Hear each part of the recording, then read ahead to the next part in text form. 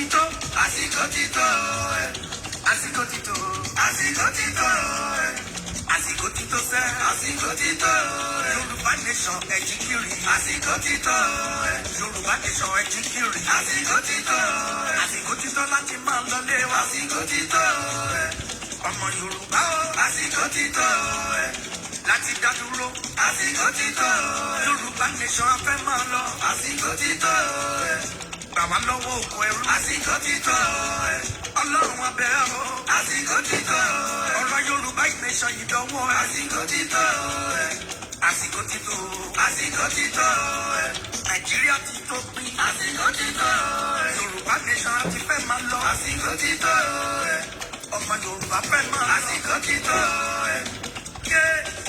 ọba tó bá máa Ísírẹ́lì nínú oko ẹrú Íjíbítì nígbà tó kún Fáráò tán dìde láti gbé wọn mì lọ́jọ́ ọjọ́ sí. Ó láwọn àpárá sórí Òkun Pupa, Òkun Pupa níyàn bá ilẹ̀. Àwọn ọmọ Ísírẹ́lì wọn kọjá lọ. Olúwa bá wọn dọ́ sí. Bàbá ìwọ la gbójúlé, bàbá ìwọ la fẹ̀yìntì. Ìgbà tá a bá fi lé ọ lọ́wọ́ kì í fọ́, àwọn tá a fi lé ọ lọ́wọ́ kì í máa yí fáyà. Ojú ọmọ gbọ́dọ̀ ti wá rọ̀ bàbá, bàbá ti wá dọ̀wọ́ rẹ̀.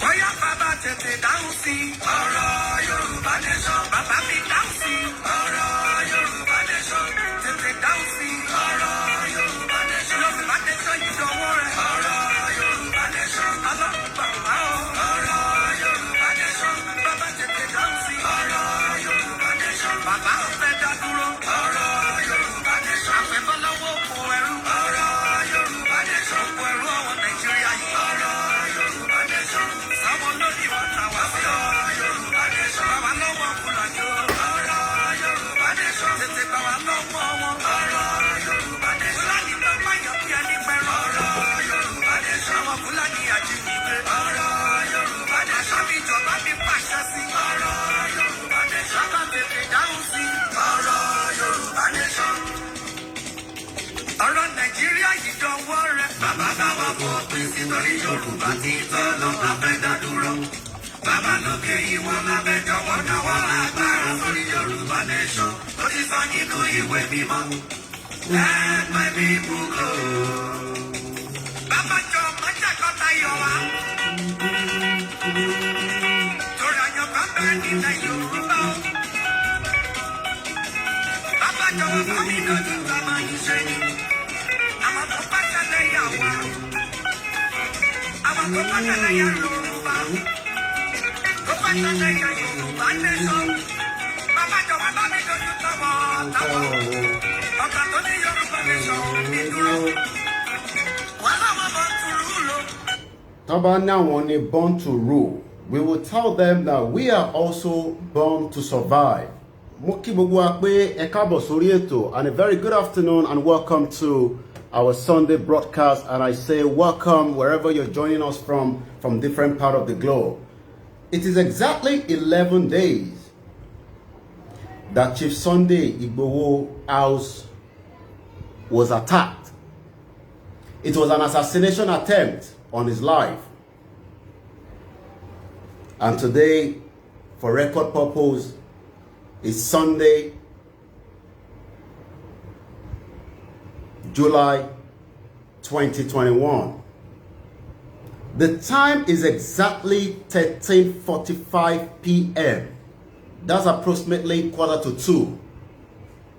My name is Olayomi Koiki.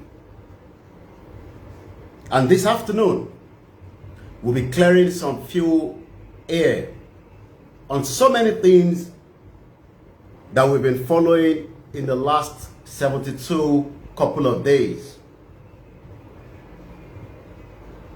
First and foremost, we'd like to remind everyone from wherever you're watching us across the globe that 12 innocent Yorubas are kept on the ground cell in Abuja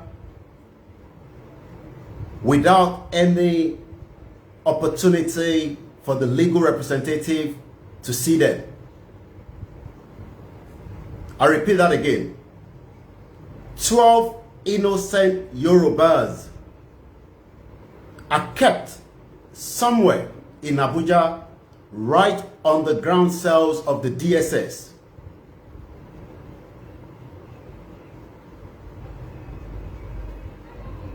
And we are telling the international community to continue to take note that today again is Sunday, 11th of July 2021, is exactly 1346. Their crime was asking for a Yoruba nation. Their crime was speaking, educating, enlightening millions of Yorubas believe in the Yoruba agitation or movement or otherwise. Some of them are just individuals working and living with Chief Sunday Igboho. Chief Sunday Igboho was attacked on the 1st of July, which is exactly 11 days ago, on his life. But we give thanks that he was able to survive that assassination attack on his life. The assassination attack on his life was in conjunction with not just the machineries that was employed into the country, also the military was involved and the DSS. Some of those that came to the house were speaking French fluently. And I can confirm again officially that Chief Sunday Igboho remain again Yoruba nation, no going back. Once again, gbogbo en tó bá darapọ̀ mọ́ wa níbikíbi tẹ́ bá ti ń wò wá, Chief Sunday Igboho ní kí n sọ fún gbogbo yín pátápátá nílé lóko pé Yoruba nation is not going back. And that is where we stand. He has the right to determine where he wants to stay. And he has the right from the international law that says a self-determination is not a crime. And he has asked me to say it loud and clear to everyone that the Yoruba nation is not going back. Once again, we play the anthem and we go straight into the broadcast of today. Once again, my name is Olayomi Koiki and the platform is Koiki Media. And again, I remain the spokesman for Chief Sunday Igboho. So, gbogbo tí bá sọ lẹ́ni, Chief Sunday Igboho, I've said it, and he says I should send greetings. Sí gbogbo èèyàn mọ káàárọ̀ oòjíire. Níbikíbi tẹ́ bá wà, pé lóòótọ́ ìṣẹ̀lẹ̀ tó ṣẹlẹ̀, a máa dùn gbogbo wa lọ́kàn. Kò sẹ́ni tó máa ṣe tí kò ní dùn lọ́kàn. But wọ́n ní kí sọ fún yín pé ká lọ fi ọkàn sọ́dọ̀ Ọlọ́run. Pé ká lọ mú ìgbàgbọ́ wa sí ọ̀dọ̀ Elédùmarè, whether you are Christian, whether you are Muslim, whether you are oníṣẹ̀ṣe. Chief Sunday ní kí n lọ sọ fún yín pé kẹ́ fi ọkàn yín balẹ̀, ká dúpẹ́ fún Elédùmarè. Fẹ́mi tó wà, and I can confirm, is strong, stable, and it remains so. Whatever you are hearing from any part of the mainstream media that are biased here in this contraction you call Nigeria, let us say it loud and clear. Chief Sunday Igboho remains for the Yoruba movement and not going back. And the same goes from the message from Professor Banji Akintoye. But we are not backing down on this Yoruba nation movement. We have the right to determine how we live our life. Our life can no longer be mortgaged under the oligarchy of the Fulani Caliphate. And that is the message coming out this Sunday morning, or Sunday afternoon, or Sunday night, depending on where you're watching us from. Let's play the anthem and we go straight into the broadcast today. Once again, you might want to take a cup of tea. It might get very hot during this program. Lẹ́ẹ̀kan sí, fún gbogbo ẹ̀yin tẹ́ bá ti darapọ̀ mọ́ wa níbikíbi tí ẹ ti láǹfààní àti máa gbọ́ mi àti máa wò mí. bàbá wa Chief Sunday Adéyẹmọ Igboho ó ní kí n fi tó wa létí pé Yoruba nation no going back. Awuyewuye tẹ́ ẹ bá máa gbọ́ níta ọ̀rọ̀ lásán nìyẹn. We are not going to be distracted with what people are saying and what they are writing and what they are discussing. Our main objective is to get those in the hands of the DSS out and the movement continue just as it has never stopped. Once again, let's play the anthem.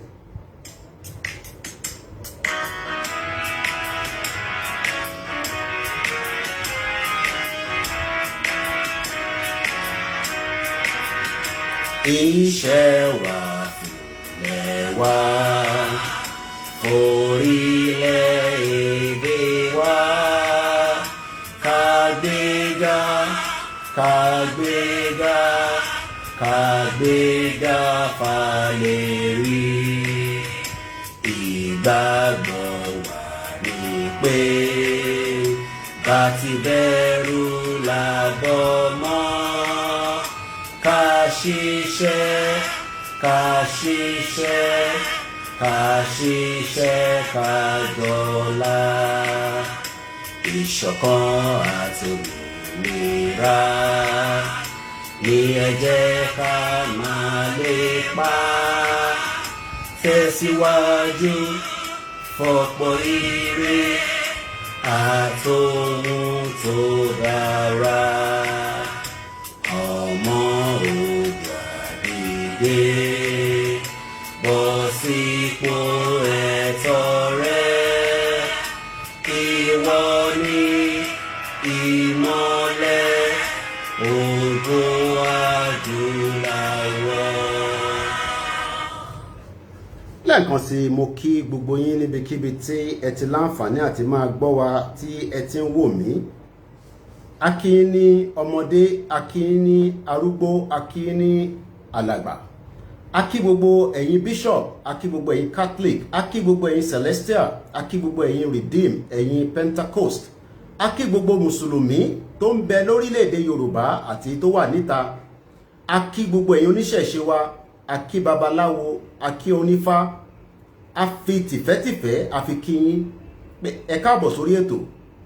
Once again, there's been a lot and so many diluted false information. Let us first tell the world that the media in Nigeria is controlled by the big guns.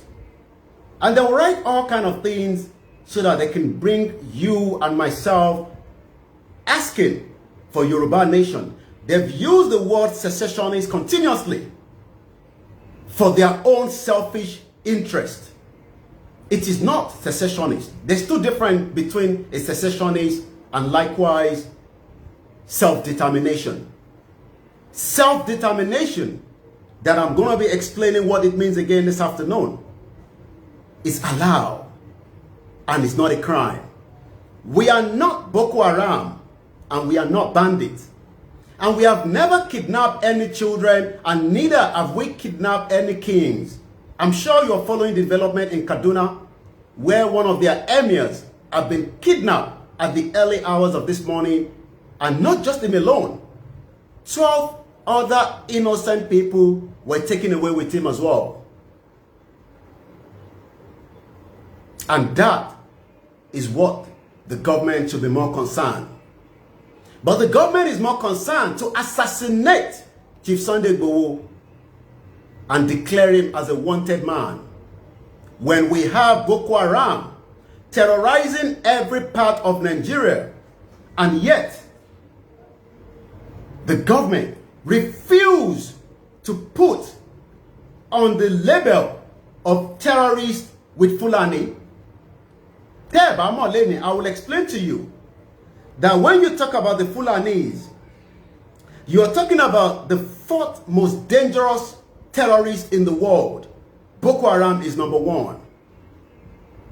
So when you look at that, you can see that we have a government that is biased. Our problem is not with federal government. We have nothing to do with the federal government. Our problem is to tell the world that the Yorubas are determining how their lives will move on, as the 1914 amalgamation that brought us together has been the reason why we have never prospered as Yoruba people. And until every Yoruba sons and daughters understand that, we will continue to be in danger. Real danger. And that danger is not going anywhere soon. Ọ̀pọ̀lọpọ̀ èèyàn ti sọ so many things. That is not where we are going today. It does not matter how many things you say. The Yoruba, just like so many other countries around the world that are not even up to the population of the Yoruba, have the right to determine our fate, just like Chief Sunday Igboho and millions of Yorubas. And if anybody is in doubt, then you can continue to be part of the contraction you call Nigeria. Nigeria is a contraction, everybody knows that. But we are all living in denial. We are waking up, lójoojúmọ́, a lọ sí bed, a sùn, a jí, hoping and praying that one day the miracle will come down and change Nigeria for us. But there's no miracle anywhere. Because those that are holding you to bondage knows that there's no miracle coming down. The miracle is what we are doing now. You might not align and agree with it. That is your own cup of tea. We don't give a toss about you. If you are not pleased with it, oh, you have the whole right to start your own movement, and that way, do it the way you want to do it, as long as we all come out of Nigeria. And let me say this clearly. Professor Banji Akintoye is one man that will remain and stand behind. And that is what Chief Sunday Igboho said I should tell you. A lot of people think that it is just about Chief Sunday Igboho. We have millions of Yorubas, educated, well-equipped, well-learned, just like Chief Sunday Igboho, that believe that the Yorubas have done enough with Nigeria and it is time that we exit Nigeria. And it has been as peaceful as possible. And he has said it so many times. You might not like the way he speaks. Some of you say he says so much. He hasn't said anything beyond what the international community have asked us to say. And I see that a lot of people prefer to be killed right inside Nigeria than asking for the freedom of the people. You are more than welcome to criticize. That is your own view. You have the right. But in terms of the Yoruba movement that was embarked by so many people at different interval, at different point, Lolukaluku joined. But one thing we can remind everybody is, Chief Sunday Igboho is not backing down on the Yoruba movement and the Yoruba self-determination. And that is the message to be clearly said. Yes, his life was under attack. His properties were damaged. 2 innocent Yorubas were killed right inside his property by the DSS. Their bodies have not been returned back till now. What then? Yes. Lóòótọ́ máa dùn gbogbo wa. Kò sẹ́ni tó máa ṣe tí kò ní dùn. Kò sẹ́ni tó máa ṣe lóòótọ́ tí kò ní dùn. Àmọ́ in tí aláti nígbàgbọ́ ni pé gbogbo nǹkan ló lásìkò. Gbogbo nǹkan dẹ̀ ló nígbà. And this generation will use whatever tools we have to enlighten, educate, mobilize, and speak to the people directly, online and offline, and give them the reason why we need to exit this contraction you all call Nigeria. It's a contraction. And it remains so. It is a contraction. And everybody is living in a denial. Everybody is waking up thinking that one day Nigeria will be like United Kingdom and America. One day Nigeria will be like Argentina, Nigeria will be like Denmark and Australia. One day Nigeria will be like Dubai.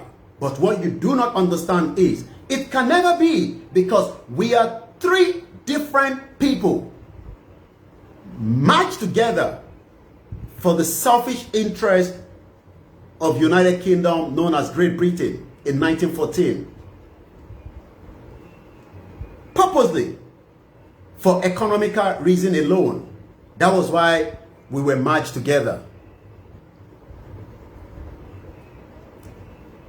But now that we are saying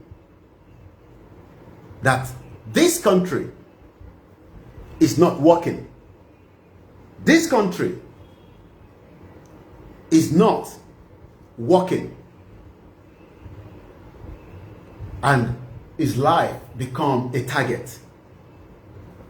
The government wants to silence Chief Sunday Igboho, but we will leave that with his legal team to continue to work on that.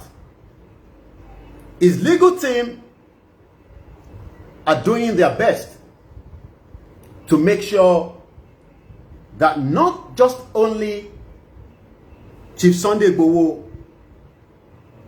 we're discussing here, but also those that have been arrested illegally from his residence and now underneath the cells of the DSS. And we are saying loud and clear that those 12 that have been taken away in the last 11 days, the legal representatives are working tirelessly for their release. And as soon as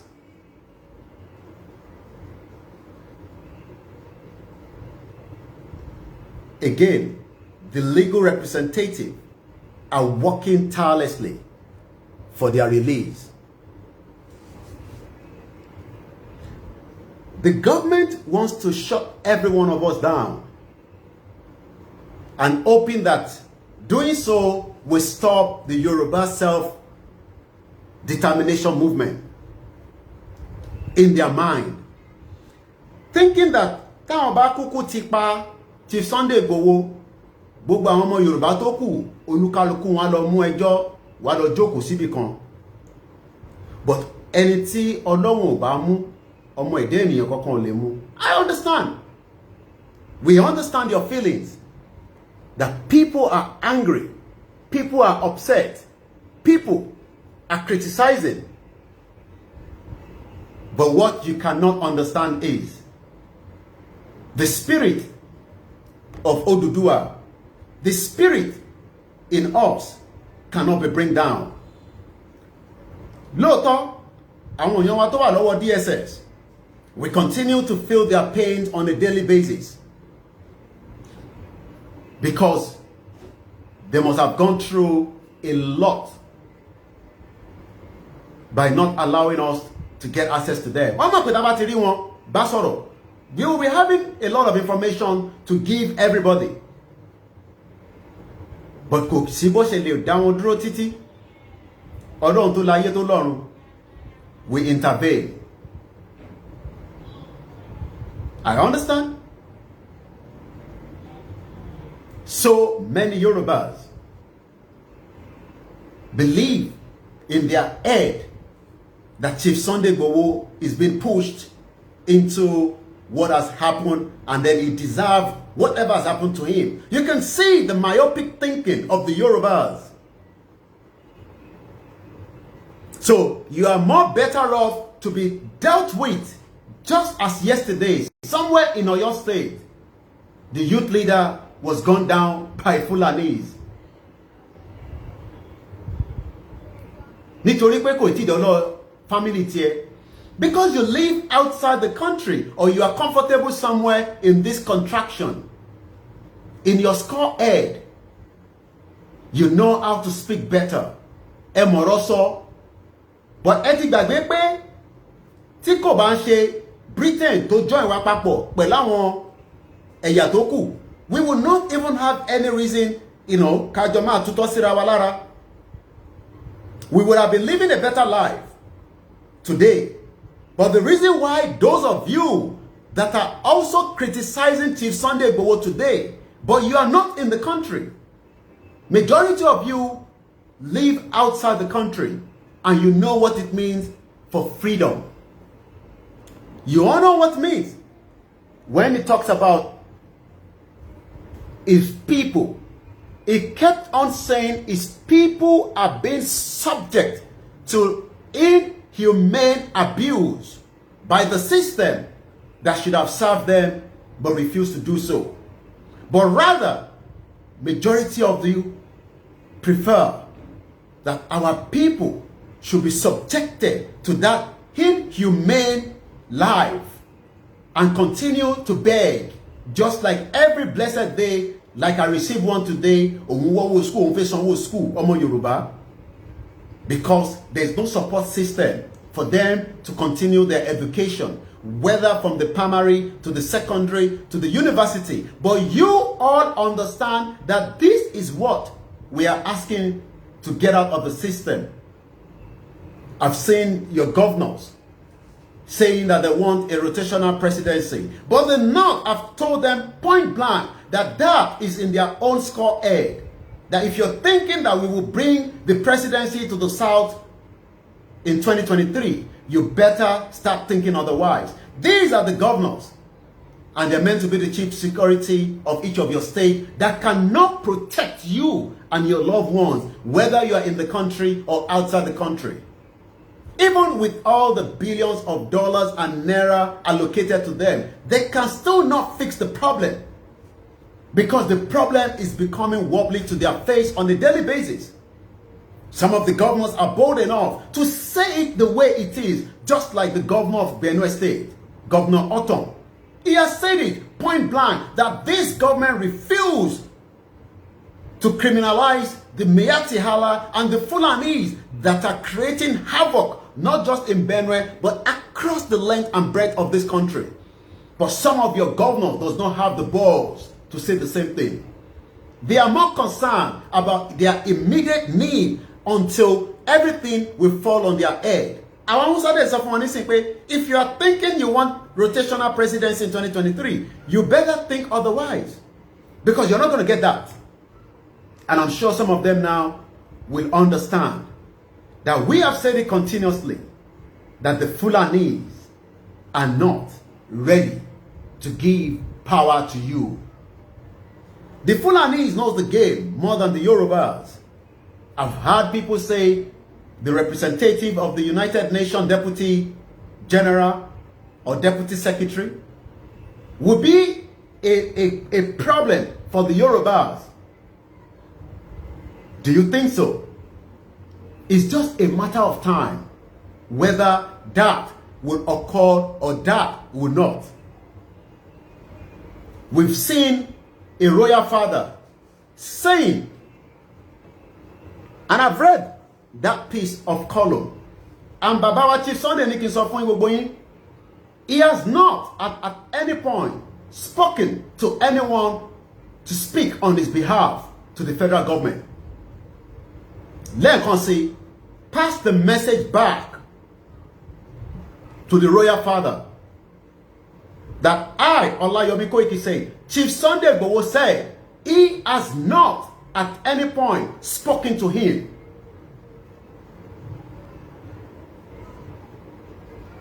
He has not at any time spoken to him.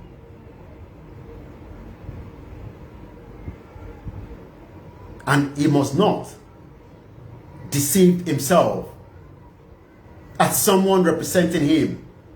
His legal team are working tirelessly, and they will do everything from the local and the international level on what is necessary to be done without going into too much details.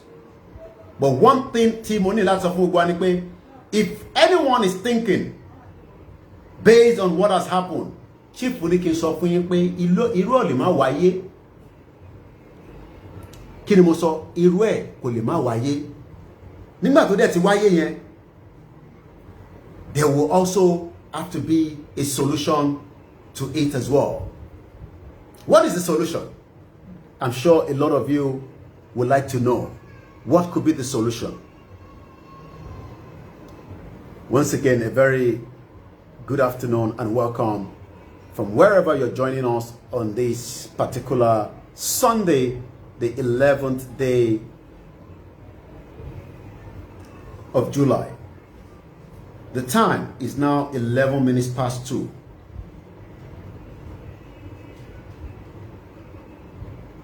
We're also going to say so many things during the course of this program. But for now, while I get my other platform ready, let's go back and just play this while I'll be preparing the YouTube that I've just gone down. Once again, níbikíbi tí ẹ ti láǹfààní àti máa gbọ́ wa, tí ẹ ti ń wò wá, Fúlàní kò lè jọba lórí wa. They can continue to deceive themselves in denial. Nigerians are waking up every day to understand that their life is in danger, and it is up to them to decide whether we leave this contraction or we live together in a country where you have dignity, in a country where you are respected, in a country where people will appreciate you, not in a country where no one cares about you. Once again, those of you on our Instagram, we're gonna have to bring the Instagram down, and then you might have to join us on YouTube or probably join us on Facebook. Once again, let's go with this.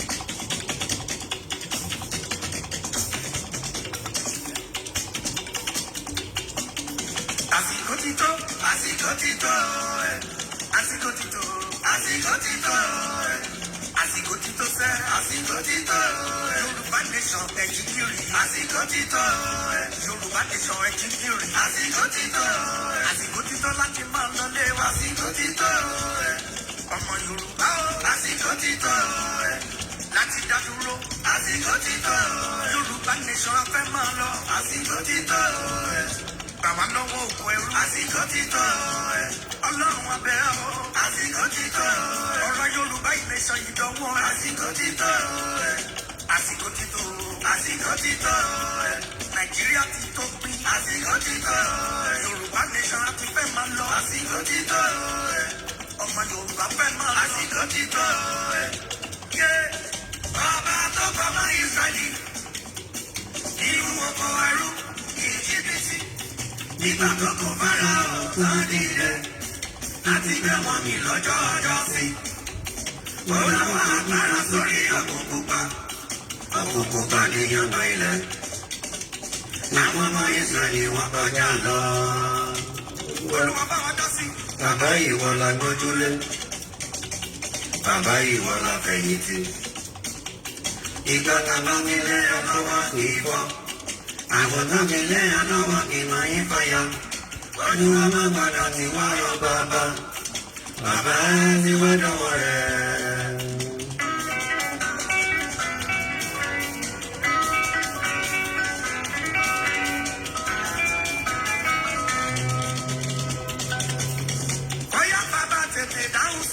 Ọ̀rọ̀ Yorùbá nation, bàbá mi dáhùn sí. Ọ̀rọ̀ Yorùbá nation, tètè dáhùn sí.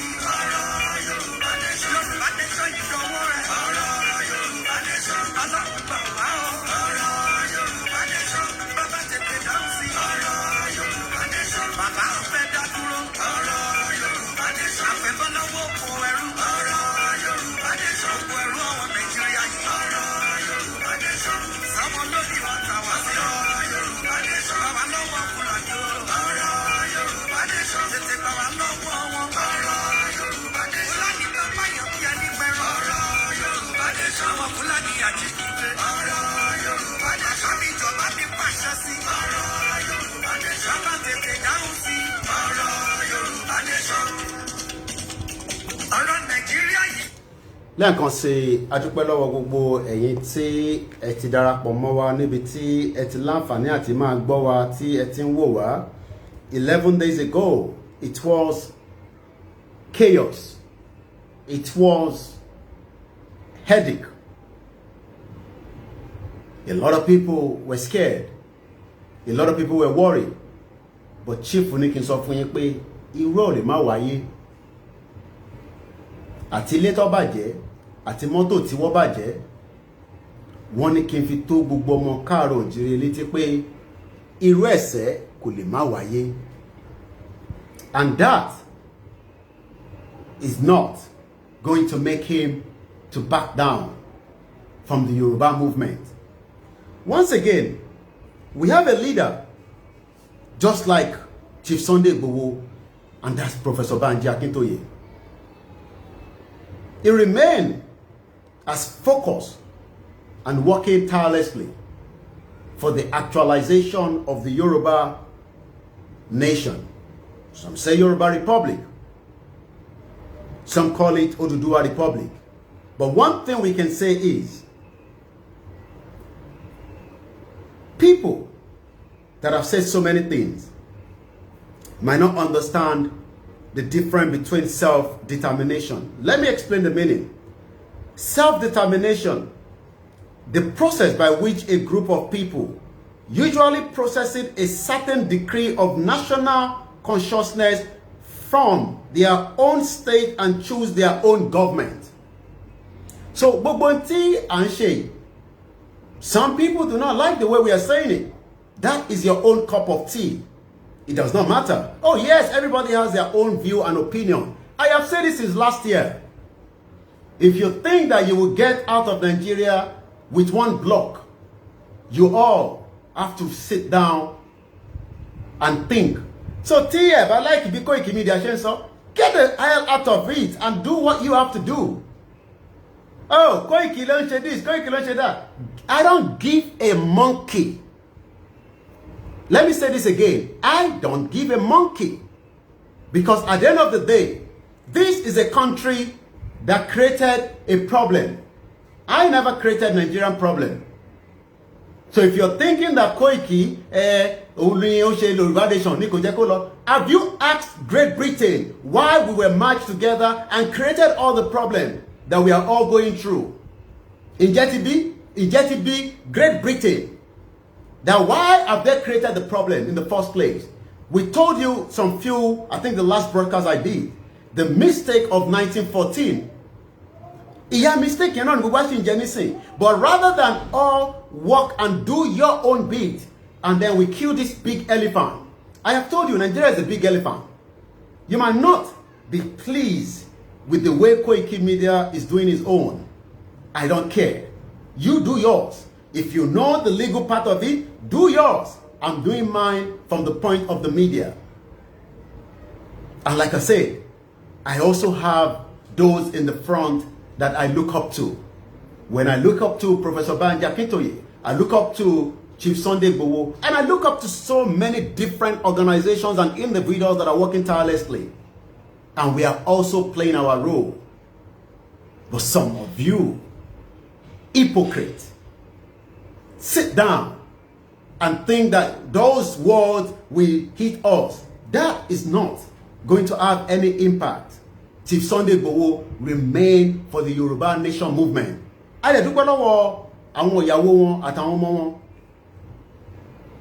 For standing shoulder to shoulder. It is a tough time in the history of the Yorubas. It has never been done before. In Tanfai, it has never been done before. They thought they could bribe us out. They thought they could pay some people off. But they realized that we are all saying, Yoruba nation is what we want. Nothing more than that.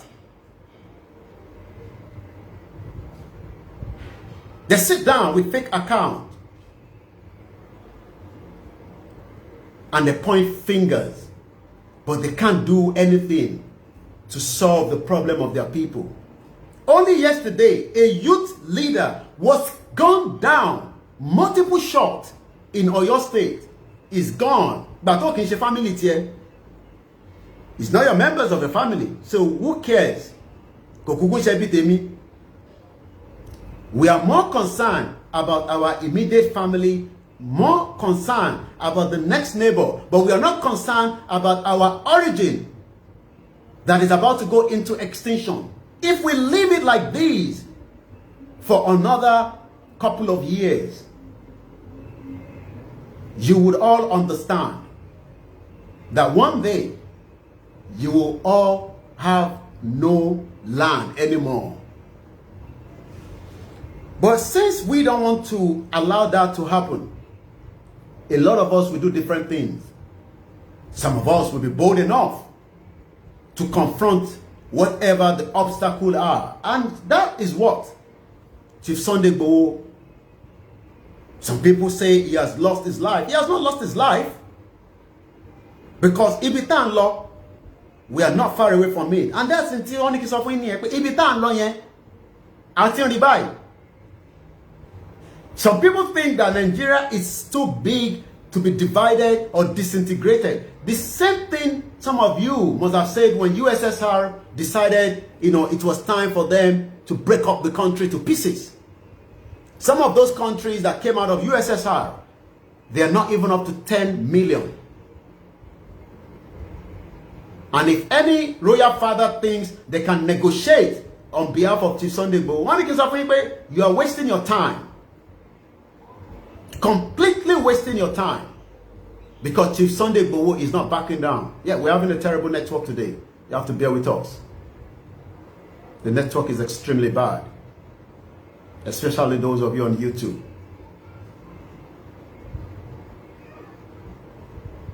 In the history of the Yorubas, they could not believe how we could plug everybody's mind together. But rather, it is all about the allegation. You're all mad. I say it categorically. Those of you saying so, you are all mad. The 1914 amalgamation that created the problem that the Yorubas are going into abject poverty. You are not concerned about that. But you are more concerned about Koiki. As if I created the problem of Nigeria. I repeat it again. You are all mad. Yes, I said so. You are all mad. I say it again.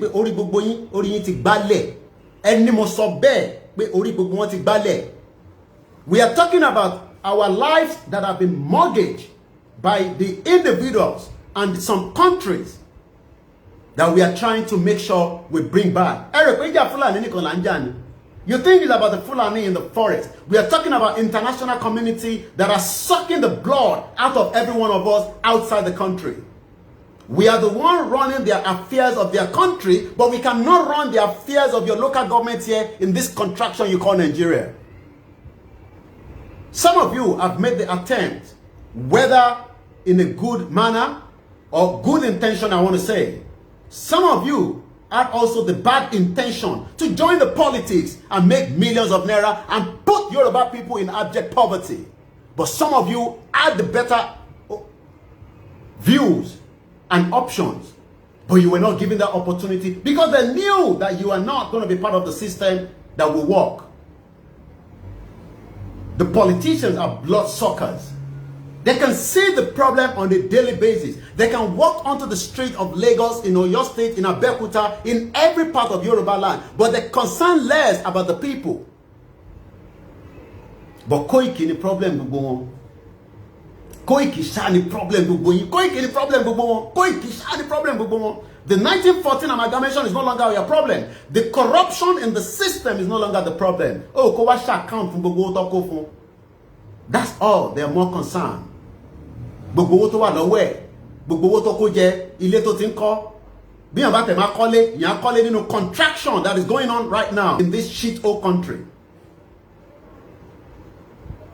But one thing is, you cannot distract us. You cannot. It is too late. We cannot back down. I have said it. We will not hold election in 2023. Repeat it again. I will say it. And people say, oh, the war is already in your land. Majority part of the country is now in the hands of the bandit. You can no longer travel to your village in Ekiti from Lagos at your own free will. Oh, tó bẹ́ẹ̀ wọ́n bí ẹ̀dá kò gbéra láti Èkó ní time tó ń wẹ̀ kò náà lọ sí Ekiti, kò náà lọ sí Ondo, kò náà lọ sí Kogi, kò náà lọ sí Kwara, without having it at the back of your mind that ṣé Fúlàní máa attack mi lọ́nà. But that is not your problem, Abi. Ìyẹn ò ṣe concern ẹ. That one is not your concern anymore. Oh my Lord. But what we are saying is, it is no retreat, no surrender.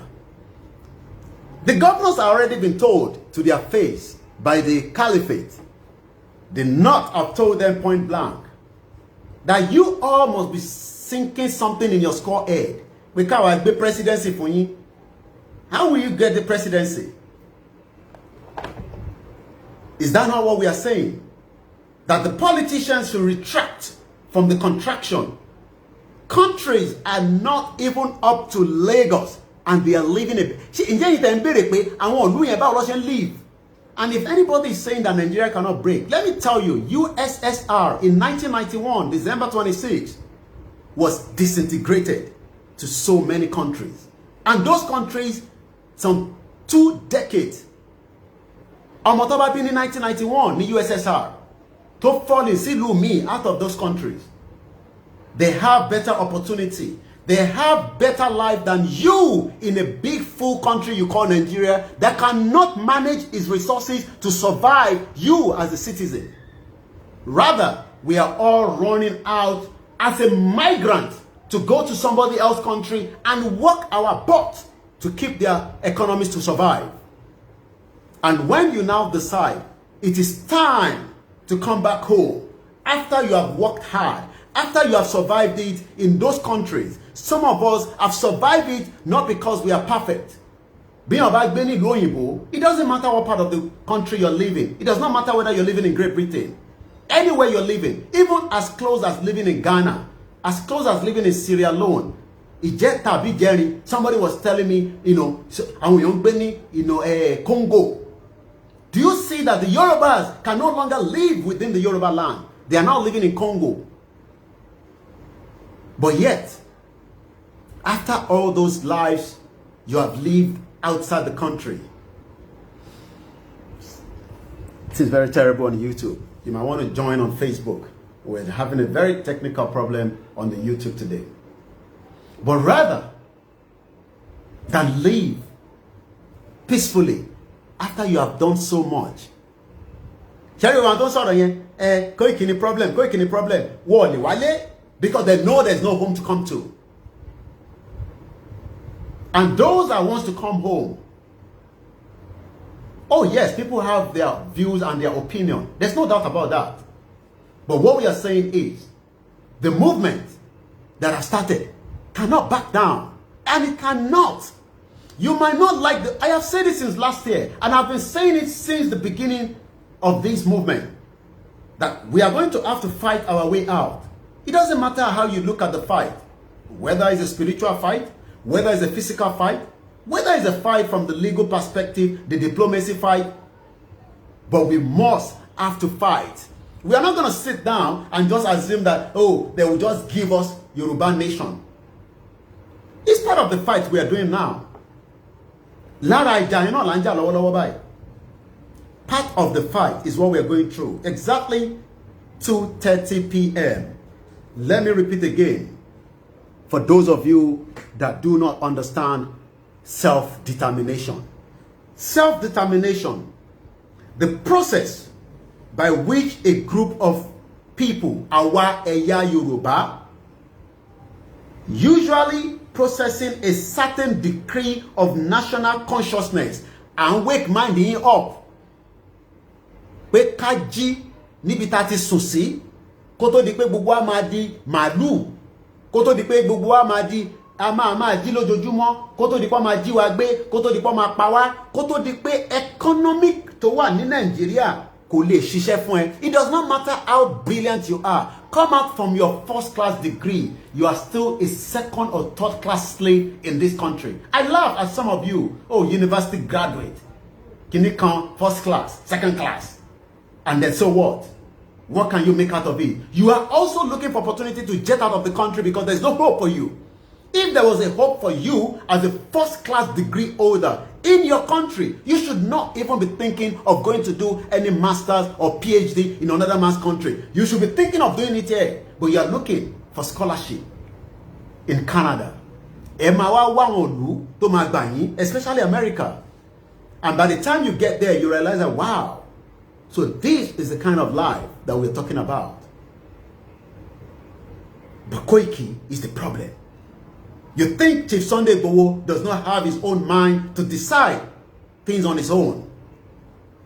He has his mind. But his mind is Yoruba nation no going back. And that's where his mind is. He has been across the globe. He's a philanthropist. He's a businessman. He's a family man. Oh yes, he has lost so much. But at the end of the day, he has said it. But number one. Yoruba nation. And if you think that Yoruba nation will just get it like that, it's not going to come like that. And that is why some of us are working day in, day out, every day, using different media that are speaking from different parts, using their own initiatives. If those initiatives are not pleased with you, who cares? Do yours so that it can also help the one we are doing. But rather, it is about the criticism. They love it so much. But it also helps us to continue to come out and say to you in your face that that criticism, it makes us more focused. And the government knows that the Yorubas of today are not the Yorubas of back then. The Yorubas of today are not ready to back down. And we are not going to back down for any reason. Why do we back down when our life is no longer safe in our own indigenous home? When our life has been mortgaged by some of our corrupt politicians?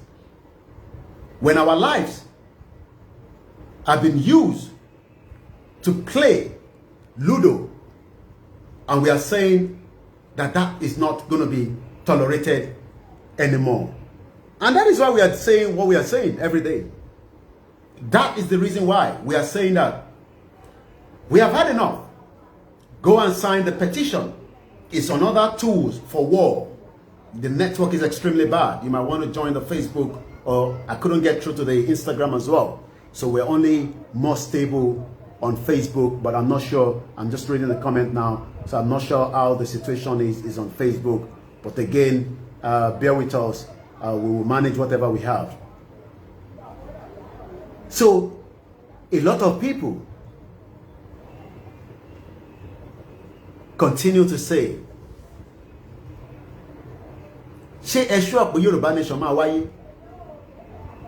what are going to be the indexes? Chief Sunday Igboho is not a criminal. The criminal are the ones that kidnapped the emir. Hey, take the news. Go and check the news. 13 people were kidnapped.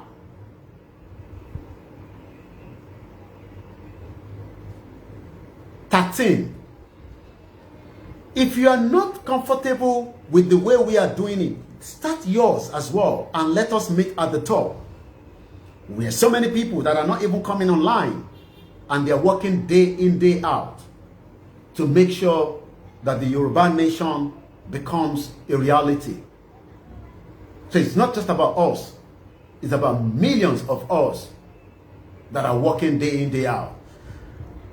Because of the network, we will probably, wind down very soon, because the network is not really on our side today. But I want to read some of the bit of news. But again, if anybody is telling you, ìṣẹ̀lẹ̀ tí wá ṣẹlẹ̀ yẹn, bàbá wa Chief Sunday Igboho, ó ti wá back down, ọba kan wá kọ lẹ́tà kan, tó bá wọn ọba ló lè kọ. He has the right to write his letter. But pé bàbá wa ló bá sọ̀rọ̀ ló fi kọ lẹ́tà yẹn, bàbá ńlá irọ́. And wọ́n dẹ̀ náà wọ́n bẹ anybody níṣẹ́, àwọn ọ̀rọ̀ anybody níṣẹ́. His legal team are working. And they will do the right thing. So, let me quickly, once again, put this out. Hopefully, we will be able to get through the broadcast. If otherwise, we will just end it in the next 7 minutes. Lẹ́ẹ̀kan sí, adúpẹ́ lọ́wọ́ gbogbo ẹ̀yin tí ẹ ti darapọ̀ mọ́ wa níbikíbi tí ẹ ti ń wò wá, tí ẹ ti ń gbọ́ wa. Yoruba Nation. Àwọn èèyàn púpọ̀ wọ́n máa ní ẹ sure pé Yoruba Nation yìí ṣó máa ṣe é ṣe. And we say to them that Yoruba Nation is non-negotiable.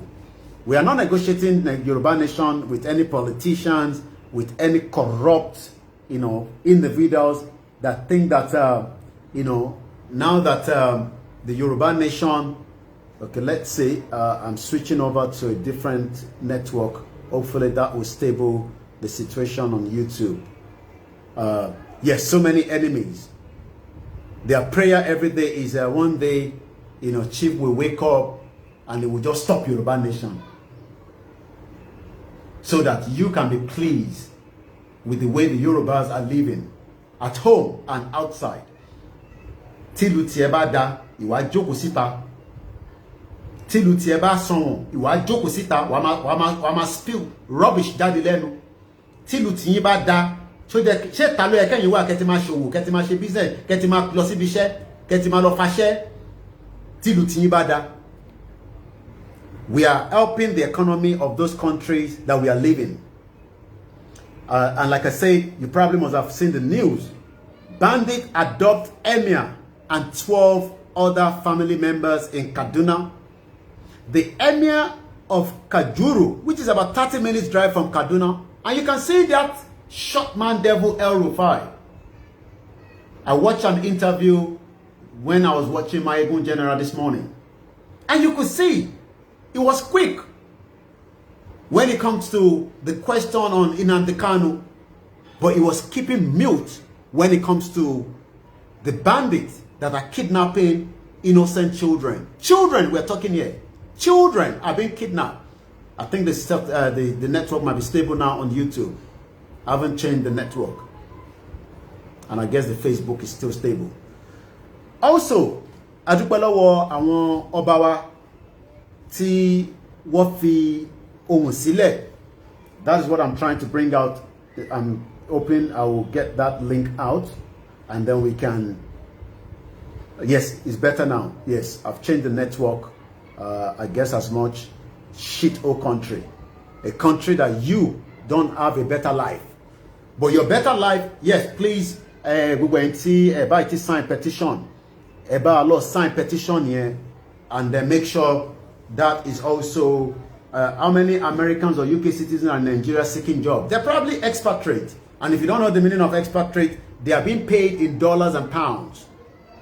Network is getting better. Yes, it will get better because I've changed it over. So let me show you, let me read this quickly from our monarch, our respected monarch. Tọ́dúró fún bàbá wa Chief Sunday Igboho and saying that lè jókòó come and disrespect Omowa. When you have bandits, a government that have not prescribed Fulani, but they are quick to say Chief Sunday Igboho is wanted. Chief Sunday Igboho is not a criminal. Let's quickly read this. DSS raid, Southwest Monarch demand release and the compensation for Igboho's aid. Eba bí DSS kí ló ń fi òkú méjì tó wà lọ́wọ́ wọn ṣe. Eba wa bí wọn. Let's ask the DSS, where is the bodies of the two innocent Yoruba man that was killed, butchered to death at gunpoint, close close range lọ fi shoot kan nu wọn. Ẹ̀ṣẹ̀ wo ló ṣe? They were not criminals, but we have the criminals that is operating and had the audacity to kidnap an emir in the north, but the DSS have not done anything on that.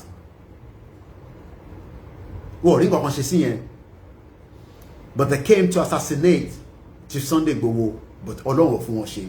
Ọlọ́run ni fún yín ṣe. Once again, if you've just joined us, Chief Sunday Igboho wọ́n ní kí n fi tó gbogbo alé tí pé lóòótọ́ ìṣẹ̀lẹ̀ tó ṣẹlẹ̀ kò sẹ́ni tí kò ní dùn. Ilé tó bàjẹ́ ni, ọkọ̀ tó bàjẹ́ ni, ẹ̀mí tó pa sínú ilé ni. Àmọ́ ànítorí yẹn ká wá sọ pé àwa padà sẹ́yìn lórí ọ̀rọ̀ Yorùbá movement tí à ń ṣe, lórí ọ̀rọ̀ Yorùbá nation, Odùduwà republic. Wọ́n ní kí n fi tó yín létí sẹ́ pé Yorùbá nation no going back làwọn dúró lé lórí. No going back làwọn dúró lé lórí. Please, those of you that have the link to the petition, help us to post it on YouTube. I can't do that from this end because as you can understand, especially with the network. So, entobalo sorry YouTube Koiki Media about to post the link and see there.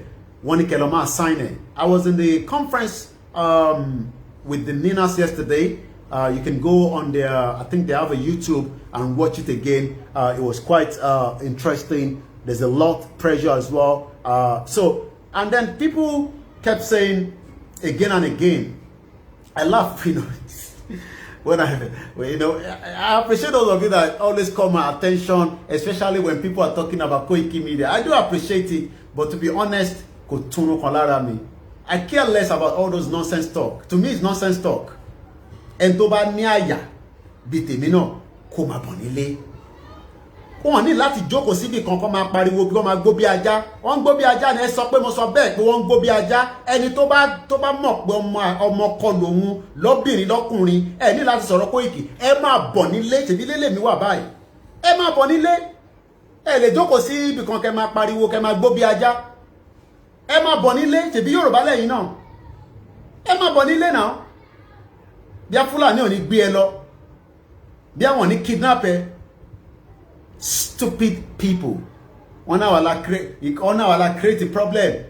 Àbámá lọ fún rally. Ṣé nígbà tí bàbá wa Professor Banji Akintoye ó release a statement pé we will go ẹ̀rọ pa àǹdá ṣe iṣẹ́ yìí ni. Stupid people.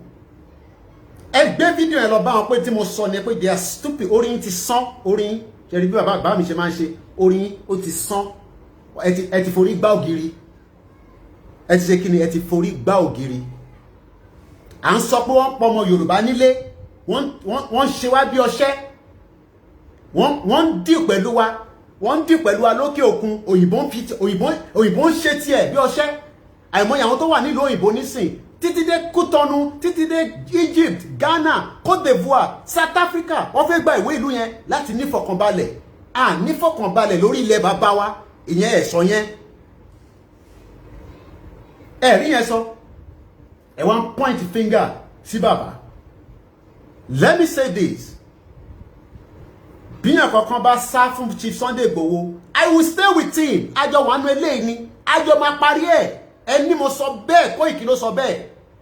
Ẹni Koiki ló sọ bẹ́ẹ̀. Ìjẹ̀bú ò ní sá. Àjọ máa parí eléyìí ni tó bá fẹ́ gbà ní kó gbà. Ẹ sọ fún federal government bẹ́ẹ̀ pé mo sọ bẹ́ẹ̀. In tó bá fẹ́ gbà ló máa gbà. Eléyìí tá gbé dání àjọ máa parí ẹ̀ ni. Ẹ̀mí ọ̀dẹ̀ ní bọ́sí. Ìtafẹ́ tàǹfà yìí ẹrù bá ń ṣeré ni. Mo sọ fún yín. Ẹbí ní Nàìjíríà lèmi wà. Orílẹ̀ Yorùbá lèmi wà. Ìwọ náà tó bá jẹ́ pé ọmọkọ nìyẹn gidi ni. Ìwọ náà máa bọ̀ nílé ká fi ọwọ́ kún bàbá wa Chief Sunday Igboho. Máa gbó bí ajá kó jókòó sí ìlú kan kó máa gbó bí ajá. Wàá sọ̀kalẹ̀ ni. Wàá sọ̀kalẹ̀. Tó bá wá sọ̀kalẹ̀ yẹn, o lè wá máa criticize wa. But you can sit down somewhere and gbó bí ajá. Ẹni mo sọ bẹ́ẹ̀ pé wọ́n gbó bí ajá ni. Yorùbá nation no going back. Yoruba nation no going back. Ẹni mo sọ bẹ́ẹ̀ pé Chief Sunday Igboho ní pé Yoruba nation no going back. Àtijọ́ wọ ṣòkòtò kan náà. We are not backing down. O lè jókòó sílùú kan kó máa criticize. Ìwọ náà sọ̀kalẹ̀ wá máa criticize. Wọ́n máa criticize.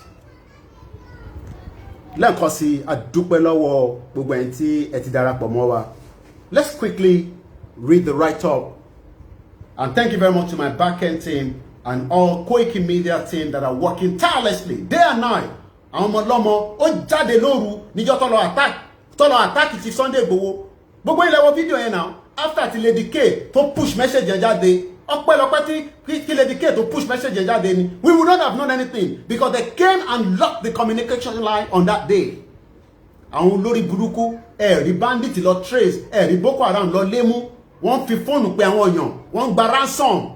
Gọ́ọ̀mẹ̀ntì ò lé yẹn mú. Wọ́n gba ransom lórí ọmọ Yorùbá, wọ́n gba ransom lórí ọmọ Igbo, wọ́n gba ransom lórí ọmọ Hausa, wọ́n rí yẹn mú. The Greenfield University student parent paid 180 million naira cash for bandit. Bandit. Ọmọ Ìjẹ̀bú Òde lèmi, mo dúró tán pẹ̀lú Chief Sunday Igboho ni. Gbogbo tó bá gbà lájọ máa wà ní ṣòkòtò kan náà ni. Yes. Tó bá tẹ́ lọ́rùn lọ já sórí omi London Bridge tó bá dẹ̀ jẹ́ pé ìlú kan ló wà ní tó bá ní beach dáadáa àbí kó lọ kọlu tipa. We're talking about our lives of our people have been mortgaged. Ìyẹn ọdún yìí ìyẹn ọ̀ka yín lára. Wọ́n bá ẹwo woman tó wá ní some few years back kọ́nà jẹ́ kí tún lè rí irú fídíò yẹn again. Ó ní wọ́n bá ọmọ òun sùn wọ́n bọ́kọ ẹ̀ sùn. Even before it got àṣọ́ṣe máa worst ni ó ṣe máa worst jù báyìí lọ. Àṣọ́ṣe máa worst jù báyìí lọ. Lálọ́ adáná ẹ lọ sórí page wa mo pick video ẹ lórí Olayomi Hamzat mo play láàárọ̀ yìí. It was 7 minutes. Wọ́n pa olórí ọ̀dọ́ kan ní Ọ̀yọ́ state lánàá. Olórí ọ̀dọ́ youth leader pé ó jáde gẹ́gẹ́ bí olórí ọ̀dọ́ ó ṣe akíkanjú ọkùnrin kọ́lọ̀ ń tẹsáfẹ́fẹ́ rẹ̀ òun gangan kọ́ ni Fúlàní gbé bọ̀ ó gbà tó dé àbàwọn tó sọ pé Fúlàní ti gbéyàn ó jáde gẹ́gẹ́ bí ọmọkùnrin ìtọ́ yẹ ká máa ṣe nìyẹn. Idiot all over the place. Oh, mọ̀jú kọ́ máa criticize lọ. Wọ́n ti kówó fún, ó ti náwó Yorùbá ní. Orí ẹ̀ ò pé, orí ẹ̀ kò pé. Èmi mo sọ bẹ́ẹ̀, kówó Yorùbá nation fún ná. Wọ́n kówó Yorùbá nation fún ná. Ó kọ́lé, ó ń ṣe kinní kan. Idiot all over the place. Orí yín ti sánlẹ̀, orí yín ti... Ẹ máa bọ̀ nísàlẹ̀, ẹ máa bọ̀ nílẹ̀ Yorùbá náà kájọ kẹ máa criticize káwọn adé máa ṣe Yorùbá movement lọ. Má jókòó síbì kan kó máa pariwo ṣì. Ẹ rò pé bàbá ẹ rò pé Chief Sunday Igboho ẹ rò pé kò mọ tó ń ṣe ni. Fúlàní wọ́n ń ṣe jàǹbá fún gbogbo èèyàn. Gọ́ọ̀mẹ̀ntì ò label wọn as wanted. Wọ́n wá gbogbo wọn káàkiri. Wọ́n fi wọ́n sílẹ̀. Agent ẹ̀ kọ́kọ́ play in tí Autumn sọ. Àwọn gọ́ọ̀nà tó dúró tán nìyẹn. Tó ń ṣe àwọn gọ́ọ̀nà jẹkuru jẹra. Àwọn yẹn náà àwọn Yorùbá gọ́ọ̀nà. Wo Fúlàní afojú yín wọn èèmọ̀. Ṣé tiwa lẹ́tẹ̀ ṣe ń rí? Ṣebí wọ́n ti ń dá yín lóhùn padà ẹni ẹ fẹ́ presidency ní 2023 ẹ má gbà á àwọn akúkú náà kò ní selection ẹ sì máa bẹ̀rẹ̀ ìjà bá ìjà ẹ̀yin àti north ẹ̀yin governors yẹn ṣé à ń sọ fún yín ẹ fẹ́ gbọ́ à ń sọ fún yín ẹ fẹ́ gbọ́ à ń sọ fún yín ẹ fẹ́ gbà ṣèbẹ́ ti fi communicate jáde ní Monday àwọn Haúsá náà ti dá yín lóhùn padà Haúsá ò tẹ̀ wá dá yín lóhùn Fúlàní ń dá yín lóhùn ṣé Fúlàní ló nílẹ̀ north ni ìgbà wo ni Fúlàní dẹ̀ tó nílẹ̀ north ṣèbá Haúsá ló ní. How come it is now in the hands of Governor Jati? Yes, you're right. Okay, somebody say, I don't even know that Koiki is watching all our comments. Oh yes, I read all the comments. I can't read the one on Facebook because I don't know what is wrong with this phone. But this phone, Timon Lo, I'm trying to read something out of it. Oh yes, I'm coming down. But we just have to tell them. I've been more relaxed in the last and I speak to Chief. He's doing very well. Healthy. Very fine.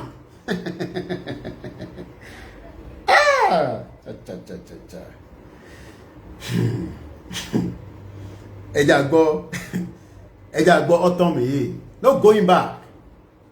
Ẹ̀rẹ̀pẹ̀ lè dẹ́rù bà wá.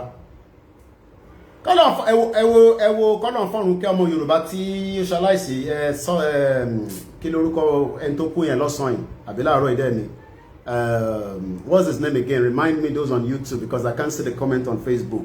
That singer that died kọ́nà fọ́run kẹ́ 44 years old in tó ṣe la máa fi sọ̀rọ̀ ẹ̀ nísìn ìgbésẹ̀ tó gbé in that 44 years òun la máa fi rántí ẹ̀ nísìn kọ́nà tẹ sáfẹ́fẹ́ rẹ̀ What's his name again? Let me quickly check on that. Sound of Sultan. Yes, thank you very much.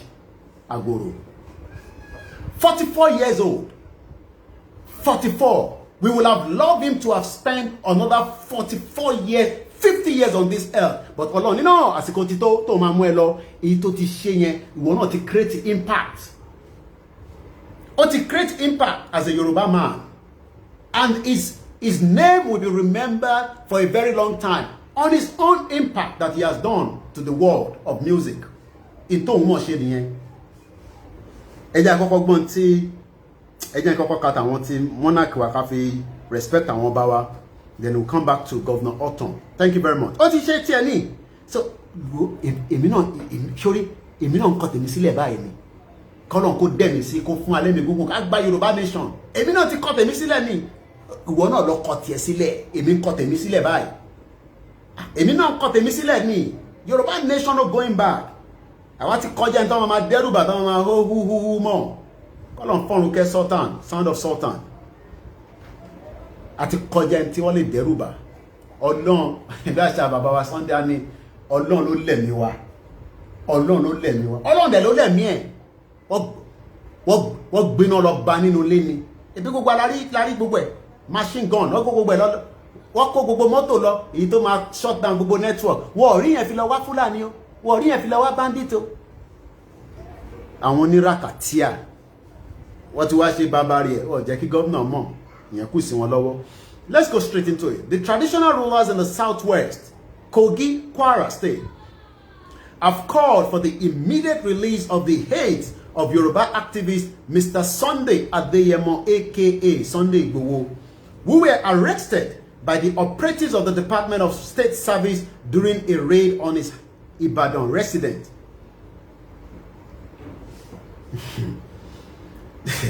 Thank you very much, Tony 100 on YouTube.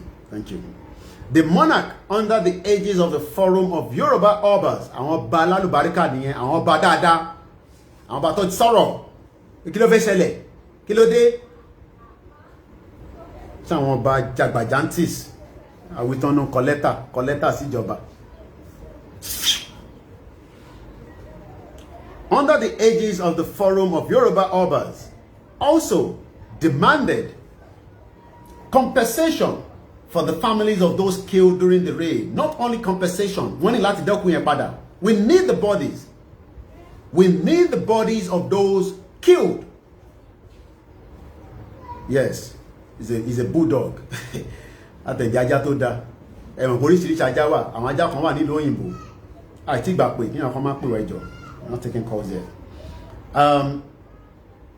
The DSS had on July 1st raided Igboho's residence in Ibadan, Oyo State, arrested 13 of his aides and killed 2 and took the bodies away. Always remember that. While parading the 12 of the activists, followers, security agency had said it acted on an intelligence report, adding that 7 AK-47 rifles, 3 pump actions, which has got nothing to do with Sunday Igboho, paraded armory that they have in their hands. When we have bandits, Boko Haram, going with RPG and taking down the Nigerian aircraft, the government of Rien, no,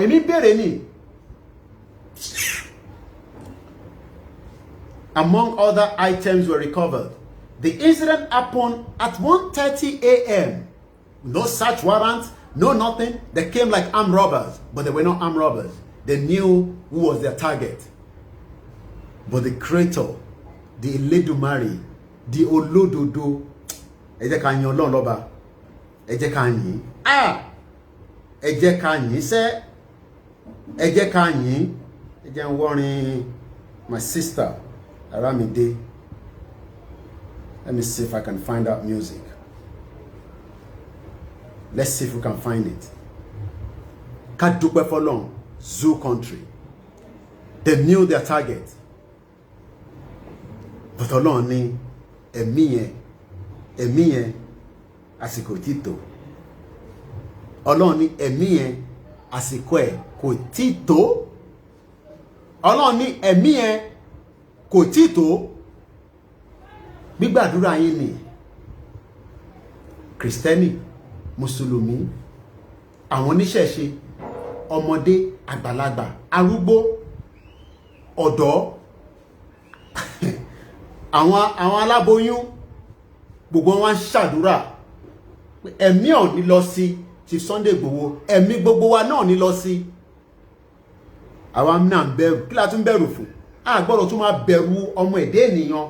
Lóòótọ́ àwọn náà lè ní agbára èṣù lọ́wọ́, but Ọlọ́run ní jẹ́ ká agbára tiwọn kó ká tiwa.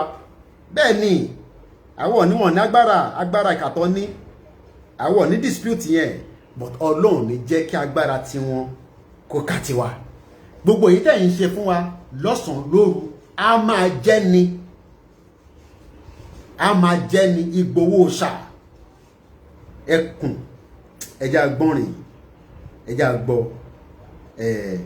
ẹja gbọ́ ká fi dúpẹ́ fọ́lọ́run, ẹja gbọ́ olódodo ni ó ń fi ẹ̀mí kan ṣe, ó ń fi ọkàn kan ṣe. Ẹ̀yin tẹ́ ẹ̀ fọkàn kan ṣe ẹ fẹ́ kàn máa fine, but àwa tá à ń fọkàn kan ṣe, no going back.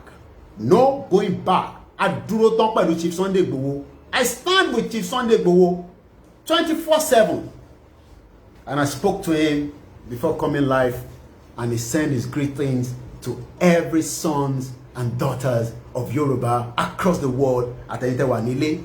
And those of you asking, what next? Nothing has changed. The petition is still ongoing. Let us continue to engage the people. Let us continue to talk to our people. Let us give them the reason why we must exit this contraction we call Nigeria. Ìjàwá kò ní kankan ṣe pẹ̀lú federal government. Afẹ́dádúró ni. We are the indigenous owner of the land, and nothing is going to change that. We are the indigenous owner of the land, and that is part of what Ninas is fighting for as well. So if anybody is telling us, sending message, hey, Koiki, so what next? Nothing has changed. Oh yes, it's part of the internal Karini.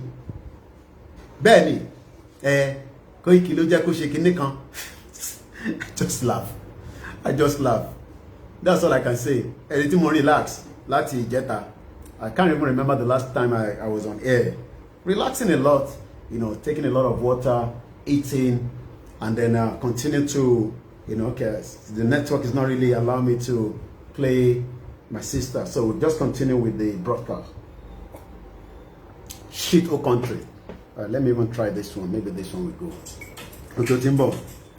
Yes.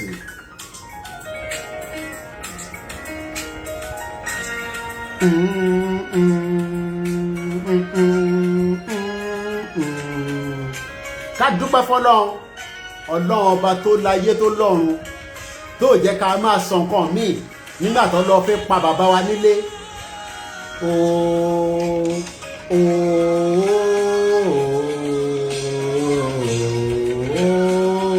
Arámidé olódodo ẹni lọ ṣẹ́kẹ̀ lórí YouTube.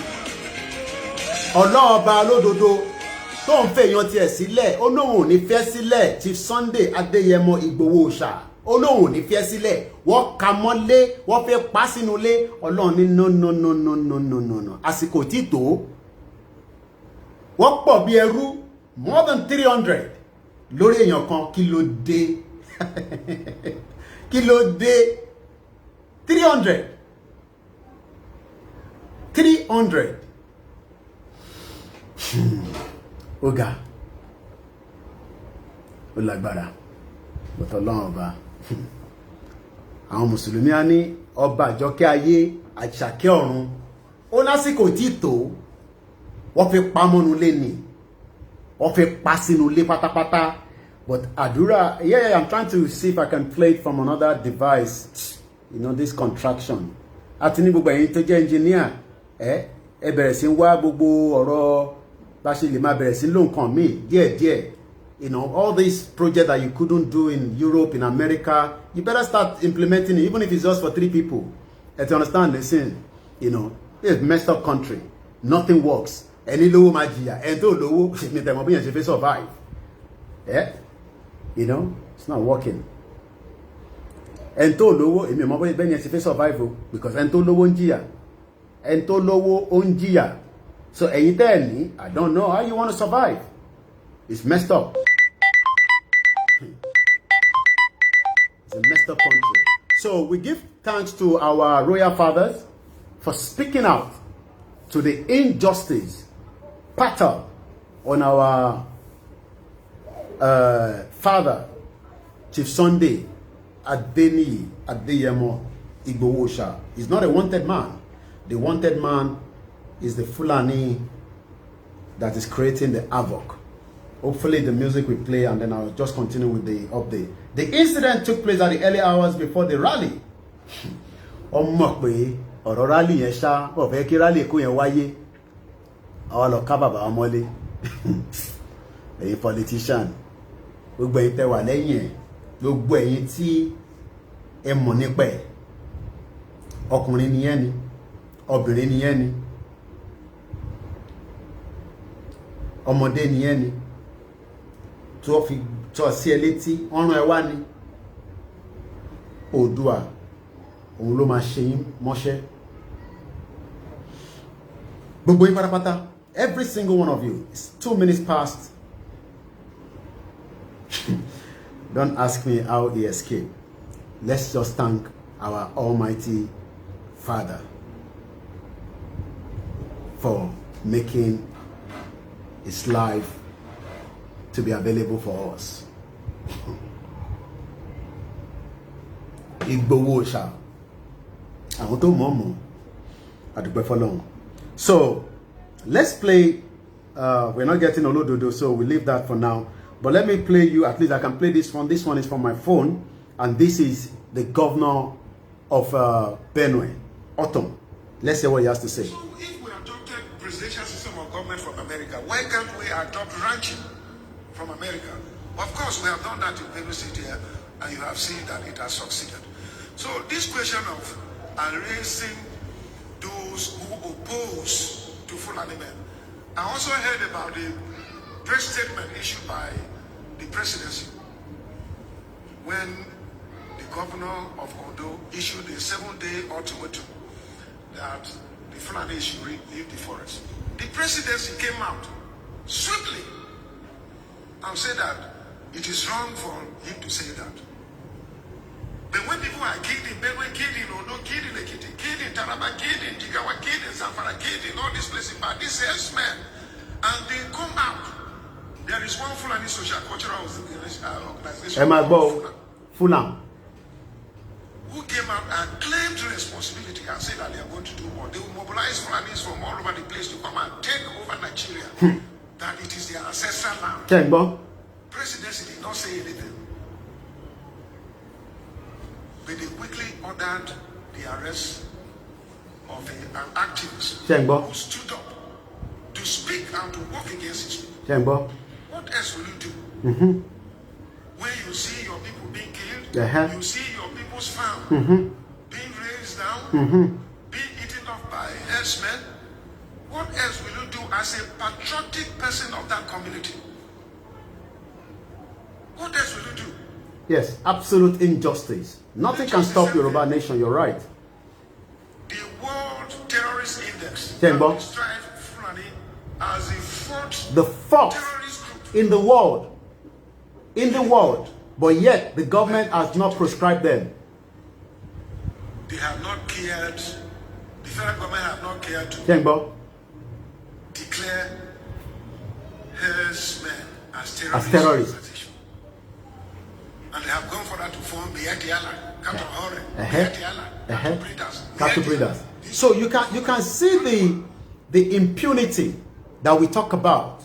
Oh yes, some people, say, oh, Koiki bí wọ́n ṣe ń gbé yẹn, àwọn like ìwọ náà gbé bí wọ́n ṣe lè gbé, bí mi ṣe lè gbé lèmi sọ yẹn. It doesn't matter. I mean, Yoruba nation is bigger than me. I'm just playing my own role. If my role is not happy with you, you play yours as well. And your role will also implement and work along with, the Itemi náà ṣe. But when you think you will stop the way Temi ṣe ń ṣe yẹn, irọ́ lẹ pa. Irọ́ lẹ pa. If you're not happy with the way I'm doing mine, do yours as well. Yoruba nation, it's bigger than myself. So why is it that it is my own that you want to, to rope into as if I mean that problem in 1940s? Òyìnbó tó dá 1940s, they're talking about the unity of Nigeria. They are moving around, still talking about the unity that they created that is not going to work. If people feel on the last time, let's hear these people. Are we terrorists? Can't we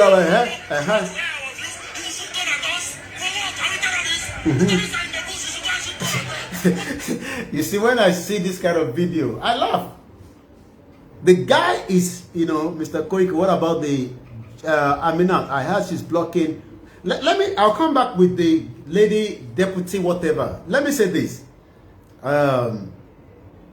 Yes, she's deputy whatever with the UN. I've read a lot of people. Let me just clear my own views on that so that we just go on record. We shouldn't worry about her. I'm telling you. We should not worry about her. Shari Yoruba movement agbedani kò tí débi kókó ẹ̀ ni. Tó bá débi kókó ẹ̀. What we are still playing now is the nitty-gritty. But so far it's diplomacy. And everybody knows that. Oh, even people say, oh, Koiki, but you keep shouting on your program. I read all your comments. Oh, you keep shouting war, war, war, war, war. Yes, because if you don't assume that, do your own and say, we are not going to fight war. Already. Do you know what it means to kidnap people, sleep with them while the husband is watching?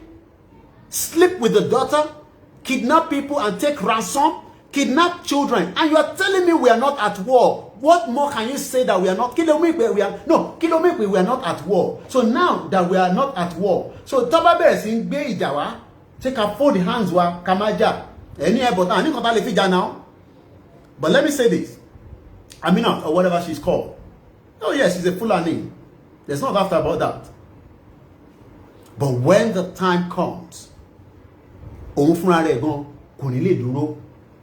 that time is what people want me to really come out and be saying, I know some people are sitting down with fake account. I'm not talking about the real account. They are sitting down. So many bloggers, journalists, I can see them from behind the scene. Plans no, our plan is what we are doing now. We continue to talk to the people. Bring the problem to your face. The man crying and shouting. The child or the children were also kidnapped on Monday. For August 17, I don't know what is going to happen. I'm not Ninas. So we all have to wait and see what's going to happen. But what I am saying is, from my own view, Mumanso, all the time. And I've been saying this, people think maybe because, you see there's sometimes the people don't understand, because he's the spokesman for Chief Sunday Igboho, shut up your mouth. Anyone power, one shewa basha, onike mi masobakon. And he doesn't have PR skills or there. One dumbuwa, one benyosori, one gelori, one jori, one bedanu. Stupid people all over the place. Let's go back and play that video. So I wouldn't worry too much on the Aminat. I know people have talked so much about her. It's good to highlight it. Look, Aminat on the problem on this Yoruba movement. Do you know how many countries are eating out of Nigeria? In that Nigeria. Yeah, they are very, let us shut up their mouth. The Koiki no go muso. Elias Koiki. Kilo day. I just laugh. Mamu mele lori ni. Confirm. Ọmọ Ìjẹ̀bú Òde.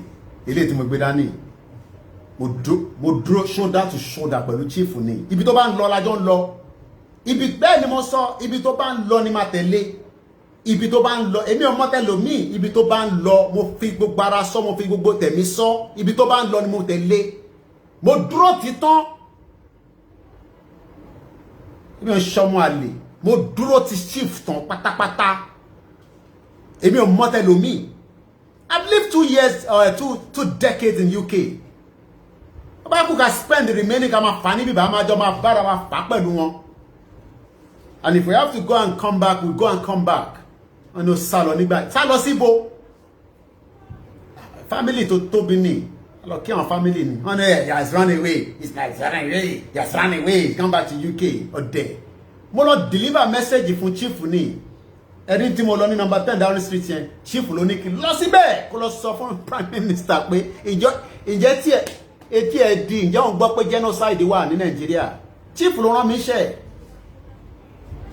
Ìwọ ló gbé nílùú òyìnbó, ìyẹn tó gbé nílùú òyìnbó kí ló fẹ́ máa jọ lójú? Kí ló fẹ́ máa jọ wá lójú? We are all working hard. Èmi náà ti ṣiṣẹ́ ń bẹ̀ dáadáa. So it's nothing new. Koiki, don't worry, you're correct. You know, I've lived there. But our people that are living there cannot come back home. So our kan máa dúró láti jàjà yẹn ni.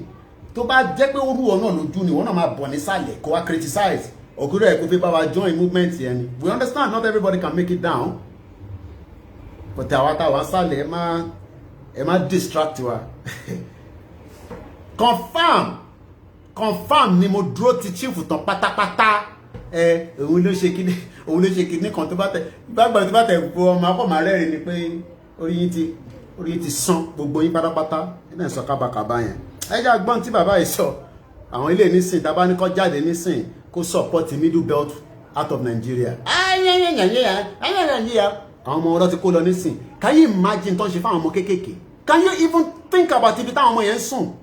Oh, torí pé kò tí ì dé ọ̀dọ̀ Southwest. Sick and tired of staying here. Oh yes, abroad is good. It's good. Freedom. Wọ́n tó ń pè freedom ni. Èyí orí táwọn tó bá ń ṣe rally àbí tó ń protest. Tó máa bọ́ ọlọ́pàá fa gbùdùgbùdù. Ọlọ́pàá àṣírárì lásán lẹ́kọ̀ọ́ ọ̀pọ̀ ọmọ yẹn. Àwọn kan ní kò ń ṣe 14, wọ́n ní 24. And then so, ó yẹ kó pọ̀ ọmọ 24 náà ni. Ṣó yẹ kó yìnbọn pọ̀ ọmọ 24. Ká má tẹ̀sí ọ̀pọ̀ ọmọ 14. It doesn't matter the age. Ṣó yẹ kó yìnbọn pọ̀ ọmọ yẹn. Tó yẹ kó yìnbọn pa. So àwọn tó wá ní that same freedom wọ́n wá máa sọ fúnra wa pé báyìí ṣe yẹn kò dáa so ká má ṣe bẹ́ẹ̀ so káwọn tó wà nílé kọ́ lè máa wo pé ìbá ṣe yẹn olúkálùkù máa ṣe tiẹ̀ ní nǹkan tó tóbi ní Yorùbá nation and àwa sì ń follow and we still a sì ń follow ìlànà bàbá wa Professor Banji Akintoye but èmi mọ̀ pé lẹ́yìn ìjà máa wáyé I know that. Ó lè máa wá straight away. Ó lè wá nísìn. Ó máa wáyé. Yes. Soyinka, Professor Wole Soyinka, make all of them afraid. That is why Oluwo cook the lion. Ntẹ̀gbẹ́ mọ̀ tí yẹn bá sọ. Problem tẹ̀ nìyẹn. But bàbá wa Sunday ní pé yẹn kọ́kàn gbẹ́nu òun sọ̀rọ̀. Ẹnìkan tó lè gbẹ́nu ẹ̀ sọ̀rọ̀. Tí tó bá ti sọ, òun lòun sọ. Òun náà Olayomi Koiki. Tó bá tẹ́ lọ́rùn. For ìgbàgbọ́n àbí whatever problem tell me kò ṣe problem tell me. Let's continue and play the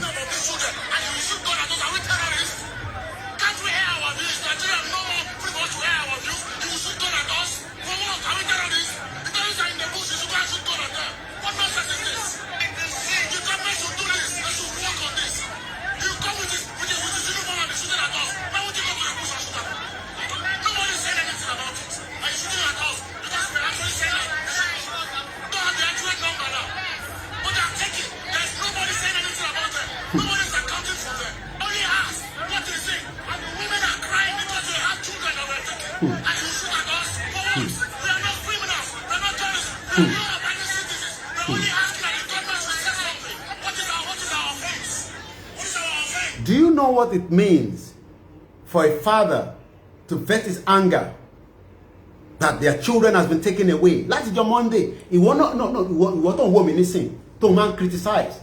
Oh yes, we like criticism, it's part of it. But I just want you to look at it. Pé tó bá jẹ́ pé ọmọ ẹ nílùú òyìnbó lọ́kọ̀ kidnap for láti jọ́ Monday títí di wákàtí. Number one náà ìlú tó bá wà yẹn wá ti máa wà náà. I know that. Kódà wá ti kó gbogbo resources tán ní pátápátá. If it was in England lọ́mọ kan sọnù. Kàmá ìtẹ̀ tí wà sọmọ. Do you know what it means for 150 children to be taken away?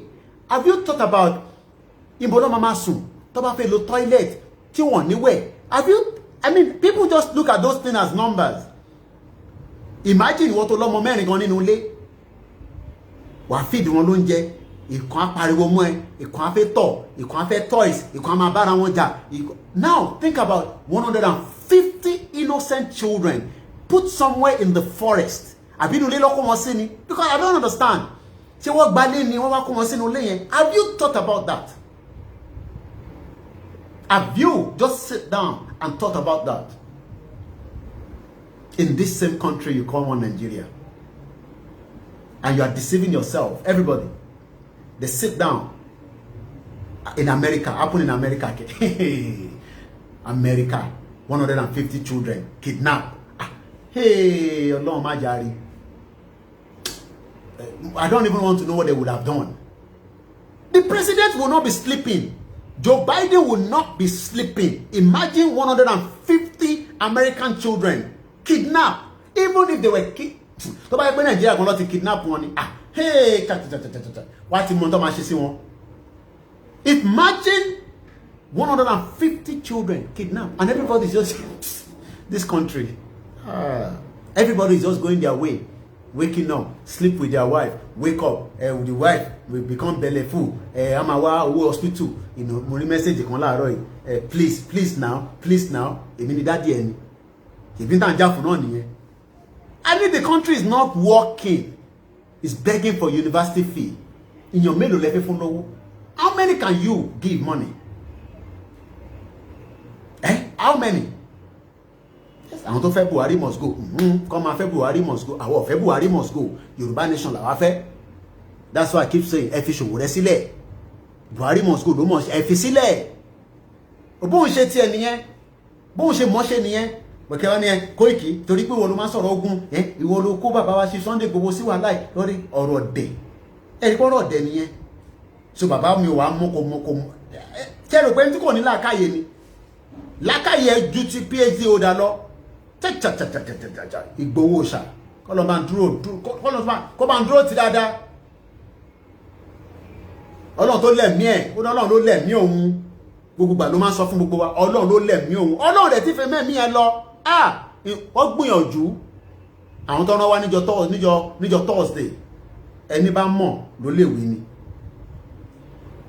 àwọn wíkọ́ àwọn kan àwọn náà àwọn alágbára làwọn náà lè lágbára gbẹ́gbẹ́gbẹ́gbẹ́gbẹ́ sàn gbẹ́gbẹ́gbẹ́gbẹ́ wo lẹ́ni ẹni bá lágbára ẹgbẹ́ jáde nísìn ká lò ó gbogbo tí Yorùbá bá ní ẹ bẹ̀rẹ̀ sí lò ó gbogbo tí kó wà ní Bible ẹ bẹ̀rẹ̀ sí sá gbogbo tó wà ní Quran kẹ́ bẹ̀rẹ̀ sí sá ká má fi dáhùn nìkan ìdáwà náà mọ̀ gẹ́gẹ́ bí sọ̀rọ̀sọ̀rọ̀ èmi ti gbójú síta láti last year mo bẹ̀rù anybody mo sọ mo dúró tán ni mo sọ fún wọn ní last year nígbà yẹn náà wọ́n rí pé mo ṣeré ni tó bá ti sú ó máa padà ó máa lọ jókòó ó máa ṣe kinní kan.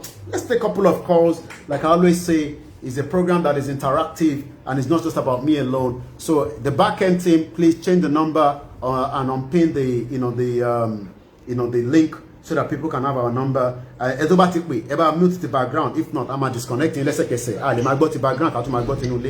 Possible. Hello, caller. Okay, all right. Hello, Mr. Koiki. I come to you, sir. I put a little bit of observation. Yoruba, because there's one constant thing with the Yoruba race. It's always fighting. That's the one. I my reference point in it. In Jericho, you get to buy your daddy. No,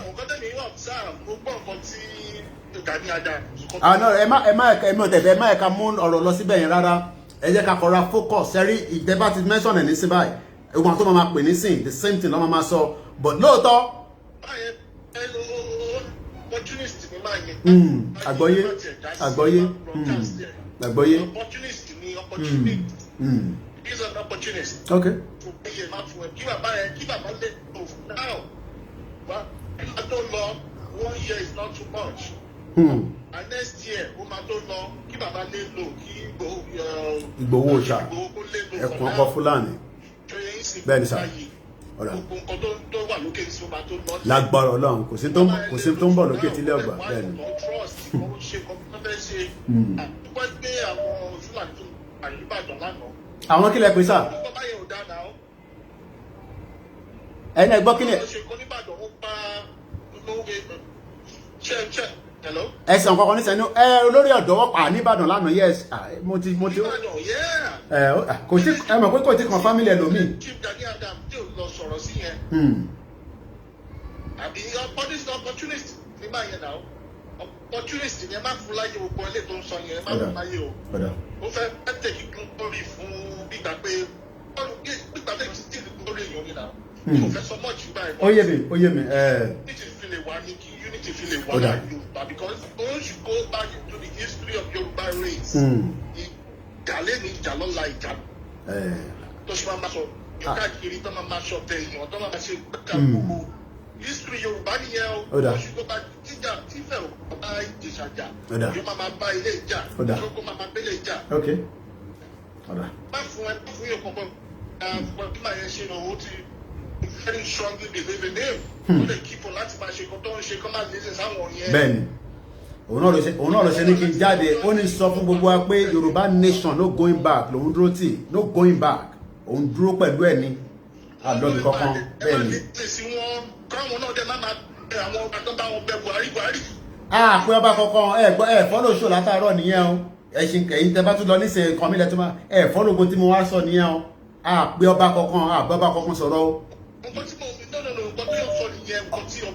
Ọba ní right láti kan tó bá fẹ́ kọ problem tiẹ̀ nìyẹn yẹn ń ṣe problem tiwa but kó má mú tiwa money because àbá sọ anything àwọn lọ́ọ̀yà wa ti ń ṣiṣẹ́ lọ iṣẹ́ tó ẹ̀kọ́ ṣe wọ́n ń ṣe lọ. Bẹ́ẹ̀ni wọ́n ṣe fáwọn kan jẹ chancellor ní gbogbo tó wà nílẹ̀ yìí a ní kò sí Nàìjíríà mọ́ wọ́n fi wọ́n jẹ chancellor àwọn yẹn ló pèrè là ń ṣe ni ó dáa. Ẹ ṣé gan ni àmì Ọlọ́run ẹ ṣé gan ni ẹjá tó fáwọn ẹlòmíràn láàyè ká lè jẹ́ kó yá ní ṣúkúṣúkú ẹ bá dá sí alàgbà tó wà lórí là. Hello. All right, I think that is not coming through. 1523, 11th of July, we still have 12 Yorubas in the hands of the DSS. Tomorrow we give more updates on them. More legal representative will be making another attempt to visit the DSS headquarters in Abuja. We've already filed, like we've said last week, a motion for the DSS to bring them to the court so that the court, give that, opportunity for us to have a contact with them. They have probably been given a lot of, since they've been kept 11 days. We don't know the kind of atrocity they've committed on them. But all that we will find out as soon as we have our legal representative, to see them as well. So let's continue with the calls. Plus 4475 9405079. Teba Tinkwe. Eba Machine Kia Kia. Hello, caller. Mr. Koiki, Ètò nìyẹn. Ṣé ìgbóhùn tèmi? Ìmọ̀ràn tí mo kàn fẹ́ gba àwọn èèyàn ni pé wọ́n máa torí gbogbo nǹkan tó wà nílẹ̀ wọ́n máa gbé ara wọn sí landland. Tó wà ti rí àwọn kan tó ń bọ́ sórí social media. Àwọn ti lọ bẹ bámbẹ kábíyèsí bámbẹ gbábámbẹ àwo lórí social media. So ọ̀gbìn àgbọ̀fẹ́ olóyè. Ẹgbẹ́ àwọn ògùn fẹ́ bọ́ba sọ̀rọ̀. Ó lọ bọ́ba privately. Wọ́n máa sọ situation tó wà nílẹ̀. Wọ́n máa gbé ara wọn sí landline. It is uncalled for. Sí popularity náà pè é. Kò dẹ̀ sẹ́ni tó nílé nífẹ̀ẹ́ Yorùbá. Ó báyìí àwọn ti dúró bí. Gbogbo ọmọ akọ ọmọ akí Yorùbá àwà lẹ́yìn ìgbàgbá Sunday kò. Gbogbo á lè má sí ilé. Ṣùgbọ́n nínú àdúrà wa, à ń pè wọ́n lọ́wọ́. A lè gbàgbọ́ pé òótọ́ ló máa borí. Òótọ́ ló máa borí. Torí bẹ́ẹ̀ ló sọ lẹ́ẹ̀kan pé àwọn tó ń fọmọ tó ń pamíjá tó ń pàwọ́ àwọn tó wà nínú ìbànújẹ́ ṣé wọ́n lè lò síjọba tó wà ń tà ẹ́. Bàbá nígbàgbọ́ pé gẹ́gẹ́ bí ọ̀rọ̀ Bíbélì ilẹ̀ gbígbẹ lọ́lọ́ tẹ́ ń gbé. Gbogbo àtọ́rù fáwọn lè jẹ nínú ọ̀rọ̀ tó wà ńlẹ̀ pẹ̀lú sóyàn títí tán lè wó wà. Ilẹ̀ Yorùbá mú wọn gbogbo ẹ̀jẹ̀ tó ti bá sílẹ̀ níbi Yorùbá ọ̀run á bèèrè lórí wọn. Kò kẹ́ni wọ́n máa torí nǹkan tó wà ń lẹ̀ wá bọ́ sórí social media That is nonsense.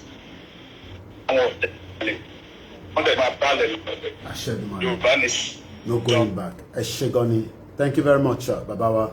Eshegoni, sir. Let's give more room for more calls, so that we can make it as interactive as possible for those of you that also have views that is very, very legitimate. Whether it's a criticism, we take it. Whether it's an opinion of view, that is why it is different from NTA. Hello, Ekason, sir. Ètò ni ẹ. Gbogbo àwọn tó bá ń gbẹnu gbogbo ẹ má dá wọn ló jàre kò sí nǹkan tó kàn wọ́n kàn jẹnu ni. Onítorí Sunday Igboho sí oníkálukú sáfẹ́ popular sá. Ọlọ́fẹ́ popular sá. Ọlọ́mọ yà ìmé ìrẹ́kọ̀dù lórí pé Sunday Igboho kàn bẹ̀ múvẹ́ǹtì Yorùbá lè sọ yìí gbogbo àtọ́níwìkúwì àtúntọ́wùsọ ẹ̀ má dá wọn ló rárá ni wọ́n nìyẹn. Ìkọ́ táwọn ọmọ lè nìyẹn. Ọdún sẹ́yìn ní pé psychological war ẹ ti wí ni everybody ló ti mọ òótọ́ yàtọ̀ sí rọ́bà yìí lọ́wọ́ tá a wà yìí. Ẹ má yìí kọ́ tọ̀ yìí. Ẹ ṣe gan-an. Àgbọ̀yé sàn. Ká focus lórí nǹkan tá à ń ṣe ni gbogbo aláti mọ tó yàtọ̀ sí rọ́ kò sí nǹkan tó dẹ̀ lágbára jù nìyẹn táwọn ẹ̀dẹ̀ nílé mọ tó yàtọ̀ sí rọ́ yẹn kò sí fẹ́tẹ̀fẹ́ pàmpáwé níta bá ń tọrọ alókù so gbogbo àwọn ilé ìtọ́kọ̀ ń wá tó ń tẹnu wótòwótò ẹ ọba àkọ́fẹ́ ṣe kìnìkan ọba àkọ́fẹ́ ṣe kìnìkan tọ́ba tẹ̀ máa rọ́ba tọ́ba mọ́ bá ṣe àwọn ajẹ́rọ àwọn bàbá yẹn lọ́wọ́ mú lọ kò sọ́ba àwọn ọba gidi tó dúró lẹ̀ àti pé bó láti gbọ́ pé ẹnìkan pé ọba àwọn gbogbo àtẹ̀lé lọ sọ́dọ̀ Buhari èwo bẹ́ẹ̀ àti pé jíìpù èwo ṣé jíìpù dáhà sí mọ̀ tipẹ́tipẹ́ àbí láti wọ́n tọra wọn ni wọ́n tọra àdìsíláàtì wa. Ẹ ṣé gan ni. Thank you very much. That's why it's an open conversation. We allow you to comment. You also have your views to call into the program as well. Let's go straight and take more calls. Hello, I think it's hello caller. Go ahead. Ẹ káàbọ̀ sórí ètò. Ẹ kú iṣẹ́ takuntakun o. Àwa ni ẹ sọ. Ẹ kú iṣẹ́ takuntakun o. Ọlọ́run á fún yín ṣe o. Ọlọ́run á fún gbogbo wa ṣe o. Àmín. Ìmọ̀ràn kékeré tí mo kàn ní lákọ̀ọ́kọ́ ẹ jọ̀ọ́ tẹ́ bá ti bá olóyè Sunday Igboho sọ̀rọ̀ ẹ bá ẹ wá sọ fún wọn pé kọ́ máa gbé kọ́ọ̀lì yẹn kankan kọ́ máa tiẹ̀ sí lórí láì rárá for now. Ẹ má jẹ́ kó sọ̀rọ̀ lórí láì rárá. Ṣẹ̀gbọ́sà. Àgbọ̀yé. Tẹ́ bá fẹ́ bá wọn sọ̀rọ̀ ó lè tẹ́wọ́ náà wọn bọ̀ kó má jẹ́ lórí àrò. Kọ̀ọ̀tẹ́lẹ̀ inú wọn ṣe mọ́nítọ̀ tó Yorùbá dẹ̀ sọ̀rọ̀ wọn kò wé tó tó bí òwe o wọ́n ní àṣà ọ̀la máa kíkanjú lógun àmọ́ akíkanjú ni wọ́n so adẹ̀sí nídìí wọn Ọlọ́run adẹ̀ dúró tì wọ́n. Bẹ́ẹ̀ni ọba kọ́ba tó bá ń ṣàkóso ẹ má ọba yẹn lóhùn má dá wọn lóhùn wọ́n gbà bọ̀dẹ̀ wọn àgbà bọ̀dẹ̀ àwọn ọba míì wà tó jẹ́ pé fẹ́ support but torí ìjẹ́ kan wọn lè sọ̀rọ̀ ẹ má ń tọ́ àwọn ọba rò rárá àtọ́ wọ́n bá bá wọn tábà sọ̀rọ̀ ipa wọn pé àtún yẹ kí wọ́n máa yìí sí ẹ jẹ́ ká fi ọ̀rọ̀ tí wọ́n sílẹ̀. Ẹ mo sẹ́ǹdì kíní ẹ ló tẹ bá wo kíní kan tí mo sẹ́ǹdì sí lórí WhatsApp yẹn orin Saheed ni. Orí tó bá ṣe dáadáa kó máa ṣe dáadáa. Ara ẹ̀ díẹ̀ wá gbọ́ Ọlọ́run á fún yín ṣe. Àwọn wà lẹ́yìn yín o. Ẹ ṣé gan ni. Gbogbo ọ̀nà. Thank you very much. Nítorí ẹ̀ ṣẹlẹ̀ gbọ́ Ọlọ́run ni. Tó sì ní ìṣẹ̀lẹ̀ náà. Fún ìlọsíwájú orílẹ̀-èdè Yorùbá náà ni. Ẹ ṣé gan ni. Ọlọ́run á fi gbogbo wa ṣe. Àmín. Ẹ ṣé gan ni. Ilẹ̀ ìlérí lágbára Ọlọ́run. Thank you very much. Mo kí gbogbo ẹ̀yin tí ẹ jókòó tẹ́ ń gbọ́ wa tí ẹ tó bẹ̀rẹ̀ sí ń bá wa dá sétò náà ẹ jẹ́ ká tún lọ sọ́dọ̀ ẹni tó wà lórí ìlà. Hello caller. Okay, let's give chance, maybe it's gonna come back. 12 innocent people are still kept in the hands of the DSS and we will continue to fight to get their release out of the DSS as quickly as possible. But tó bá di ọ̀la títí ọwọ́ ọ̀rọ̀lẹ́, I should be able to give a clear update, more legal tape. From what I'm also hearing, tomorrow at Yaba, àwọn 49 tí wọ́n mú ní Èkó, they will have a sitting tomorrow. Ọlọ́run á jẹ́ kí gbogbo Èkó rí bó ṣe láti rí èèyàn tún fẹ́ máa ṣe rally ó ti di problem. Ṣe rí pé people will not agree for Yoruba nation, but one thing is, it's the best way to get out of Nigeria. Àwọn ọ̀run kékèké wà tó lágbára tó wa, we have the means and capacity to stand on our own. Hello caller. Hello Koiki. Ẹ bá gbóhùn sókè ohun yẹn lọ́lẹ̀ díẹ̀. I want to talk to you. Okay, all right. It takes a bit of our time, but all right. Yeah, we're going quickly. Yeah. Emma Sorolo, admit you're already. Because we don't want to take too much time. No, I want your pot and go all over the world. So we can't hold people to do it.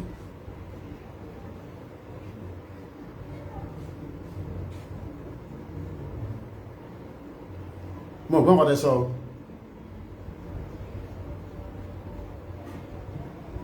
I saw you already. So yeah. We're not on boy yet. No more.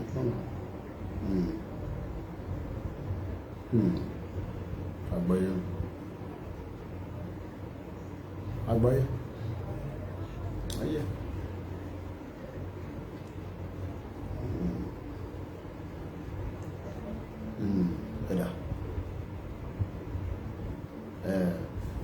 I think Kama hold program for too long. All right, no problem. All right. I should go ni mama wa tó pè wá. Lẹ́ẹ̀kan sí a dúpẹ́ lọ́wọ́ gbogbo ẹ̀yin tí ẹ ń gbọ́ wa níbikíbi tí ẹ ti láǹfààní àti máa gbọ́ wa.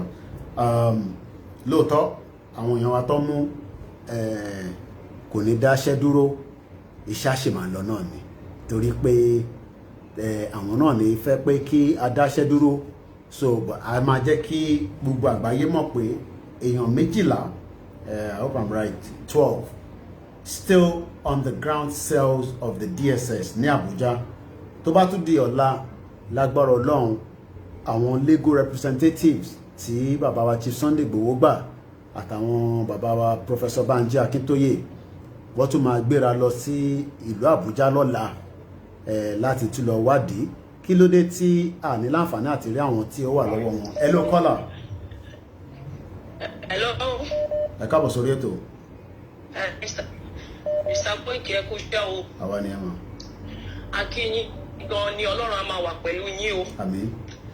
Ọ̀pọ̀lọpọ̀ àwọn tó jẹ́ wípé a ní platform tá a lè jáde, a wà nínú ilé à ń ṣàdúrà ràn yín lọ́wọ́ o. A dúpẹ́ f'Ọlọ́run. Ẹ ṣé gan ni. Bẹ́ẹ̀ ṣe ń rin ìrìn àjò yìí, bẹ́ẹ̀ ṣe ń rìn àbá yín fi ẹ̀mí rìn. Àmín. Ẹ ṣé gan ni. Ẹ jọ̀wọ́, ohun tí èmi fẹ́ sọ ni wípé mo fẹ́ kí gbogbo ọmọ Yorùbá kí wọ́n gbọ́ ohun tí mo fẹ́ sọ yìí. Wọ́n gbọ́ yín. Ṣé ẹ tí àwa ń bá yín fi ẹ̀mí rìn lòyìí? Wípé ìrìn àjò tó jẹ́ wípé Ọlọ́run fún ara wọn ló ń ṣe iṣẹ́ yìí. Àwa gẹ́gẹ́ bí ẹni ẹ̀mí, Ọlọ́run sì ń bá wa sọ̀rọ̀ lórí ìrìn àjò yìí, àmọ́ ohun tí Ọlọ́run rí. Gbogbo àwọn tí a bá ti ń sọ̀rọ̀ mo máa ń fọ́lọ́ yín tẹ́ sọ wípé ọ̀rọ̀ pé ìgbà táwọn èèyàn bá ń kọ́mẹ̀ntì ó kọ̀ máa ń rẹ́rìn. Ẹjọ́ ẹ sọ fún gbogbo àwọn ọmọ Yorùbá, a máa yọ o. Ọlọ́run ló sọ bẹ́ẹ̀.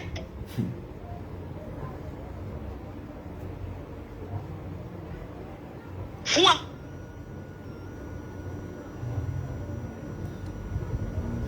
Network. Àwa. À ń gbọ́ yín mà. A máa jà. Ọlọ́kọ̀ wípé nípò tí wù. Ó kéré. Bí o ti ṣe ní irú. Ó ṣe.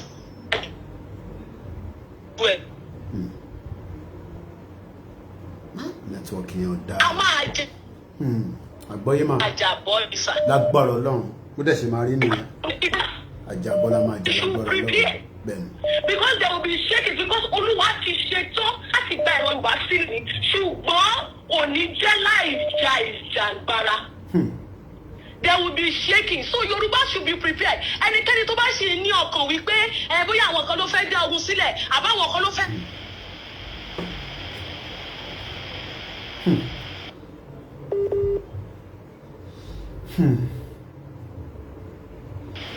Ẹgbà sílẹ̀ kí wọ́n lọ kó Ọlọ́run fúnra ra wọn.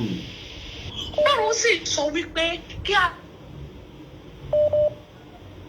bẹ̀rẹ̀ sí bẹ̀rẹ̀ fún lọ́wọ́ ọ̀run. The network is not very good, but pèsè orí iṣó yẹyẹ dára nígbà kan mo ní kò kí ń ṣe àsìkò ìjà nìyí mo nítorí pé ohun tó wà lẹ́yìn fà ojú èje nǹkan tó ṣẹlẹ̀ ní July 1st yẹn ò tí ì ṣẹlẹ̀ nígbà yẹn. Ta lọ múra a gbọ́dọ̀ kí àwọn ọmọ Yorùbá lọ múra eléyìí kò ṣe pé èèyàn kan ló ń dá ogun sílẹ̀ mo kàn máa ń rìn tí mo bá wọn kọ́mẹ́ torí pé ọlọ́pàá ṣé ọ̀pẹ́ ní tí kò pèmí àlè blame wọn. bẹ́ẹ̀ni. There will be shakings kò sí bí a ṣe fẹ́ ṣe kò sí Ọlọ́run sọ wípé àwa ń gba àdúrà Ọlọ́run sọ fún wa wípé kí a má wulẹ̀ gba àdúrà kò kí n ṣe ohun tí a lè wish or pray away bí ẹ̀mí Ọlọ́run ṣe sọ fún wa nìyẹn that we cannot pray it away we cannot wish it away that we just ask for wisdom for sustenance. Pé ọgbọ́n ọ̀run ni ká béèrè for sustenance wípé because it will surely come. Nítorí náà ọ̀rọ̀ rà ìbálòpọ̀ àfi tó bá jẹ́ pé àwọn Yorùbá wá ń sọ fún Ọlọ́run wípé a ò fẹ́ bọ́ lóko ẹrú a fẹ́ kú sínú oko ẹrú ni. Ṣùgbọ́n táwọn ọmọ Yorùbá sọ pé àwọn fẹ́ bọ́ ní oko ẹrú Ọlọ́run sọ wípé a máa jà gbára ni. Ẹ kú iṣẹ́ sá o Ọlọ́run á máa wà. Ẹ ṣé gan ni bí màmá wa ṣe sọ̀rọ̀ yẹn mo dúpẹ́ lọ́wọ́ wọn torí pé mo ò ní nọ́mbà wọn random call ni but ẹ ṣe sùúrù díẹ̀ mo fẹ́ tú sọ̀rọ̀ díẹ̀ lórí ẹ̀ ṣe rí àwọn èèyàn rò pé bóyá ó kàn wù mí kí n máa wá kí n máa sọ pé ogun war àní wọn ló máa ń ranjú a máa sọ pé war. No, you think it's just my wish to come on the line torí pé bí èrò ń wò wá kí wọ́n máa fìyẹn dẹ́rùbà àwọn èèyàn ṣé wọ́n fìyẹn dẹ́rùbà èèyàn ni. No, mo ń bí wá ní o ẹ jẹ́ ká jọ gbé yẹ̀wò. Thank you very much for the super chat. I miss whoever that person is. Thank you very much. I appreciate it. Ṣé fi pé ó wù mí lọ́kàn wish mi ni pé kí n máa wá sórí ètò but last year ẹ lọ check broadcast mi October 20 kó tó di pé wọ́n pa àwọn ọmọ yẹn ní Lẹ́kì ni mo ti declare pé a máa jagun. Ẹ lọ sórí YouTube ẹ para lọ sórí timeline mi ẹ lọ wá October 20 Olayomi Koiki. I said it before kó tó pa àwọn ọmọ yẹn lálẹ́ pé Nigeria is already at war a máa jà kúrò ni and I have never hesitated by not repeating it again. So if I repeat it all the time, if you are not pleased pé torí pé mo na máa jà ìyẹn ló wá ń bí federal government no kò ń sọ̀rọ̀ pọ́n bí federal government nínú part of inter máa fi kúrò nínú ilẹ̀ burúkú ta fẹ́ abẹ́ bọ́ sí ilẹ̀ tuntun and bí ṣe èmi ò ń ṣe wòlíì mò ń ṣàfà mò ń ṣe babaláwo to understand the say but àwọn tó ń ríran àwọn tí Ọlọ́run fún níran àwọn gan mọ̀ pé tá bá máa cross over ó máa ní skinship fight díẹ̀ ó lè máa pọ̀ ní ó lè máa wà èdè àwọn yàrá pé bí àtàyàn máa sọ pé a máa jogun bí a máa fìbọn fúnra pọ̀ no there are different ways to fight the war ti gbà yẹn ti yàtọ̀ sí tìsín ẹ wo bí coronavirus ṣe dé ṣé ẹ mọ̀ pé war ni coronavirus. I don't want to put too much on that because, you know, the allogram or whatever, Facebook, you know, we start picking that and then in Amar, so we have to do so call me. So, understand, we are living in 21st century. It's not back then. Big bang. So, taban so, eni sure ma binu gbogbo eti npe wa, gbogbo ina la ma gbe pe yin la ma make sure pé ráyè wọlé sórí ètò. Ẹ má bínú ẹ ṣe sùúrù díẹ̀. So, kò ṣe pé ohun Koiki Media mo wá sórí ètò mo wá fi ń dẹ́rù bá àwọn èèyàn no but àwọn tí Ọlọ́run fún níran tó mọ̀ tó ń gbọ́ ètò àtẹ̀ntó ìtì gbọ́ tó wà níbi tí Ọlọ́run fi ẹ̀mí yẹn tó fi sọ̀kalẹ̀ fún wọ́n mọ̀ pé tí Yorùbá máa fi crossover a máa jà ní and at least tí n bá tẹ̀ wá mọ̀ yẹn àìmọye àwọn tó ti pè tó ti sọ fún wa pé Koiki a máa kọjá lọ lóòótọ́ but ṣẹ́rí let me say this thing ṣẹ́rí àwọn Hausa àti Fúlàní àdúrà tí wọ́n ní pé ká má jà ṣẹ́rí bá ṣe ń fa lọ ẹni sùúrù ẹni tó ń pè ẹ mute ti background ẹ ti wọlé ẹ̀kọ́ bá ń ṣe sùúrù fún 1 minute or 30 seconds ṣẹ́rí àdúrà tí àwọn ń gbà ní pé kakọ̀ máa fà báyìí bí pọ̀nmọ́ àtẹran Yorùbá máa lọ kìnìún lọ kí n jókòó sórí show then gbogbo àwọn allegation oríṣiríṣi àmọ́ wá sórí Koiki but tá bá ti jà báyìí nísìn a máa cross over ni ṣẹ́rí gbogbo àmì náà kan ló wà ní union kan gbogbo yẹn nonsense gbogbo yẹn a máa lọ ní straight hello caller ẹni tó ń pè wá.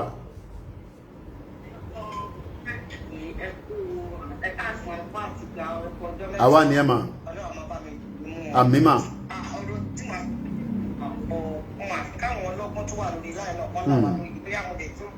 wọ́n ń gbọ́ yín all over the world.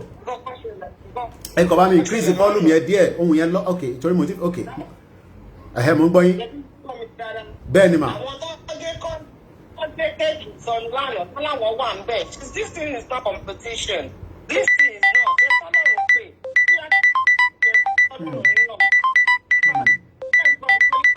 àgbọ́yé à ń gbọ́ yín mà. The other number mi ló rìn ìjọba ẹ má wọrí ó máa ẹni ẹ máa cut off tó bá ti pé mo gbé gbà à ń gbọ́ yín mà.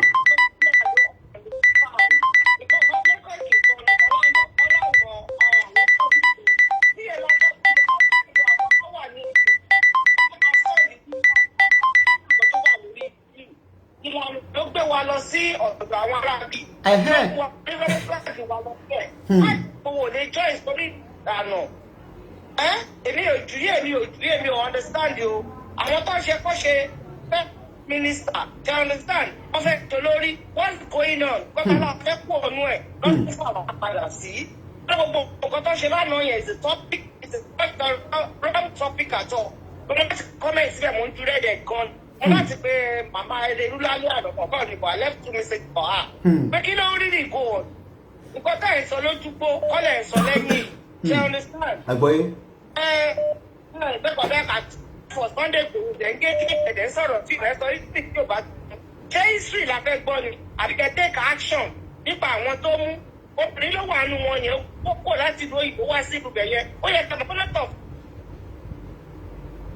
obìnrin náà kọ́ máa bá wọn lára mu bọ̀ obìnrin lélẹ́yìí ó yẹ kí ọmọ pa ó kún gan àyẹ̀mọ̀ bóyá olóyún àbí olóyún they don't do anything about that they are just right about history kìnìkan gẹ̀ẹ́lẹ́ iná ọdẹ sọ̀rọ̀ ìyẹn jẹ́ abọ́ àkànṣe sí kìnì àti láti ká máa jà sí pé ìbílẹ̀ tó èmi ìpàtà torí èkó nínú Nàìjíríà rẹ̀ sáré gbèǹsì èmi ló fẹ́ jẹ kìnìkan ìbílẹ̀ lórí kìnìkan yẹn kọ́ ló wá dé gbogbo àwọn ẹ̀ṣẹ̀ títàn sí ẹ̀kọ́ ní gbogbo Nàìjíríà tó bá gbogbo nǹkan Yorùbá tó bá rẹ́dì ó lè jẹ́ kankan yóò ní post kankan do you understand why are they doing this do you understand?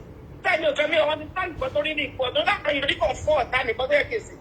I couldn't not sleep. I drink alcohol yesterday. I used sleeping tablet. See yet going on me. I don't know rest. This soon. You know, kill and go through ye. I want to pass away. I ilé òṣè lọ.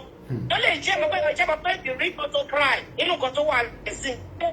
About what Sunday go. So what you can't stay in a house. But I like by a phone late. I want to go around there. But I can't see any come of I come and buy a car. Why if you call us in it for 80 minutes for that Koiki is the way that was the Koiki in India, not Nigeria. I don't understand. Why you're killing the one to one now? Come, no. But I can't kill it on that street. What's it for? We got the one only night blockers. Kí n tó tẹ̀ bá fi parí kínní tí wọ́n ti pẹ́ ní ìrí kankan mú níbẹ̀. Èèyàn kí á kan jókòó. Ó ní Koiki ṣe gbá kan. Ní ìkíni ẹ̀kọ́ la. Àwọn kan kẹ́lá àwọn kan tó sọ pé ọ̀dà òtútù alẹ́ àwọn obìnrin kan. Mo wà nù society mo wà nù group yẹn. Irọ́ ni wọ́n dára dá 85,000 €85,000 ní ká fi join. Ẹ̀yin lẹ́pẹ̀ wá sí ẹ̀rọ àwọn ọmọ bá wà bẹ́ẹ̀. Ó yẹ kí àwọn à ń bẹ̀.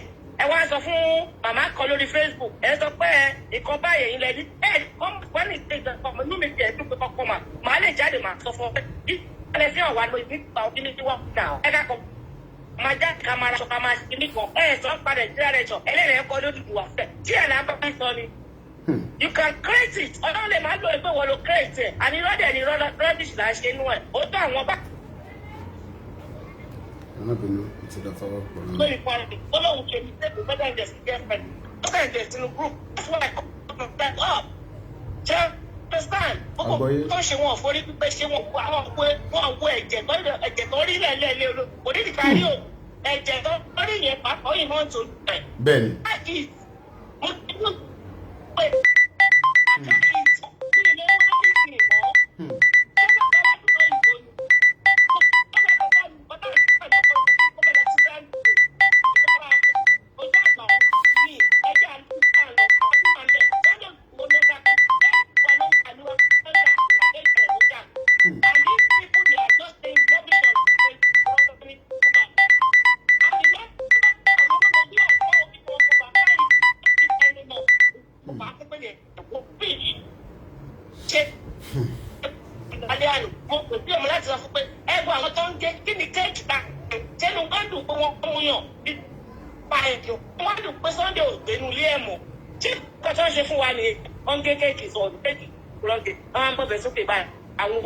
mo saka flow la di ọdẹ.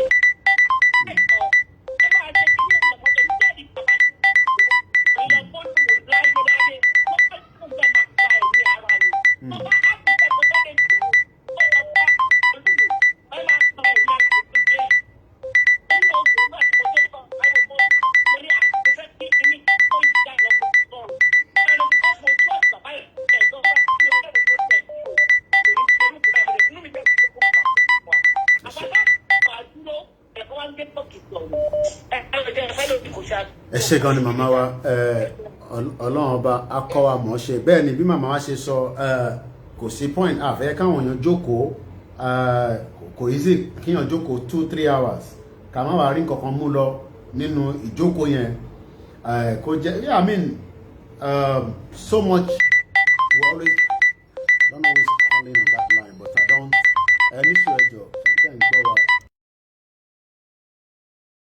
tó nọ́mbà tẹ máa pè òun lọ ti pin sí ìsàlẹ̀ yẹn +4475 94050 òun nọ́mbà tẹ máa pè ní ẹjọ́ má pè the other number yẹn ẹ̀yin tẹ bá mọ nọ́mbà ilé ìta fi ń ṣe show yìí. Hello caller. ẹ káàbọ̀ ẹ bá mute background yẹn pátápátá ó sì ń filter wọlé díẹ̀ ẹ mute ẹ pátápátá mà. kẹlẹ̀ má bá wa sọ̀rọ̀ lọ à ń gbọ́hùn yín àfi gbọ́n tẹ́fẹ́ bá wa sọ. ẹ kú iṣẹ́ ẹ kú ètò. àwa ni ẹ mọ̀. inú mi dùn pé ẹ fún wa ní ààbò pé ẹ kúrò bàbá wa. àlàáfíà ni bàbá wa wà wọ́n ní máa kí gbogbo yín pátápátá àlàáfíà ló wà. àdùpẹ́ ẹ ṣe gan ni. mo fẹ́ ẹ jọ bẹ́ẹ̀ ṣe wà ní mo mọ̀ pé gbogbo àwọn ará diaspora ni wọ́n gbọ́ yín. bẹ́ẹ̀ ni mà. ẹnìkan méjì suggestion kan tó bẹ̀ ṣe wà ní Canada a máa sọ ní meeting wa lẹ́nu ipe tó bá ṣe pé 3 days la fẹ́ lọ dúró ní each everybody government house. bẹ́ẹ̀ni kódà èmi mo fara mọ́ bọ́ mo jẹ́ kẹ́ máa sọ̀rọ̀ lọ mo ti èmi náà gbọ́ voice note yẹn ó wà important ká lọ máa sùn síbẹ̀ ká máa jí ká máa sùn síbẹ̀ ká máa lọlé. ká tún sí one day ẹ bá wọ káàsì ẹ one day all over the world. okay àmàṣe tó bá ṣe yí pé èèyàn mẹ́ta péré ni àmàdúró sí ẹgbẹ́ tí mo lè mọ̀ wípé àwọn ọmọ ọkọ Yorùbá wọn máa dìde. bẹ́ẹ̀ni. wọ́n kí kájú sẹ̀ 3 days all over the forest are ready. so ẹ jọ ìlọkọ mo fẹ́ kẹ́ bá bẹ pa ọ pass message yẹn. and now bàbá mi wọ́n lẹ gbowó wọ́n lẹ kọ́lé ẹni tó bá ṣe nídìí pẹpẹ tó ń jẹ nídìí pẹpẹ yóò kí àbàdà problem ní ayé wọn nìyẹn. nǹkan tí a wá fẹ́ mẹ́sẹ̀gì tó yẹ kí gbogbo wa tó kábìdé ká pàṣẹ ni pé òkú tí wọ́n gbé lọ kí wọ́n release ẹ̀. ó sad kò dáa rárá. kí wọ́n release ẹ̀ muslim làwọn people yìí they supposed to be buried the next day. bẹ́ẹ̀ni. within 24 hours. wọ́n ti deny wọn on that right already. And most importantly, bàbá wa kí wọ́n leave the what wọ́n gbé sọ̀rọ̀ wanted is not a wanted. What is a wanted person? What is a murderer? What is a rapist? What are the kidnappers? Tí wọ́n dẹ̀ mọ̀. So nígbà tí a bá lọ sí gbogbo kìíní gbogbo oríṣiríṣi àbákò jáde, ó wà very important. Inú mi dùn. Lé àtijọ́ tí ọ̀rọ̀ ti ṣẹlẹ̀ mi lè this is second son mi lè lọ sí church. Mi lè lọ máa pretend ní orúkọ níwájú Ọlọ́run kí n máa jó níwájú Ọlọ́run inú ilé mi mo ti wà tí mo fi sùn fún ti Ọlọ́run pé mo bá wà ní òkè. Ṣe ìdájọ́. Ṣùgbọ́n sílẹ̀ ní bondage burúkú la wà. So gbogbo ẹnu mi gbà á mo lè máa dárúkọ mi tó bá sí gàrí àná bá fẹ́ parí kó parí olórí ṣùgbọ́n láti lè máa pa wá lágbára Ọlọ́run. olórí ṣùgbọ́n láti Gani Adams tó sọ pé nǹkan tí òun bẹ̀rẹ̀ kí ló bẹ̀rẹ̀ it's not how long it's how well kí ló ń ṣe ṣe kó tó yẹ kó máa sọ sí Chief Sunday Igboho lélẹ̀ wọ́n ní ìjà lára à ń dùn wọ́n ṣe wí lẹ́jọ́ ìjà lára òtún bọ̀rọ̀ kí ni ẹ lè fi ṣe ń pè ní bàbá òrùgbá wọ́n yà ní ọwọ́ ẹ̀ ó lè bọ́ síta tálẹ̀ sí ilé ìyàwó kí ló ṣe tó ní kókó lọ́ máa bẹ̀rẹ̀ àwọn ìjọba ni wọ́n ṣe ní yìí kò bá bá kọ́kọ́ jù. mo ti sọ fún critics yẹn nígbà tí wọ́n lọ sí Ọ̀fà tí wọ́n ṣe rally ọmọ àti mo sẹ́gun fídíò yẹn ọmọ yẹn ní pé a mọ̀ ọ́ta lè ṣe àwọn ọmọ ọ̀tá tí wọ́n lọ sí wọn náà lè kápá wa wọ́n bẹ̀ àwọn tẹ̀lé sọ̀rọ̀ ti kápá wa kí bẹ́ẹ̀ni mo rántí ẹ parọ́ bẹ́ẹ̀ni káwọn máa padà bọ̀ sílé bẹ́ẹ̀ni what tell you guys want ẹ jọ ẹ bá wa fi bàbá wa ti Sunday Igboho lọ́rùn sílẹ̀ ó fẹ́ gbà wá ní òkú ẹ̀yin ọmọ alẹ́ Yorùbá tí ẹ rò pé ẹ tí ìkú tí ẹ ti kú tán àánú yín ṣe mí. And bàbá mi ṣe rí táwọn mídíà yẹn má jẹ́ ká fọ́ọ̀lù fún ọ o wọ́n lè máa parọ́ tóró ti ṣẹlẹ̀ sí sáìdì ọ̀dọ̀ mi just of recent. Tí wọ́n sọ tí ara àwọn Fúlàní tí wọ́n ní wọ́n kidnap ọmọ wọn at the end of the day irọ́ ni kábà bíbí wọn náà ni. So gimmick ni ó ti yé mi tẹ́ ń sọ. So ẹ má jẹ́ ká fọ́ ọ̀gbẹ́ wọn gbọ́ kidnap ní àwọn irọ́ pátápátá ni. Ó lọ fún holiday ni kidnapper ó ti yé ọ̀rọ̀ tẹ́ ń sọ ẹ ti yé mi. Nǹkan tí mo sọ yìí níyà ìsọ bẹ́ẹ̀ nígbà tó bá yá. Ó ti yé mi ibi tẹ́ sọ́dẹ̀ yẹn yé mi ó ti yé mi. So a lè máa ní sympathy fún wọn pé wọ́n kúkú ń ṣe jàǹbá fáwọn náà whereas àwọn náà ń ṣe jàǹbá fúnra wọn irọ́ ní gbogbo ẹ̀. Bẹ́ẹ̀ ni irọ́ pátápátá ni. Ẹ ṣé gan ni màmá wa ọlọ́run ajá máa rí yín bá thank you very much ẹ ṣé gan ni. These are new callers that I don't even have their number before and adúpẹ́ lọ́wọ́ wọn. Ẹ má 400 missed call ẹ má bínú gbogbo yín tí màá try láti put some few calls back.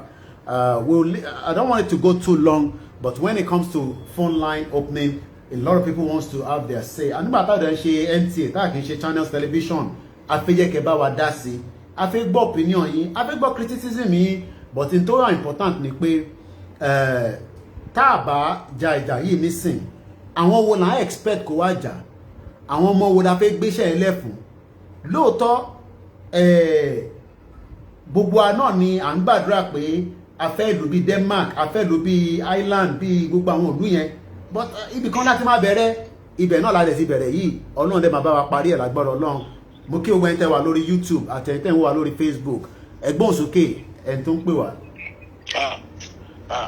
Koiki ẹ ṣe gan ni o ẹkú iṣẹ́ o Ìṣọ̀lá ló sọ̀rọ̀ láti ti London ẹkú iṣẹ́ Ọlọ́run ní mọ́ ẹ̀mí ẹni kọ́ nínú yín lọ àwọn tí àwọn olórí kúkú dẹ̀ ti gbà Ọlọ́run àtẹ̀wọ́n sáfẹ́fẹ́ rí àtàwọn fámìlì wọn àtàwọn ọmọ wọn Ọlọ́run àtẹ̀wọ́n sáfẹ́fẹ́ rí ẹ̀mí bàbá wa Sunday Igboho Ọlọ́run ní mú lọ. Àmín àmín. Gbogbo ète èṣù gbogbo ète ọ̀tá pátápátá ló máa dasán lórí wọn. Àmín. Nǹkan tí mo kàn ní láti sọ lọ́kàn yín ju ìgbé ẹ jẹ́ ká mú ojú kúrò dé ọ̀rọ̀ Gani Adams. Àwọn èèyàn sọ pé à ń jù ẹ lọ òtẹ́jọ́ ìjà ìlara òtọ́bọ̀rọ̀ gbogbo nǹkan ní Sunday Igboho fi ju àwọn bíbò yìí lọ. Ó tún jáde síta kò tún gbogbo wẹ́ẹ̀tì tọ́lọ́ ń pèsè fún kò wo fámìlì ẹ̀ ó lóun fẹ́ jà fún Yorùbá ẹ̀yin tẹ́ ti ń jà fún Yorùbá láti 20 ọdún sẹ́yìn ibo lẹ́ bá dé ẹ sọ di business ẹ wo ẹ gbàgbé ọ̀rọ̀ Gani Adams ẹ jọ tọrọ ọ̀run ẹ gbàgbé ọ̀rọ̀ Gani Adams distraction lọ́rọ̀ ẹ̀ gbogbo àwọn tó ń sọ̀rọ̀ mo comment mo bó ti ká wọn lára ní ó kèmí náà lára but distraction ni ọ̀rọ̀ Gani Adams ẹ mẹ́rin ká lọ sọ̀rọ̀ ẹ̀ mọ́ ibi tá à ń lọ ní ká máa wò ṣe get me nígbà tá a bá gba Yorùbá nation tán bó ṣe president ló bá fẹ́ dà kó lọ dà ẹni máa fẹ́ di prime minister di one only thing tá a ṣàfẹ́ ni pé kàn ṣe dáadáa kí àyẹ jẹ wá anybody bá fẹ́ di president kan lọ dà. Adele hold everybody accountable just like any other country tíyan ti gbé. ṣẹ́gẹ́tì mi bẹ́ẹ̀ni. bàbá Sunday Igboho tó ń jà fún wa òun lóun fẹ́ jẹ nǹkan Ọlọ́run ti fi jẹ gbogbo nǹkan rere tọ́lọ́ lè fi jẹ láàyè ó tún ti lórúkọ ìyẹn kan tó lọ́tọ̀ ẹni tó bá dẹ̀ fẹ́ lọ ṣòṣèlú tó bá kó jẹ́ so ẹ jọ ẹ bá wa sọ fún àwọn èèyàn wa kọ́ máa sọ̀rọ̀ Gani Adams kọ́ fi Gani Adams lẹ̀ ìyá Erelu ti bẹ̀ wọ́n nígbà kan about few weeks ago ìyá yẹn bẹ̀ wọ́n ó pe Chief Sunday Igboho ó pe ọ̀nà ṣẹ́tulẹ̀ tó tún yẹ kúrò ọ̀rọ̀ yẹn máa jáde ó lẹ́wọ̀n àfihàn ẹgbẹ́ kò sí nǹkan tí a lè ṣe fún èèyàn láyé yìí tó wọn bá ti nífẹ̀ẹ́ wa wọn nífẹ̀ẹ́ wa nìyẹn ṣó ti ń sìn ẹ̀wọ̀n náà wọ́n lọ́tọ̀ ní style tí ó yẹ ká lò káwọn bẹ̀rẹ̀ sí lo style tó yẹ kán lò báyìí nísìnyí báyìí kí bàbá Igboho kan lọ fọ́lídé kí Sunday Igboho lọ fọ́lídé báyìí kí àwọn other side kan bẹ̀rẹ̀ style tí wọ́n tán mọ̀ ṣe get me wọ́n ní kọkùnrin rédíò kóbìnrin pa kéjò má ṣáà ti lọ ni oríṣiríṣi ọ̀nà dẹ̀ la fi ń padìyẹ a lè gé orí ẹ̀ a lè já orí ẹ̀ àníṣe kájà ti débi tá à ń lọ ni. bẹ́ẹ̀ni tó important ni. kò sí competition bẹ́ẹ̀. kò bẹ́ẹ̀ ni kankan ṣe competition. bẹ́ẹ̀ni I say láti last year man sọ mo ní Nigeria is a big elephant ka mo ní different angle ka de as long as kaba ṣàti pa tó dìde into important ni èmi direction tèmi ẹ lè má like ẹ kò mí pé direction tèmi ẹni ká wá bring wálẹ̀ pé Koiki yẹn a máa fà wálẹ̀ ni no ẹ má ẹ̀ka ṣe yẹn ìwọ náà ṣe tọ̀dọ̀ tiẹ̀ ẹlòmíì mọ bọ́ ṣe ń kọ̀wé èmi mọ bọ́ ṣe ń kọ̀wé nísìn èmi mọ bọ́ ṣe ń sọ̀rọ̀ ni mo dẹ̀ gbójú mo gbóyà mo dẹ̀ bẹ̀rù so èmi ti dúró lórí yẹn kẹlòmíì tó wá ń bẹ̀rù yẹn kó bá máa kọ̀wé nísàlẹ̀ kó máa bá nọmọ UN nọmọ ẹ tó mọ petition ṣe ẹ jẹ́ ká máa ṣe àwọn kan fẹ́ ṣe rally ní next week nísìn ẹni fẹ́ ṣe protest so everybody will play different role ẹlòmíì ò dẹ̀ mọ kankan ní òun ò mọ kankan ṣe ẹgbà owó tèmi lélẹ̀ ẹ máa bá fi ṣe lọ. ẹnìkan pariwo ẹnìkan gbógun ẹnìkan irú èmi ń ṣe báyìí èmi ò lè ṣe program nítorí inú tèmi le èpèlè mi máa ṣe fún ìwé ìmúra jókòó nítorí ẹ̀mú ṣẹra jókòó ọmọ èpèlè mi máa ṣe fún àwọn èèyàn burúkú wọn ẹ̀fọn adákẹ́kọ̀ọ́ jókòó. ẹmọ ojú tó ń wò all over the world ẹlòmíà ní bọ̀bọ̀ yìí ti rù ìgbà wo ló ṣe padà lọ sí London ààrẹ ti yọ̀bẹ̀ ó tún padà wálé nísìn ó tún rù ó ti lose weight àfárùngbọ̀n àṣe gbogbo ẹ̀ so at the end of the day you know lóòótọ́ ó ti affect àwa náà wọ́n ẹgbẹ́ kò affect wa but a ní láti carry on. iṣẹ́ gidi ló ń ṣe ń bẹ̀ yẹn. a ní láti carry on. iṣẹ́ gidi ló ń ṣe ń bẹ̀ yẹn. ibùn àwọn tó wà nílùú òyìnbó gan àwọn tẹ́ni ọmọ ológo àwọn yèyé dára iṣẹ́ gidi náà ń ṣe kì í ṣiṣẹ́ kékeré. iṣẹ́ kékeré. kí ẹ máa sọ̀rọ̀ fún 1 hour 2 hours. kì í ṣiṣẹ́ kékeré. ó ti wù mí kí n ti dìde nísìn but tí bá ṣì ń wá àwọn tó fẹ́ pè màá tún lókè ká tún fúnyàn bíi méjì láyè ká fúnyàn mẹ́ta but a lè gbá gbogbo yàn over 400 missed call láti ní nísìn àwọn èèyàn dẹ̀ sì máa pè tá a bá tún ṣe tán àwọn èèyàn sì fẹ́ bá wa sọ̀rọ̀ so ọlọ́run fún wa ó ti fún wa ṣe délẹ̀ lágbára ọlọ́run. ẹ má gbàgbé ìkọ́lé ìjà tó. no mi kẹ. owó tí o tí ì tó. bẹ́ẹ̀ni owó táyé pé gbogbo wa ṣe ń wá sí ẹ̀yìn kọ́tà máa rà sí pọ̀. gbogbo ṣe bí gadget lásán la ṣe ń sọ̀rọ̀ àfẹ́ já radio station sílẹ̀ àfẹ́ ra gadget. iṣẹ́ pọ̀ rẹpẹtẹ iṣẹ́ pọ̀ tá a fẹ́ ṣe. ìgbà tó kọ́ máa ní ìdówó gidi gan ní hundreds of millions because kò sígbà tá a lè ní ìdówó ńlá owó máa wà lápá yàtọ̀ sọ̀rọ̀ tá à ń sọ yàtọ̀ sí gbogbo ìwé tá à ń kọ yàtọ̀ sí gbogbo movement yàtọ̀ sí meeting a máa ní owó ńlá. àwọn èèyàn mọ̀ ká ṣe máa lọ́bì tẹ bá ń sọ̀rọ̀ gbogbo UN yẹn lọ́bì ni owó gidi rẹ̀ làwọn lọ́bìs máa gbà lọ́wọ́ yín èsì tó kàn wọ́n. gbogbo àwọn yẹn iṣẹ́ ni ẹ má wọrí iṣẹ́ ò dáa iṣẹ́ ló jẹ́ pọ̀ pọ̀ máa ronú bẹ́ẹ̀ nìkan kó o dẹ̀ iṣẹ́ ni nǹkan burúkú níṣẹ́ Ọlọ́run fún wa ẹ ṣé gan ni ẹ̀gbọ́n mi ẹ ṣé gan ni thank you very much àmàrí ibà mo kí gbogbo ẹ̀yin professor ẹ̀yin ọ̀jọ̀gbọ́n ẹ̀yin jagunjagun àwọn jagunjagun kan wà nísìn wọ́n lẹ̀ ni nílẹ̀ Yorùbá wọ́n lẹ̀ ni lásìkò bá tó wá dìde àsìkò yẹn ò tí tó ni àsìkò yẹn ò tí tó but à ń bẹ Ọlọ́run pé kí àsìkò yẹn bá máa tó kó bá gbogbo alálàáfíà ṣe rí afẹ́kúrò ní Yorùbá nation kò ń ṣeré kò ń ṣe joke it's not a joke ẹ já gbọ́ láti ọ̀dọ̀ àwọn tó wà lórí ìlà hello ẹ káàbọ̀ sórí ètò our YouTube is playing off again I'm not sure why à ń gbọ́ wọn yín màmá wa. kó ṣe tako. àwa nìyẹn. orúkọ jẹ́ ìbò nǹkan kò ní ṣe ṣífù lágbára Ọlọ́run. lágbára Ọlọ́run wọ́n ní máa kí gbogbo wa. ó yà mí lẹ́nu gidi gan-an àwọn tó pera wọn ní Yorùbá kìíní kan pé wọ́n ní wọ́n jáde láti celebrate 1 year pẹ̀lú gbogbo nǹkan tó ṣẹlẹ̀ sí ṣe Sunday Igboho ó yà mí lẹ́nu gidigidi gan àwa ní Yorùbá brothers and sisters kí ààrẹ Gani Adams kó má lè mourn àwọn tí wọ́n ní wọ́n pa nílé ṣífù Igboho àwí tó tún wá bọ́ sí tán ń condemn shift gbogbo èèyàn ló mọ Gani inú ẹ̀ ń dúdú pé nǹkan tó ṣe fún ṣífù yẹn tó ṣe jáde tí ẹnu ẹ̀ tó ń wá tọ́ tó ń sọ rọ́bìṣì lẹ́nu ó dẹ̀ tún wá dùn mí fún Erelu náà fúnra ra ẹ̀ because níjọ́sí nígbà tí ààrẹ tó kọ́kọ́ condemn ṣífù àwọn náà sọ pé àwọn parí ìjà fún wọn ó dẹ̀ láwọn ọmọ bàbá ààrẹ Gani Adams dáadáa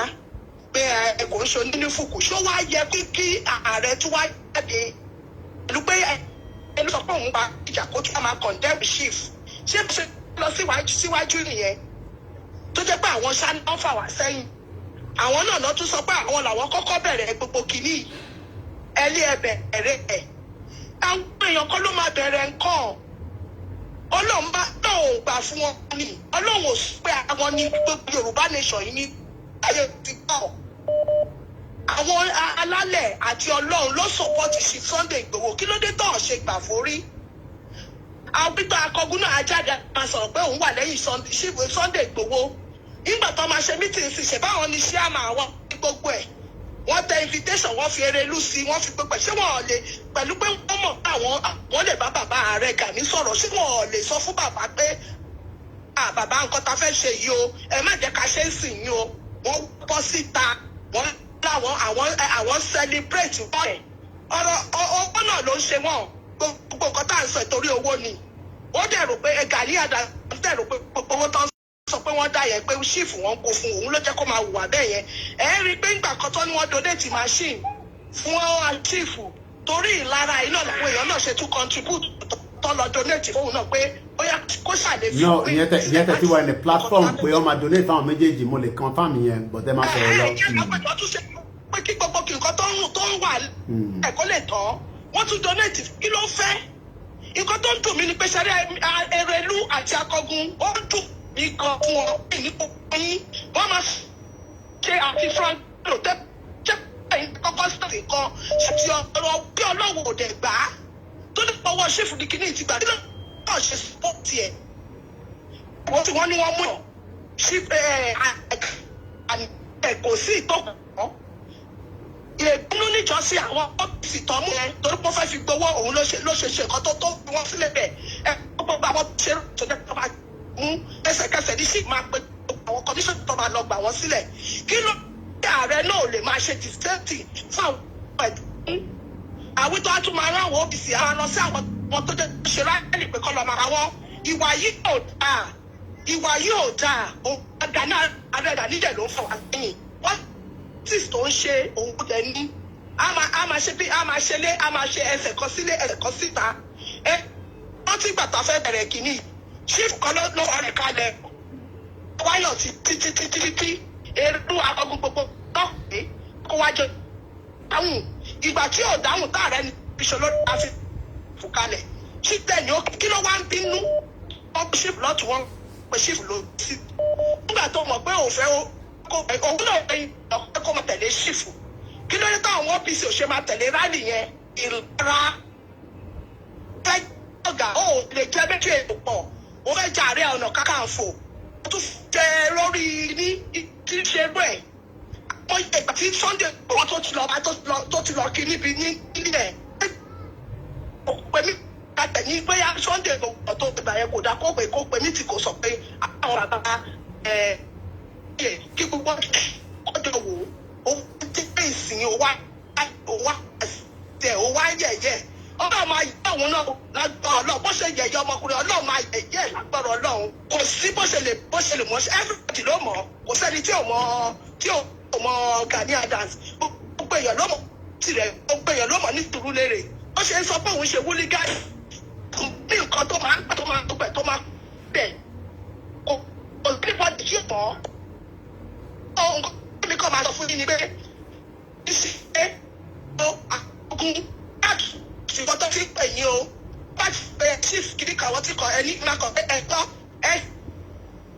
gbọ́ kẹ́ máa sọ èbúrí kan pa kò pé ọ̀kọ̀ọ̀kan ti sọ òun ò gọ́vnọ̀ òun ò jẹ́ president òun ò jẹ́ ìtì lówó ẹ̀dẹ́ àwọn Akọgun náà kẹ̀rẹ́ mọ̀ pé ẹ̀jẹ̀ president ẹ̀jẹ̀ kí la wá bára wa jà fún pé èmi lọ̀gá èmi ní kìíní kan ẹ wá sọ pé ìdẹ kọ́kọ́ bẹ̀rẹ̀ nǹkan tí ó yẹ kó tẹ wá ṣe sọ pé wọ́n ṣe 1 year anniversary. Ọlọ́run akọ àmọ́ ṣe ẹja ti fẹ́ lómi láyé no problem Ọlọ́run akọ àmọ́ ṣe Ọlọ́run akọ àmọ́ ṣe.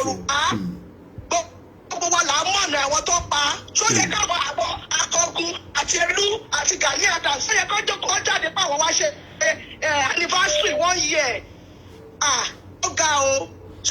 Tẹ́bàdẹ̀ ṣe sọ pé àlọ́ọ̀fù ara wa rèé ọmọ ìní wa ṣé wọ́n wù ọmọlúwàbí ṣé ìwọ ọmọlúwàbí náà wù yìí àbí ẹmọ kó ọ̀rọ̀ ọmọ wọn tí ẹ̀ ká dùn àwọn tó pa wọ́n bá àwọn èèyàn wọn rò ó òun wá kàn dẹ́mu wọ́n sọ pé àwọn bá bẹ̀rẹ̀ pé òṣìwọ́ nìyẹn ṣé àti àwọn bá ní títí tí wọ́n dá wa lóhùn ni ṣé wọ́n dá wa lóhùn torí àsìkò màmá wa ẹ mọ̀ pé bí bá fi ń lẹ̀ ọ̀rọ̀ pọ̀ tí ẹ sì fẹ́ sọ sínú ètò náà but torí ká tún lè fún àwọn ẹlòmíì láyè aago 4 dẹ̀ ti lù àti lo wákàtí bíi mélòó kan àrẹ̀wọ̀n fáwọn èèyàn sì fi pé ẹ bá máa gé kúrúkúrú ẹgbọ́n sókè ẹni tó ń pè wá.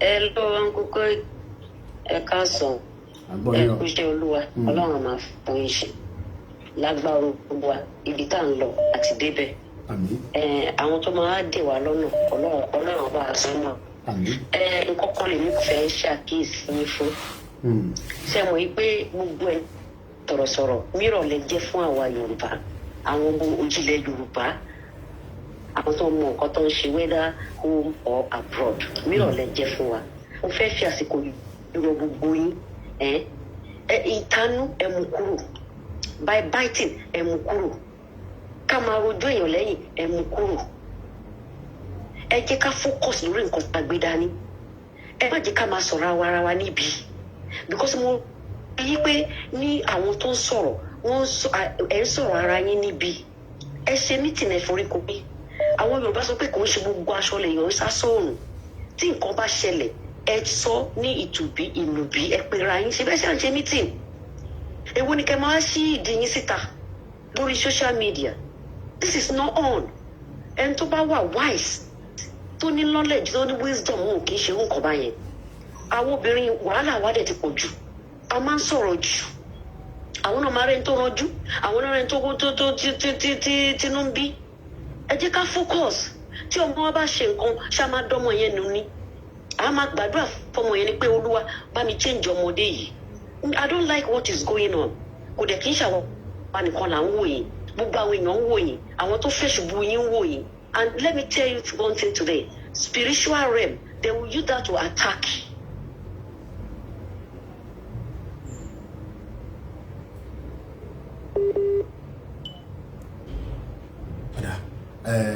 àti gbọ́n tí àwọn náà sọ ẹja tó fẹ́ lómi láyé tó bá máa fi di aago 4:00 àbẹ̀rẹ̀ sí gbé tó yẹn wá sílẹ̀ hello caller that's why it's not empty tó bá jẹ́ pé TVC ni àwọn nǹkan míì wọ́n ní jẹ́ kẹ́ sọ but because everybody has their views and their opinion we don't know people get their views and their opinion heard and it's part of the movement but one thing is Yoruba nation is bigger than every single one of us and nobody can break it down ibi tá ti bá ṣe dé ó ti kọjá pé kíyàn kan wá point finger pé èèyàn kan máa gbé wálẹ̀ kò lè work hello ẹni tó wà lórí ìlà ẹ bá wa dá sétò náà mú kí gbogbo ẹni tẹ́sí bá wa bá ètò yẹn ní ṣó akín ní ọkùnrin lọ́bìnrin lọ́mọdé lágbàlagbà hello caller go ahead please. hello ẹ káàsán ọpẹ́ pàtàkì lọ́wọ́ bàbá wa Sunday Igboho ọlọ́run ọba Elédùmarè àtúbọ̀ bá dúró táwọn ìyàwó wọn dúró táwọn ọmọ wọn nǹkan tó ṣẹlẹ̀ ọlọ́run á bá pẹ̀kùn sí bàbá wa nínú ọlọ́run á tẹ́ wọn sáfẹ́ rí gbogbo àwọn tó ti kú àwọn tó dẹ̀ wà láti àtìmọ́lé náà ọlọ́run á bá yọ wọn láìpẹ́ láì jìnnà. mo fẹ́ fi àsìkò yìí kí bàbá wa Wọlé Ṣóyínká ọ̀jọ̀gbọ́n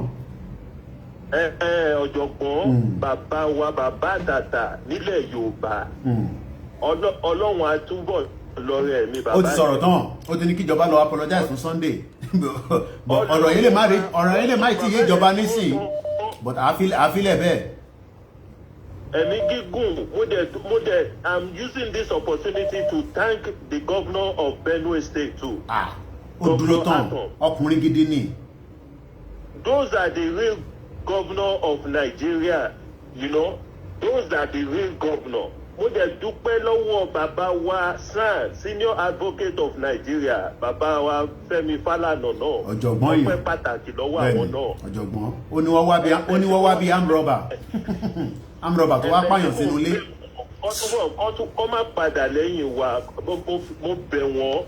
Mo bẹ̀ wọ́n gidigidi gan. Kọ́ má padà lẹ́yìn wa nítorí ìyà yìí pọ̀. Kò ń ṣe kékeré. Ìyà yìí pọ̀. Kò ń ṣe kékeré. Ẹ ṣe gan ni alágbára ẹ ṣe gan ni òun ni bẹ́ẹ̀ ni ká lọ fọkàn balẹ̀. wọ́n ní òtítọ́ ló máa lè ké irọ́ Ìgbòho ṣá padà mi o mama yìí wá padà o ó dàbọ̀. ẹ ṣé gan ni wọ́n tún bá mi fi orin sí àdúpẹ́ lọ́wọ́ ẹni tó pè yẹn tán wọ́n tún bá mi fi orin lé lórí pé Koiki òtítọ́ ló máa lékè ẹ ló kọ́là ẹgbọ́n sókè ẹni tó bá ti wọlé ẹ má bínú fún ìdí kan mú kí gbogbo ẹni tẹ́ ń wà lórí YouTube. Yeah, it keep bouncing and it seems to be back now on the YouTube as well. Hello, caller. I'm going you. Hello, Mr. Koiki. Ẹ kú ètò. Ètò nìyẹn, ètò gbogbo wa náà ni ọmọ Yorùbá lónìí. Bẹ́ẹ̀ni, Ọlọ́run á fún wa ṣe o. Láṣẹ Èdùmàrè. Ní agbọ́rọ̀ Ọlọ́run, ohun tá a gbé dání ní alálẹ̀ àwọn bàbá wa, àwọn tó ṣẹ̀dálẹ̀ tó jẹ́ ìṣẹ̀dálẹ̀ Yorùbá, Ọlọ́run á fún wa ṣe. Àmín. Nǹkan tí mo kàn fẹ́ sọ lórí ètò yìí ṣe rí ọ̀rọ̀ Chief Gani Adams ohun tó ń sọ èmi ti meet Chief Gani Adams rí ohun tí mò ń sọ èyí ti meet Chief Gani Adams tó ń bọ̀ ó pọ̀ létí wa kò rí mẹ́mbà ní Island ni nígbà yẹn lọ́hùn kò tí ì jẹ́ nǹkan kan a wà níbì kan ní Shandon mo dẹ̀ béèrè ọ̀rọ̀ mẹ́ta lọ́wọ́ ẹ̀ bọ̀tẹ̀sì tó fún mi ń jọ yẹn ó sì wà lọ́wọ́ òsì mi. Nǹkan tí mo kàn fẹ́ sọ lórí Chief Gani Adams pé ẹja gbàgbé ń pa Chief Gani Adams tí ó yẹ yín mo ti pè é lórí ètò rí Mr. Koiki mo ti pè é lórí ètò rí mo dẹ̀ fẹ́ sọ àwọn nǹkan kan gbà yẹn ni pé kí n pè é lẹ́yìn ọ̀rọ̀ lẹ́yìn ètò bó ti mo pè é lẹ́yìn ètò mo kàn bá yín sọ̀rọ̀ kékeré kan mo sọ 1 or 2 3 words fún yín mo mọ̀ pé fèsì torí ẹni tó ń sọ̀rọ̀ torí ọ ní gbogbo alágbà ló dánú délé àwọn tó fẹ́ràn ara ẹni alákan omidẹ̀lá alákan fi ń ṣọ́rí ṣóyè yín àwa náà kéré nínú ọ̀rọ̀ Yorùbá àwa náà Nàìjíríà la gbégbégbégbégbé kó tó di padà èrò lóyìnbó àwa náà mọ̀ tó lè wá sí lóyìnbó sẹ́rí ẹ jẹ́ ká da òpè sẹ́rí gbogbo ohun tó rùn yìí àmọ́ ibi tó ti wá oyè yín àmọ́ ibi tó ti wá wọ́n ní ojúbọ̀rọ̀ kọlọ́mọ kan náà fi ń gbé kúrò lọ́wọ́ ẹ̀yìn. ẹ̀rí mi pa bàbá mi àgbáyé sà. Mr. Koiki màá kàn sọ kékeré kan ẹnìkan tó àwọn tó bá mi ní sọrúkọ mi full but àfi sùúrù mo jẹ ní ìsìn ní àwọn tó bá mọ àwọn tó bá mọ àwọn tó bá mọ àwọn tó ń jẹ Ahmed Pali nílọrin àbí tó ń jẹ Risky tó àwọn tó bá mọ orúkọ tí mo dá yẹn ó possibility wà kan mọ ẹni tó ń sọ̀rọ̀ yìí díẹ̀ àbí àwọn tó bá mọ ẹni tó ń pè ń káká gbogbo wọn ti pè lónìí àbí ohun Razak oníyanjú gbogbo wọn ti dolóògbé lónìí ṣẹ́rú tó ń rùn lẹ́yìn mo ti ó kàn pé kì í ṣe nǹkan tí yóò lè sọ lórí afẹ́fẹ́. ẹ mú sọ́wọ́ ẹ má ẹ̀ka sọ lórí afẹ́fẹ́ kàfílẹ̀ bẹ́ẹ̀. wọ́n ní tí ọmọ ìyá méjì ò bá tí ì fòkùn bára wọn jà ará àtọ̀ ò ní mọ̀ pé òótọ́ ọ̀rọ̀ ni ìjà gidi ló ń jà ṣóyè yín kò dẹ̀ sí mo ń fi gbogbo ẹnu náà wà nídìí politics àti wà nínú ẹgbẹ́ òṣèlú tàbí dèrò bíbò nígbà tó ẹ̀ mo lè fẹnu rẹ sọ èmi ni mo lídìí gbogbo wàhálà tó wà ní Kwara State as a youth mo lè fi gbogbo ẹnu sọ ọba ọ̀pọ̀ àná èmi ọba ọ̀pọ̀ àná ní Coca-Cola road èmi ni mo mú jáde tó dọ̀ balẹ̀ nígbà June 12 wọ́n sọ pé Abíọ́lá ní wá campaign nílọrin bàbá Asaraki ní ayé ìgbà yẹn àwa wà ń bẹ̀ gbogbo ìgbà yẹn ẹni tó bá máa wọ́n tí mo dárúkọ Ìsọjí Paro Nisboga gbogbo wọn kò sí gbogbo èyí tí wọ́n ń ṣe ìgbé Gani Adams bàbá Gani Adams olóòótọ́ ó lè rìn máwọn àgbà nísìn nígbà tó ti kó jẹ ìgbà tó ọmọ ọ̀tá lè nígbà tó ọmọ ọ̀tá téèyàn ṣe ọmọ ọ̀tá olówó ń gbà yẹn òṣòwò ti ọmọ ọ̀tá òṣòwò ń di ọmọ ọ̀tá gbogbo gbà táwa sọ yìí àwọn kan wà ń jẹun tí àwọn èèyàn ti ṣe sílẹ̀ ọ̀rọ̀ Yorùbá nation ẹ má jà tọ́ra wa ẹni máa kú á kú ẹni máa kú á kú ni do or die ní aláti gba kínní ni àwọn èèyàn rò pé èèyàn kan wá jókòó sórí show à ń sọ̀rọ̀ Yorùbá nation ti kọjá bí táwọn sọ àwọn pain wà lára wọn èèyàn all over the world ẹ rò pé Koiki ọ̀rọ̀ Yorùbá nation ọ̀rọ̀ Koiki media nìkan ni. èmi tí mo sọ̀rọ̀ yìí màá tó sọ díẹ̀ mo lọ sí military sóbì ni mo ti ṣe exam tí mo tẹ̀ military torí bàbá tó bí mi mọ̀ pé oró inú mi pọ̀ ó dẹ̀ gbọ́ Ọlọ́run bless ẹ̀ alágbára ni Ọlọ́run bless ẹ̀ ó dẹ̀ ṣe wọ́n lé mi kúrò ní Kaduna ní NDA wọ́n ní mistake pé orúkọ mi kọ́ gbogbo etí àwọn gbogbo bàjẹ́ ní àdáni ṣe gbogbo wa náà kò sẹ́ni tí ó rìn súnmọ́ ìpínlẹ̀ tó yẹ ẹ tó máa kú èmi ti sọ kíní kan fún yín lórí ṣóńgbà yẹn ní pé kí n má sọ ṣe rí ẹ má jà parọ́ para wa tó yẹ yín ẹ má jà parọ́ para kò sí olówó tó fẹ́ kú. bẹ́ẹ̀ni ayé tó ń jọ bẹ́ẹ̀ kọ́ kù. ẹ máa gbọ́ mi sọ pé ẹ bá mi tètè ṣe kíákíá tó dáwọn tó ti fi pè. tó yẹ yín kò sí pọlísíà tó fẹ́ kú kò dẹ̀ sí olówó tó bẹ̀ lọ́hùn pé òun fẹ́ kú kò dẹ̀ sí alágbára tó bẹ̀ lọ́hùn pé kóun kò nídìí agbára tó ń wá yìí. ọmọ àlè ní power thank you very much láàrin.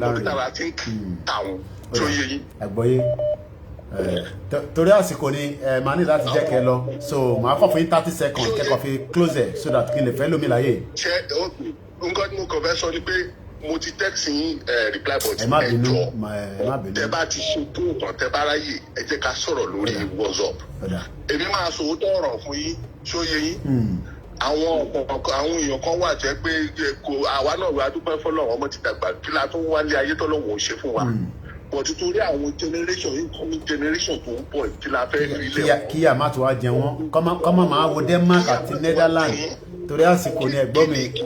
kí ni tí olówó ń wá kí ni tó wà bó kọ́ tàbí kó kọ́ máṣọ̀ tó tóbi jù láyé.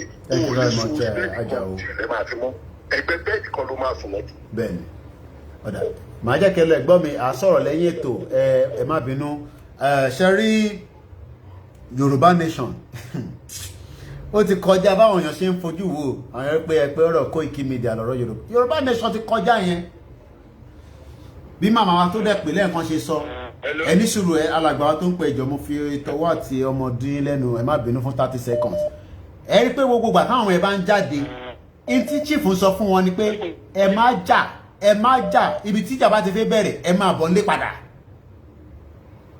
so kò tí ì sọ pé kọjá gbogbo tó sì ń sọ so far ni pé ká má jà ẹ má bà security jà kódà mo release statement lé lórí táwọn kan tún criticize wa pé chief ṣe máa sọ yẹn kọ́ má bà security jà because kò tí tó time yẹn internship fà yìí a sì ń ṣe ní diplomacy ni diplomacy yẹn náà dẹ̀ la máa bá lọ for now bí àṣà bàbá professor Banji Akíntóyè ẹgbẹ́ òsókè alàgbà tó ń pè ìlú wo lélẹ̀ +41 mo rí nọ́mbà ilé rẹ̀ àbí +234 ni mo rí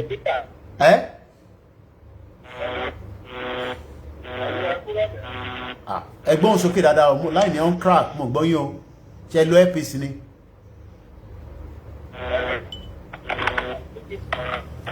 tó bá ti lọ dáadáa ma láti disconnect o àgbọ́yìn o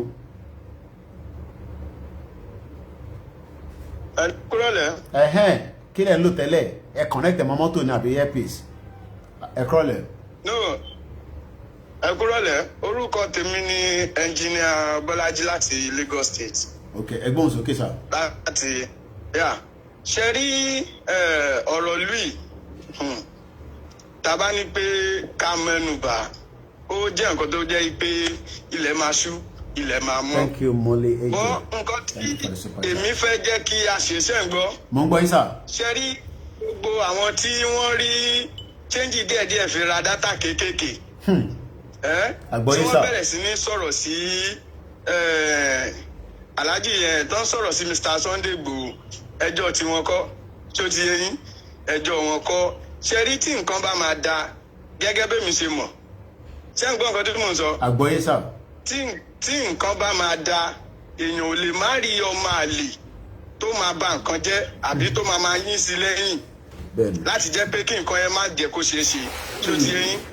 ṣe rí tí àmúsọ nígbà tí a ṣe protest lọ ní 2020 tí ta ṣe protest tí protest yẹn kárí Ọlọ́run ló fún wa ṣe ń gbà yẹn. bẹ́ẹ̀ni.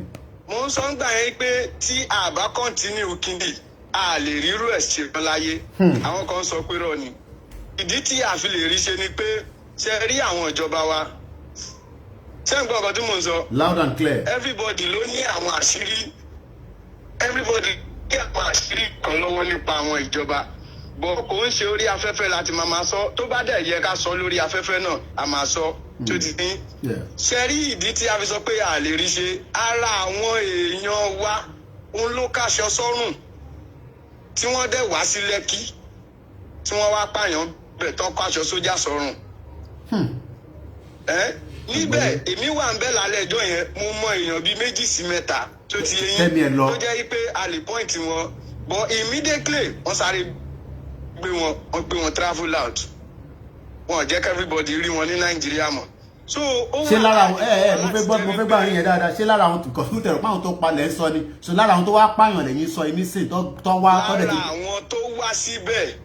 lára àwọn tó wá síbẹ̀ Yorùbá tẹ̀lé wọn wá tí ó ti yẹn lára àwọn tó wá síbẹ̀ ní àwọn tí àwa gangan tá à ń rí sójú bọ́ ṣe rí àwọn àgbàlagbà máa ń pòwe pé tó bá tó àsìkò àti su fòrò àlà Ọlọ́run nìkan la máa bẹ̀ Ọlọ́run nìkan la lè bẹ̀ kó jẹ́ pé ó máa bá wa tún ìlú ìṣe lóòótọ́ tó bá máa bá wa tún ṣe kò ní sọ̀kalẹ̀ o àwa náà la máa jà fúnra bọ̀ Ọlọ́run nìkan la máa bẹ̀ kó kún wa lọ́wọ́ kó bẹ̀rẹ̀ láti ọ̀dọ̀ àwọn olórí kan máa mọ̀ nínú ayé wọn pé nǹkan táwọn ń ṣe ò dáa àwọn oníjà kankan tá a lè dojú ẹ̀kọ́ wọn tá a fi lè mú ìní wọn ṣé ń gbọ́ a ní ọ̀rọ̀ kankan tá a lè sọ tá a fi lè gbọ́ tiwa torí ìlú bámúbámú ni mo yó wọn mọ̀ pé bí ń pọmọ ẹnì kọ̀ọ̀kan àti sínétọ̀ o àti pírẹsidẹ́ǹtì o gbogbo wọn pátápátá gbogbo wọn àti actress àti actor àti artist àti musician àti gbogbo wọn. láìpẹ́ láì jìnnà a fẹ́ jẹ́ kí Ọlọ́run dá àwọn aburú sínú ayé kálukú wọn kọ́ lè kábàámọ̀ nǹkan tó ń ṣe. wọ́n á ní ká má sọ bẹ́ẹ̀ irọ́ lẹ pa a má sọ bẹ́ẹ̀. tá a bá wá rí ẹnikẹ́ni èèyàn kéèyàn tàbí nínú obìnrin tó fẹ́ máa gbàbọ̀dẹ̀ fún Alhaji Sunday tó fẹ́ máa gbàbọ̀dẹ̀ fún Mr. Sunday Igboho pẹ̀lú ògo lọ́dọ̀ Ọlọ́run bí òòrùn yìí ṣe ń lọ sépin bí òòrùn tí ó ràn lónìí Sunday ó ṣe ń lọ sópin ìgbésí ayé tiẹ̀ náà máa lọ sópin ni. Gba Ọlọ́run ilé yàtà fẹ́ ṣe yìí gbogbo ẹnikẹ́ni tó bá wà nídìí kí a má rí Yorùbá nation ṣe tó bá wà nídìí ká má gbòmìnira tó bá wà nídìí kí Nàìjíríà má dà gbogbo nǹkan tó bá fi àárọ̀ rẹ̀ ṣe dalẹ̀ kò sí kankan tó máa jèrè ńbẹ̀ pẹ̀lú ògo lọ́dọ̀ Ọlọ́run bó ṣe jẹ́ nìyẹn jẹ́ kí n fẹ́ lómi láàyè. látẹ̀kọ́ ṣe rí ok mo fẹ́ gbé nọ́mbà +41 wọn àwọn bí wọn ló tún fẹ́ wọlé mo rí ẹ̀gbọ́n mi Ọládọ̀tun mo rí pé yìí náà fẹ́ wọlé kọ́ọ̀lù pọ̀ tó fẹ́ wọlé bí ọba ń wo gbogbo kọ́ọ̀lù tó fẹ́ wọlé tí gbogbo ìlú wa lè wọlé ni kò possible a máa gbìyànjú náà ni ẹni tó bá lè ráyè wọlé ẹni tó bá wọlé lè ní ẹ wọlé nígbà míì ẹ ló kọ́là ẹ ráyè wọlé ọ̀dà ẹ bá gbóhùn sókè yes ma ètò nìyẹn. nǹkan tẹ́mi dá sí ni pé fi ọ̀rọ̀ ọba Gani àbí gbogbo àwọn èèyàn lè distract kan ni ẹ̀jẹ̀ ká wà focus. ká lọ síbi kókó ọ̀rọ̀ gangan. intimidation bẹ́ẹ̀ ni kò sí bó ṣe lè intimidate wa tó a máa dé ìpèdè. ó ti late. àìsàn ètò ìyàrá àpá rárá Yorùbá nation ń dá. bẹ́ẹ̀ni àlàáfíà lọ́wọ́ mo bá wọn sọ̀rọ̀ kí n tó bẹ̀rẹ̀ ètò wọ́n ní máa kí gbogbo wa pé Yorùbá nation làwọn dúró lé lórí.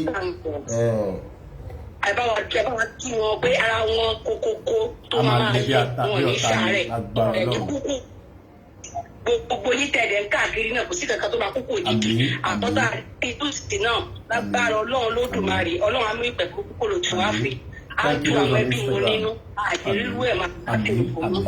ẹ jọ̀ọ́ ẹ fẹ́ kẹ́ máa tẹnu mọ́ kinní kan èmi ò mọ bí tí federal government tí wọ́n ti sọ pé wọ́n gbọ́ pé ẹnìkan stock piling ní ammunition ọgọ́n ẹnìkan wọ́n bá ti ẹ̀rú nǹkan tó ń kàn pé tó kẹ́ bá fẹ́ lọ sílé èèyàn tẹ́ ẹ fẹ́ lọ bá pé òkè agbọ́ nǹkan báyìí ṣé kóòtù kan ló máa fún yín ní search warrant alẹ́ ní kí ẹ fẹ́ lọ bá lé náà gbọ́dọ̀ wà nù ilé àyà kì í ṣe fún náà ṣe lọ bá náà gbọ́dọ̀ wà lórí ìdúró ẹ̀jẹ̀ máa kọ́lẹ̀kùn if bí olè ló lè tẹ́wá gbé yìí. Kí lè DSS ló wà. Wọ́n kàn kú problem wọ́n dà self ní ẹgbàá bí wọ́n sọ fún yín. Àwọn machinery wọn tó kó pamọ́ àwọn náà kó uniform sí lọ́rùn tí wọ́n wá. Because èèyàn kan tó reason tí ọpọlọ ẹ pé tí òun ṣe ẹran tí òun ní dàbí ẹranko òdélé ẹ̀ tí ẹ̀ kíta life tó wà nínú room tó àwọn èèyàn tó wà nínú ilé táwọn èèyàn wà nínú ẹ wá dojú bọkọ gbogbo ilé ẹ bẹ̀rẹ̀ sí gbogbo ilé tí ọ̀dẹ̀ ní. We are not a fool. Thank you very much. Ẹyin yìnbọn ẹtún kóńdó ẹfi jálẹ̀ kò wọlé ó lè níyẹn náà ẹ wá wọlé náà. gbogbo bọ́gláàrì pátápátá bẹ́ẹ̀ bá tẹ̀tí gbọ́ gbogbo bọ́gláàrì wọ́n wá pẹ̀lú tools gidi ni o wọ́n ń yọ bọ́gláàrì gidi ni o wọ́n fọ́ gbogbo bọ́gláàrì tó ń yọ bọ́gláàrì gidi. Kí ló dé ẹ wá mú gbogbo property owó iyebíye láìsí pé wọn ò fowó tọ́ yín ẹ wá yin gbogbo gíláàsì níbọn tí ẹ ti mọ̀ pé ẹ wá rọ̀ ní assassination attempt ni ẹ̀kọ́ gòdì ẹ̀kọ́ gbogbo wọ́n gbé euro lọ wọ́n gbé millions of naira lọ kó lọ wọ́n declare yẹn. ẹ lè dá ẹdún gbà ẹ yìnbọn títí ẹ̀yin wọ́n ń parọ́ pé wọ́n yìnbọn ẹ̀yin yìnbọn títí àwọn méjì yẹn lásán yẹn èyí tẹ́ ẹ sọ pé yìnbọn ọmọ yín yẹn tí wọ́n bá yìnbọn ṣé wọ́n nípa mẹ́wàá márùn-ún nínú yín lẹ̀ wọ́n pa yín ọ̀sẹ̀ tó exchange yìnbọn pẹ̀lú yín ẹ̀ parọ́ ojúkorojú. ọ̀sẹ̀ ní ọmọ tó exchange yìnbọn ẹ tún wá pa ẹni ẹlẹ́ni nípakúpa afẹ́rí òkú àwọn tó ń gbé lọ o. agbọ̀rọ̀ náà aláti ó wà important for forensic examination aláti gbọ̀kú yẹn ṣẹ́rí ṣẹ́tẹ̀rí ẹni sùúrù màmá mi ẹjọ́ torí ọlọ́run ṣẹ́rí gbogbo ohun tá a bá máa fà lọ fà bọ̀ ṣẹ́rí òkú yẹn yàtọ̀ sáwọn tá a mọ̀ pé a máa gbà wọ́n jáde ẹ fọkànbalẹ̀ lágbọ́rọ̀ ọlọ́run àwọn lọ́ọ̀yà ń ṣe lé lórí bọ̀ òkú yẹn wọ́n láti fún wa ní òkú àwọn kan ló lòkú òkú òkú ń ṣe ti gọ́ọ̀mẹ̀ntì ẹ lè pààyàn sínú ilé èèyàn kẹtù wá gbòkú yẹn lọ kẹ wá jẹ́ pé government property báwo ni ẹ ṣe jẹ́ government property anyway ẹ máa sọ̀rọ̀ lọ́gbọ̀n máa mi. ṣé àwa nìkan ò fi ń ṣiṣẹ́ fún ni ṣé àwa nìkan ò fi ń ṣiṣẹ́ fún ni kí ni yẹn mú àwọn ọmọlé ìṣèlú ẹ pa ìwú lọ this is ẹyí ẹ ó kọjá para o àwọn eléyìí ò ṣe ìlú mọ́ o kì í ṣe ìlú mọ́. àwọn kan ṣe ń pè ní ìlú ni ẹ ṣe gan màmá mi. dàda yìí mo bẹ̀ yín mo fi ọlọ́run bẹ̀ yín ẹ dìde o wọ́n ti yí wa. ti yí wa ká. ẹni tó lè ṣe yìí tẹ wákàtàwọ ẹ má jẹ́ kó nígbà tó jẹ́ pé oníkálukú òní mo tó fẹ́ mú mọ́ o àwọn pípọ̀ yìí wọ́n ní plan b wọ́n ní àjẹ́ burúkú wọ́n ní mission pẹ̀lú. bẹ́ẹ̀ni and that mission has been going forever. torí àsìkò ni màmá mi ti bá fún iláyè sí gbogbo wa ló ń ká lára lọ́tún lọ́sì lọ́kùnrin lọ́bìnrin lọ́mọdé lágbàlagbà mo dúpẹ́ lọ́wọ́ gbogbo yín fún àdúrótì fún ọ̀rọ̀ Yorùbá nation bó ṣe ń ká gbogbo wa lára ọ̀tọ̀ọ̀tọ̀ ni but ibi tá a fẹ́ lọ orílẹ̀ lérí tá a fẹ́ lọ tá à ń wò níwájú wa báyìí oríṣiríṣi ni àwọn èèyàn máa sọ pé kò ṣeé ṣe but nígbà táwa dẹ̀ mọ̀ pé a ní Ọlọ́run lọ́dọ̀ tí à ń pè tó ń jẹ́ wa gẹ́gẹ́ bí ti àwọn oníṣẹ̀ṣe wọn oníṣẹ̀ṣe làgbà gẹ́gẹ́ bí àwọn ti Kristẹni tó ń pè lọ́tún lósì àwọn kan wà lórí òkè àwọn kan wà káàkiri àgbáyé wọ́n wà nínú inú àwẹ̀ funfun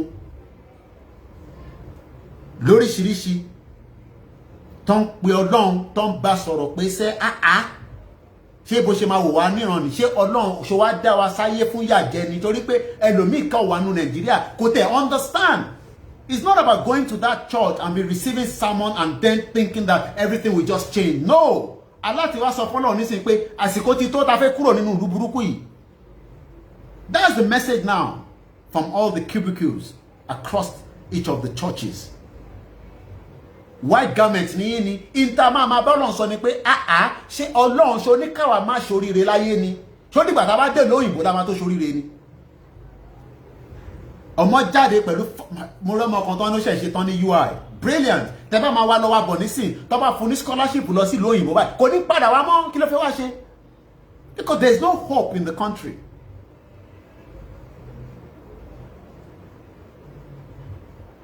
àná sẹ́ni tí mo máa jí ọmọ kan ẹ̀hún fi sanwó school. I mean, for how long are we going to be doing all that? It does not matter how brilliant you are. Forget about that. In your work in Nigeria, forget it. Ẹrú Fúlàní ló máa ṣe. Tó o bá ṣerú Fúlàní, wàá ṣerú politician. Ìkànnì méjèèjì ni. The politician knows the tricks. That's why they move with money all over the place. Wọ́n máa ń gbọ́ wọ́n rìn ní. Politician. Tó bá máa jáde bá ó kéré ó pọ̀ jù láàárẹ̀ 5 million ní. Fún yẹn kan ní 5,000. Ó ti náà tó máa pín owó yẹn. Ibi tó bá dé, ibi tó bá mọ̀ pé wọ́n worth 1 million. Á gbé 1 million síbẹ̀. Bàbá àlàyé, tẹ̀mí mọ́lẹ̀ kí n kọjá, ẹnugbẹ, bí ṣe life nìyẹn. No, is that a kind of life? Kò ń ṣe pé tá bá gba Yorùbá nation, a máa ṣiṣẹ́ takuntakun ni. But a mọ̀ pé à ń build the society tiwa. And there's a lot of mo wo movie kan. Mo wá ń wo àwọn ilé yẹn, ẹ̀yin tẹ́ wà ní South East, ẹ mọ̀ gbogbo àwọn ilé gbàngbàngbà yẹn. Ó rà pé inú ilé yẹn ló ti ṣe fíìmù yẹn. Ẹ rí pé àwọn ilé yẹn nísìn tẹ́ bá dé gbogbo Old Kent Road, àwọn ilé tó wà lẹ́yìn yẹn ní gbogbo bíi tí bus 78 máa ń gbà. Ẹ rí pé wọ́n ti wó gbogbo ẹ̀tọ́ dànù. Àwọn ilé ibi ilé àjọ̀nú tó máa wọ bẹ̀ báyìí tó bá kíáfù wá sọnù sínú bẹ̀. Èmi ò dé àṣà àwa náà dé bá, but wọ́n ti wo nísìn wọ́n ti ń kọ́ latest development síbẹ̀. But àwa ṣì wà níbi pé kí governor, mo wo governor Ogun State, only in the next 20 years àwọn ò lè fix gbogbo títì Ogun State. Mélòó gan ni Ogun State compared to one state in America? Mélòó gan ni gbogbo Ogun State? Irú ọ̀rẹ́ mi àtàtà Adékúnlé, àwọn tó wà ní Texas. And we are talking about, we have the largest bitumen. Bó tẹ́ fẹ́ máa gbọ́ yẹn, bá àwọn kan ní ká máa dúpẹ́ pé ó tẹ̀ ẹ̀dá pé kọ́ máa ti touch ẹ̀, pé at least abá gba Yorùbá nation. But some of the governors think that they are so smart and intelligent. Let's continue with one Nigeria. So ẹ̀yin á continue with one Nigeria. So tí wọ́n bá ṣe governor tán, tó tún rí mi ṣe, wà wá lọ jókòó síbi kan, tó bá tẹ̀ jẹ́ senator mọ́, gbogbo owó tó wà lọ́wọ́ ẹ̀, ìwà àtàwọn family ẹ̀ wá jọ máa gbádùn ẹ̀. Àwọn kan wà nínú ìṣẹ́. Ẹ wá ní Koiki ní problem. Òyìnbó kan tó kó wa together, wọ́n mọ̀ pé kíní yẹn ò lè work. I will still review the mistake of 1914. A sì máa ṣe topic yẹn lẹ́ẹ̀kan sí bí alọ́la. But ká máa rántí pé àwọn méjìlá kan wà ní ọ̀dọ̀ DSS tó kó wọn sí underground cells tí wọ́n ò lè mú, tí wọ́n ò lè jẹ. Torí àmọ̀ bí wọ́n fún wọn lóúnjẹ náà. And their only offense, kàn ṣe pé tọ́jú wọ́n bá wọn nílé ṣífù, their only offense is ní pé gbogbo wa ní àṣẹ Nàìjíríà mọ́. Ìtàn lé ṣífù fún, ìtàn lé ẹ̀mí ẹ̀ fún nìyẹn, ìtàn lé fún gangan nìyẹn, nothing more than that. Ìtàn lé ẹ̀mí ẹ̀ fún nìyẹn, but Ọlọ́run ní òun ò ní fi ẹ̀mí ẹ̀ lé wọn lọ́wọ́. Forget about all this is wanted and all that. Let the legal, I don't want to go into all that because that is already been taken care by the legal team. But in tèmi máa sọ ni pé àsìkò díẹ̀ ló kù ni.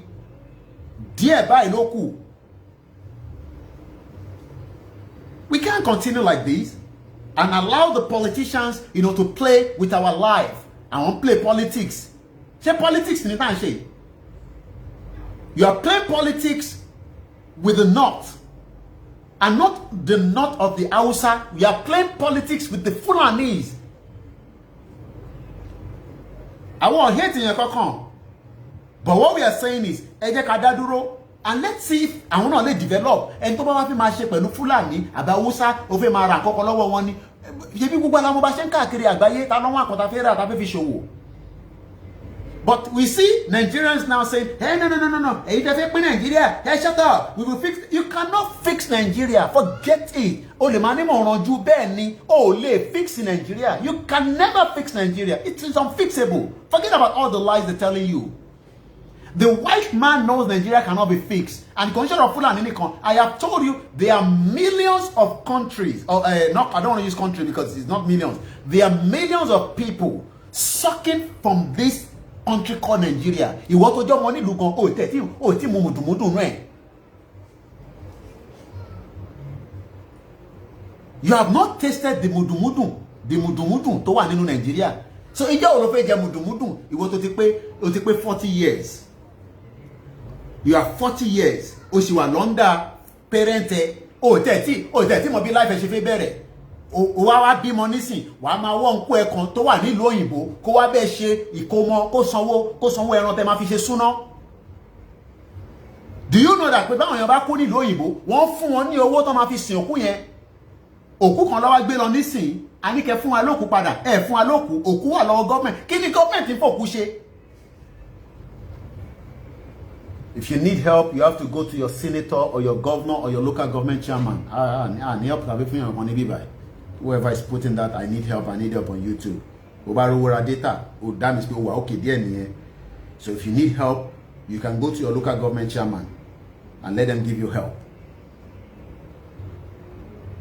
And everybody's living in denial because you see people put 10 second video. Only viewers 300 million. You don't have to do all that. Oh yes, I'm confirm make a lot, but we are talking about having an industry, having a society, having a country that works for you. A country that plans your life. Oh, my power UK, American company. One plan the life for money. One plan the life for money. But our joke on this thing, we are all deceiving ourselves. Everybody, gbogbo wa pátápátá, because tá bá deceive ara wa ni, ó yẹ ká tètè bá wọn fa wàhálà yìí ti pẹ́, kò ń ṣe nísìnyí ká máa fa wàhálà yẹn, but àsìkò tí tó nígbà yẹn ni. Ẹ wo àwọn ìgbọ́n tó pè lẹ́ẹ̀kan yẹn, àwọn kan náà ti ṣe politics now, àwọn ọ̀tẹ̀ kúkú ṣe politics anyway. Lè sọ pé mo ṣe politics in Nigeria, mo mọ̀ pa PDP, mo mọ̀ pa APC, I'm not a membership carrier of any one of them. But we were holding them accountable. A fixed hospital. How can you have a general hospital? Kò sí oxygen. And we have all these things as natural resources. Yet, kò sí oxygen ní hospital. And you say you are living in Lagos. Tó bá sick nísìn, tó bá gbọ́ mọ̀ẹ́dé Mercy Hospital, àbí Lagos Maternity, àbí wherever nínú Lagos ńbẹ̀, wọ́n lè tọ́jú ẹmọ ẹ̀ tó wà tó bá gbé débẹ̀. And everybody is just waking up every day. A kàn sùn, à ń jí. And to buy a salo, I send the $100, $200. But I want to know you, iṣẹ́ ni gbogbo an ṣe. Ṣé mi náà ṣiṣẹ́ lọ́hùn. Èmi náà ti ṣiṣẹ́ lọ́hùn. Mo serve Queen for 20 years in it. Èmi náà sanwó fún. But now, in time fan nísìn ni pé ẹ jẹ́ ká jọ dúró. Look, o lè má like idea tèmi, ìyẹn matter. Ìwọ náà set up idea tiẹ̀. Ẹ máa jọ gbé, ká jọ máa gbé, ká wá jọ pàdé lókè. Èmi mọ̀ bí tèmi fẹ́ mú nínú Nàìjíríà. And I say it, this election, I'm going to this election, I'll keep saying that. I Koiki mama saying this election, I want to make voters card. And you need láti béèrè lọ́wọ́ èmi sọ pé this election. Taba ma election, 2023 ń bọ̀, kọ́lọ́n kó dá èmi sí gbogbo wa. Bí àwọn lọ ní Nàìjíríà ni, bí àwọn lá ní ilẹ̀ ni, àsìkò yẹn ń bọ̀ fún gbogbo wa. So ẹ má sọ pé ẹ torí pé ẹ ti sọ pé this election, ó fẹ́ dógun sílẹ̀, ìyẹn ló wá fa gbogbo. Wàhálà ti wà tẹ́lẹ̀. Wọ́n ti ń fa wàhálà yẹn bọ̀ káwa tó dìde. Àwa náà fọwọ́ kún wọn ni. Ẹ lọ bẹ̀rẹ̀ lọ́wọ́ Comrade Victor Taiwo.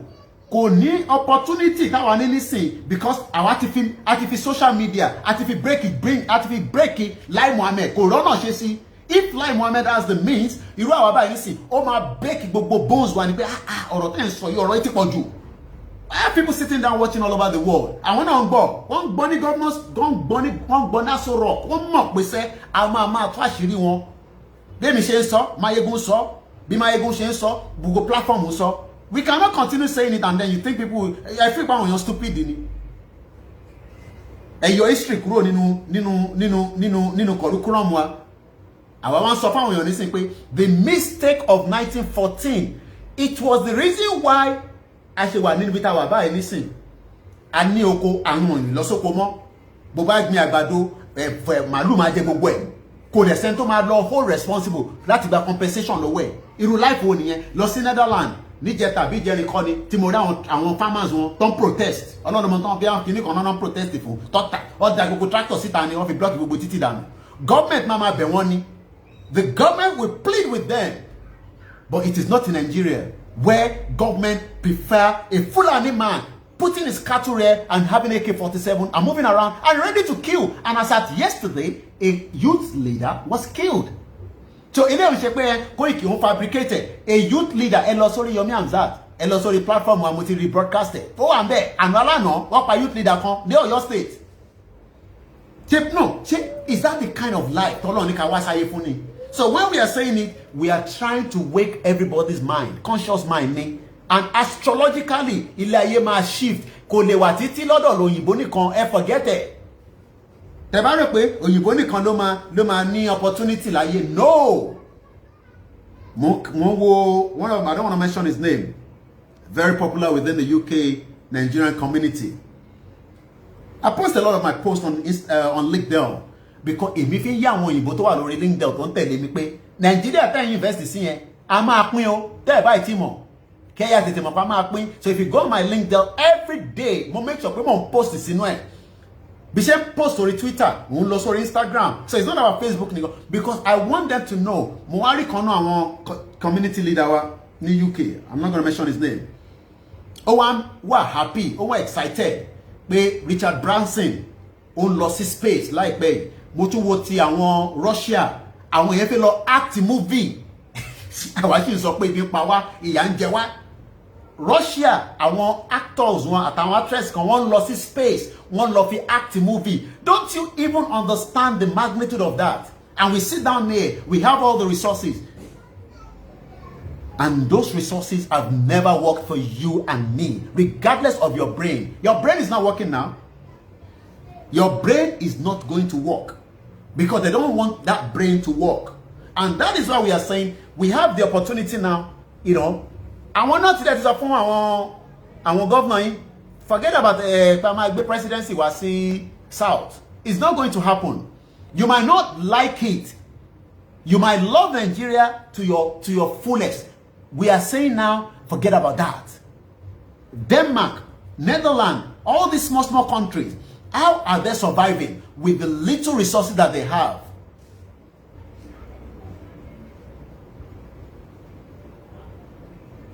How are they surviving? Nigeria is moving backwards while other countries are moving forward with full force. Mongo, China. You know, because of the Yoruba movement, Koiki media have restricted a lot of our posts focusing only on the Yoruba movement. And next, on the 21st of this month, there will be a massive protest at Downing Street. You need to be there. Then people are also saying we should have 3 days. Come up with yes. Shere say, "Emi ready." Mi padà dé. A lọ máa sùn síwájú bẹ̀. Ibẹ̀ láti máa sùn. Ibẹ̀ láti máa jẹun. Àwọn kan máa gbóúnjẹ wá fún wa lálẹ́. Wọ́n máa gbóúnjẹ wá fún wa láàárọ̀. But àwa máa sùn síbẹ̀. 3 days. 3 days. Ìgbà tẹ́mi dé UK. And man kan sùn síwájú parliament yẹn for more than so many years. Wọ́n lé títí wọ́n lọ gba court injunction. Wọ́n fi lé títí. But ẹ jẹ́ ká sacrifice. Tí UK bá náà wọ̀n ní gbọ́, àwọn náà máa jẹ́ kọ́ mọ̀ pàfẹ́ nígbà. Eléyìí sọ̀rọ̀ Koiki nìkan. Tí UK bá náà wọ̀n ní gbọ́, àwọn náà máa sọ pé nígbà. We must give all the support, not just for Chief Sunday Igboho alone, but we must give support for ourselves. Oh yes, some people are so comfortable.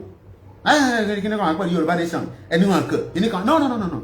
At exactly 5 o'clock, I will bring the broadcast to an end. I'm not going to take calls so that we can wind it down.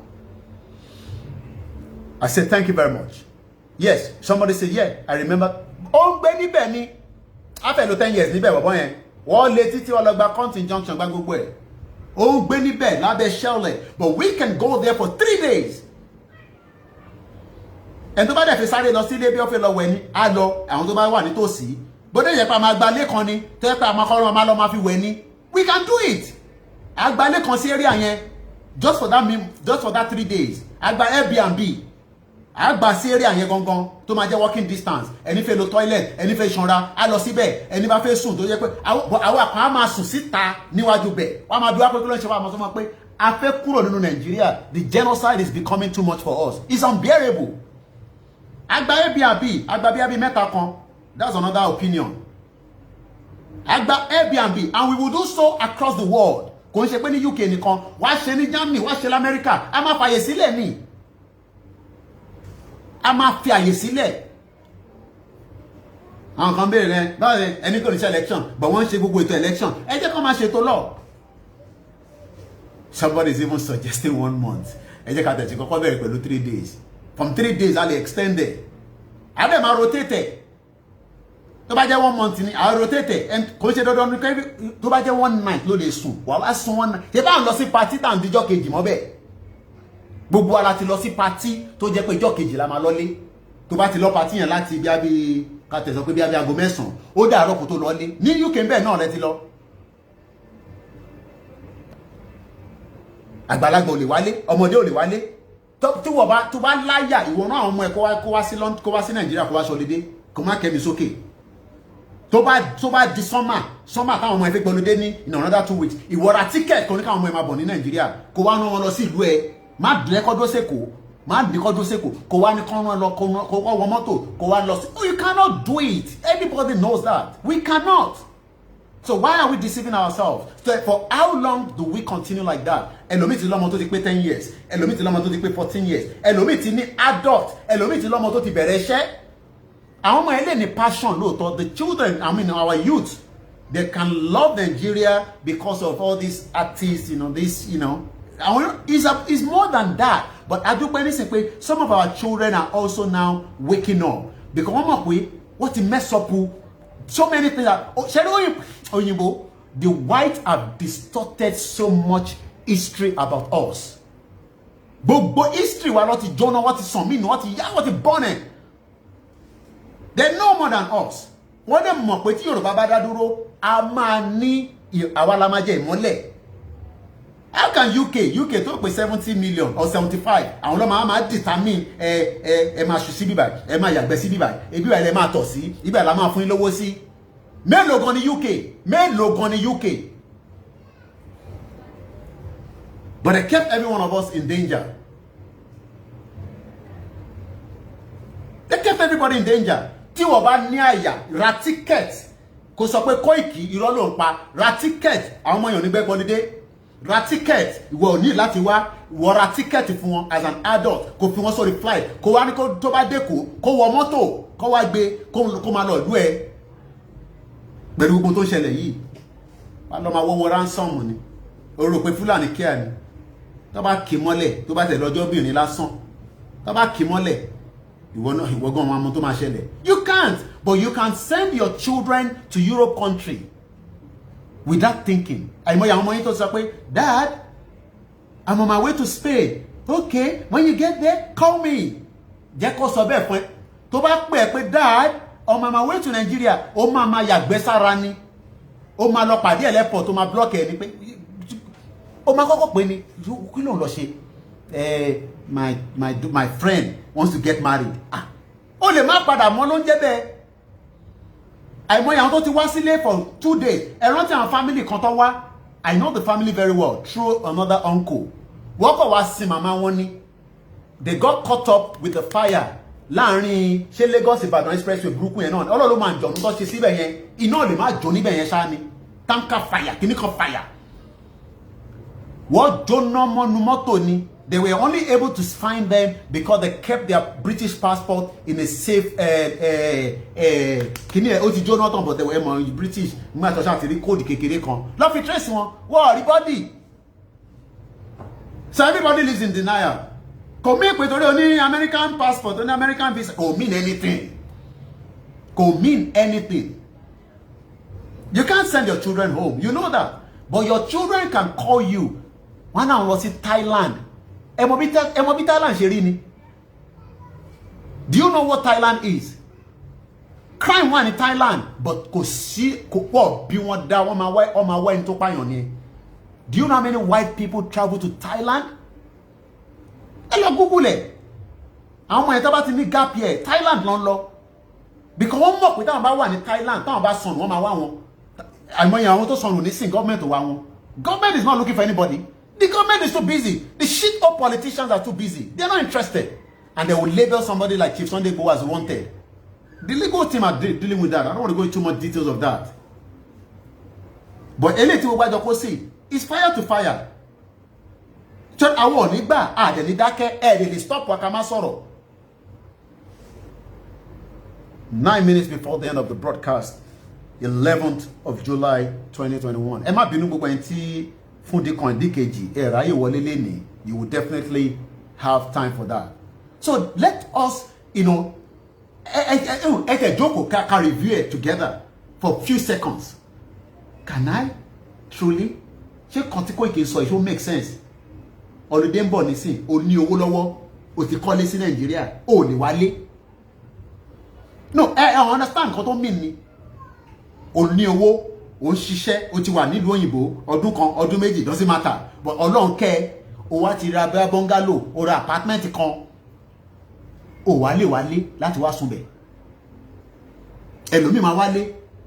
Poverty ni o sá fún family is poverty. Kí ló ń wá sílé fún tó ń sá fún family is poverty. Forget it. Kò ń ṣe pé àjẹ́ ogun àjẹ́ kankan. Ogun àjẹ́ òṣìwò. Ogun àjẹ́, ogun òṣìwò is all lies. Gbogbo rọ́tọ́ ti pa fún wa láti kékeré nìyẹn. Ogun òṣìwò àtẹ̀pá is all lies. Bloody lies. Poverty elevation ló ń jẹ́ kó máa sá fún family ẹ̀ tó bá wá sílé. Torí o mọ̀ pé gbogbo body ni wọ́n máa gbé sí ẹ lọ́rùn ni. But kò necessary. Ìwọ ṣe máa sá fún family ẹ̀ tó bá fẹ́ lọ kí wọ́n ní Manchester. Nísìn àìmọye àwọn èèyàn nísìn ọmọ mi máa wá ní ẹ̀ṣẹ́ máa wá ń lé ẹ̀wọ̀n holiday wà ẹlòmíì bí for whatever reason ó fẹ́ fi time yẹn fi ṣiṣẹ́ kò dẹ̀ fẹ́ káwọn ọmọ yẹn disturb òun ṣé kí n rán ọmọ yẹn wá sọ́dọ̀ yín ní Liverpool ò ní ra gàrí lọ fún wọn ní oúnjẹ mélòó lọ́ fẹ́ jẹ tó bá débẹ̀ wọ́n kàn máa ṣeré wọn ni wọ́n dẹ̀ ti wà lórí game YouTube wọ́n máa wà lórí iPad basic things àwọn ọmọ yẹn ń pè wá wọ́n máa ní àwọn ò ní phone àwọn bàjẹ́ kìíní everything is fake ìlú tó ní health and safety kò ní safety system kankan no safety system and you think I'm the problem Koiki ni problem gbogbo wa no safety system few minutes more before we bring the broadcast to an end and you think the politicians are ready to solve all this problem they are not interested fọ́bìnrin kó fúnyàn kan lóyún níbẹ̀ yẹn kó ṣe jàǹbá ètò fi pa bá lọ mú ẹni tọ́lọ́run bá dẹ̀ tí pa lè pa ẹni tí Ọlọ́run ò bá tí pa lè pa kò ń ṣe pé oògùn àbí ẹni tí Ọlọ́run ò bá tí pa irọ́ lẹ pa lè pa bàbá wa ti Sunday Igboho irọ́ lẹ pa. And àwa kan dúró I say it mo dúró ti tán ni kò ń ṣe tẹnu kò ń ṣe pé torí mo wá jókòó sí Nàìjíríà fún gbà thank you very much Boye Talks. In civilized society I need to make a comment here. In civilized society the NAS will investigate the Buhari government for the use of foreign machinery to attack the home of Igboho.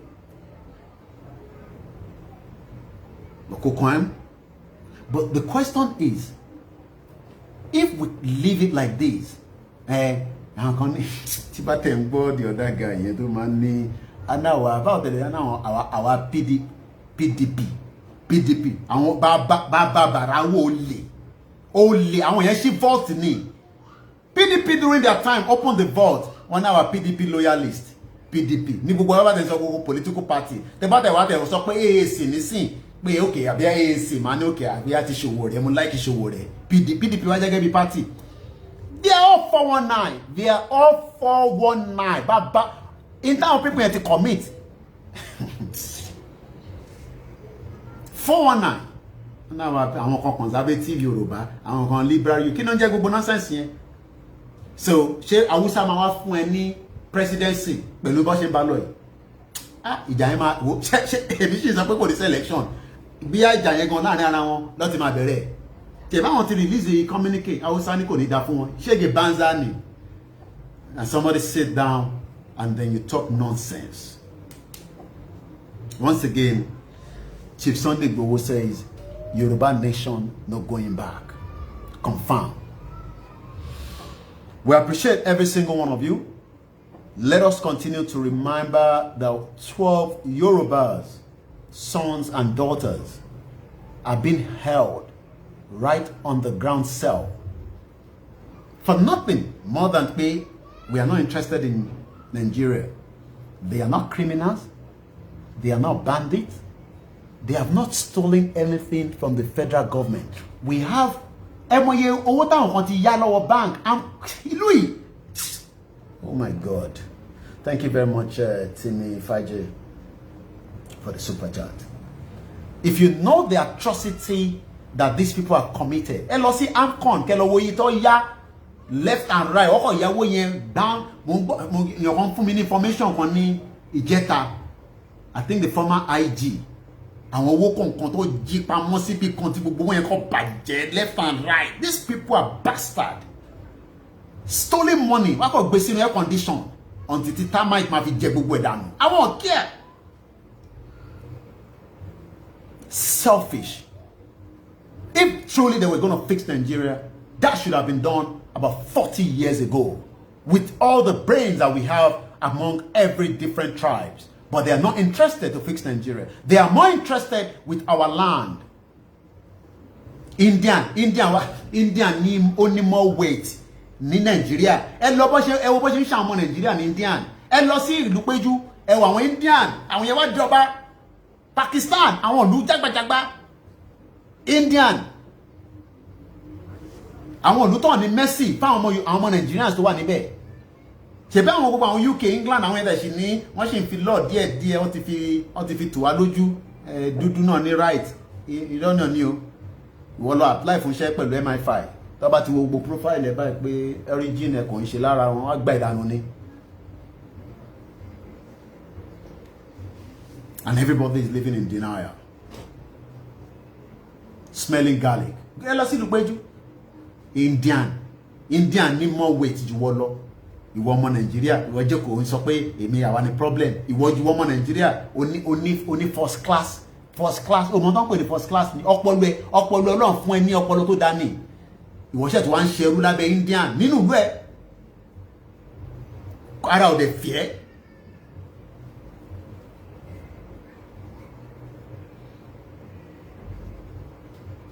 We are not going to back down.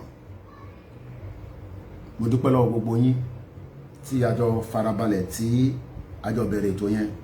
It's not easy sitting down for a very long time. Indian Kwashoko in 1970. You are right. Chinese. Chinese. Nigeria is owing China $3.2 billion. Go and check it out. Our debt is 30 trillion. Each one of us is owing the world 217,000 naira. Elomi to ma fi ku kò lè rí 217,000 naira yẹn. Kò ń ṣe pé. Àwa jókòó, àwọn yẹn jókòó sí baba shop. Thank you very much, Wasilat Omotosho. I stand with Oloye Adeyemo Igboho 1,000%. Thank you very much for the super chat. Donate to Koiki Media. Ìyẹn lọ fi gbọ́ àbí. I don't know what boy. Yes, it's media. You have to support the media so that we can continue to do the work we love to do more. I stand with Chief Sunday Igboho. Yes, support us. Continue to support us so that we can also do more as well from the platforms. On a sad note, Olayomi Koiki Facebook has now officially been deactivated by Facebook. For whatever reason, I don't know. So we only have the Koiki Media. Koiki Odudua page will be back. We have this 30 days ban on it. I think we have about 4 days left.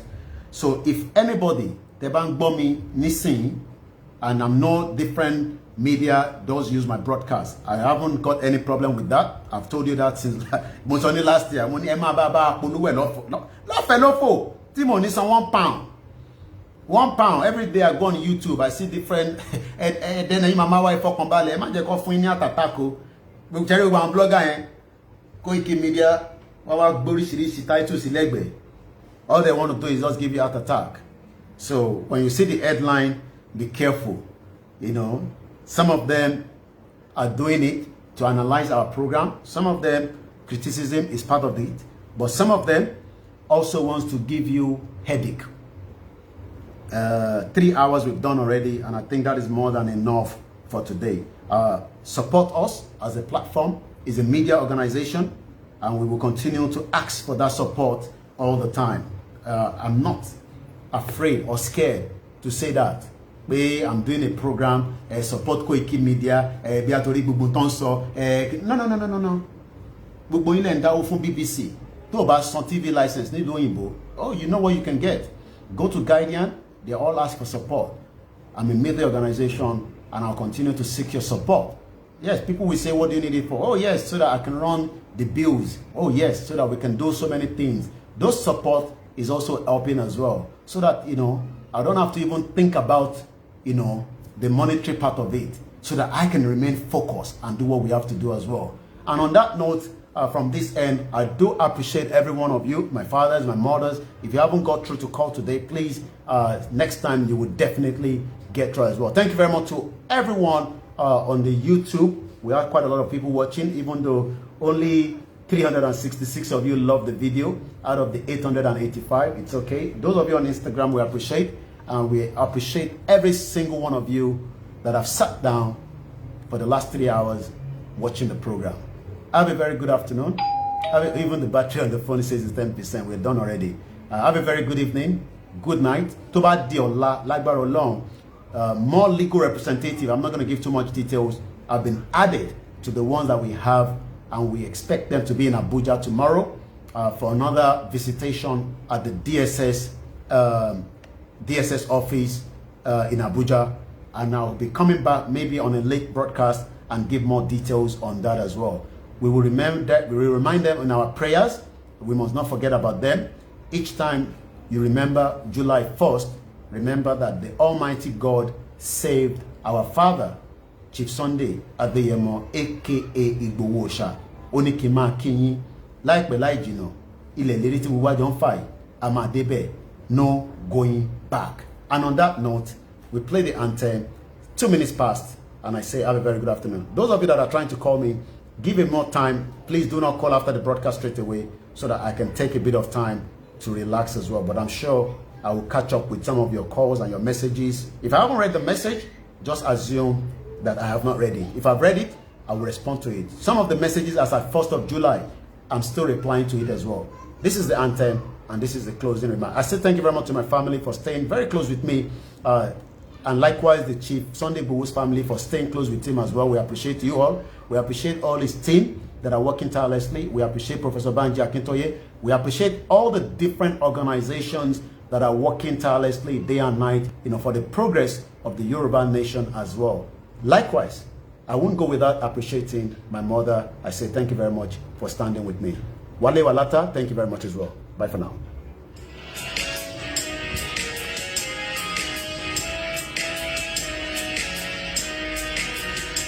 Iṣẹ́ wa fúnlẹ̀ wa, forílẹ̀-èdè wa, kàgbéga, kàgbéga, kàgbéga fàyè rí. Ìgbàgbọ́ wa ni pé bá ti bẹ̀rù làbọ̀ mọ́. Kàṣìṣe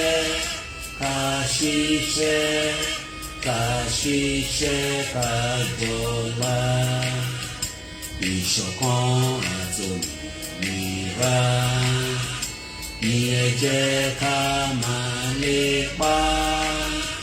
Tẹ̀síwájú fọ̀pọ̀ ire àtòhun tó dára. Ọmọ bọ́ sípò ẹ̀tọ́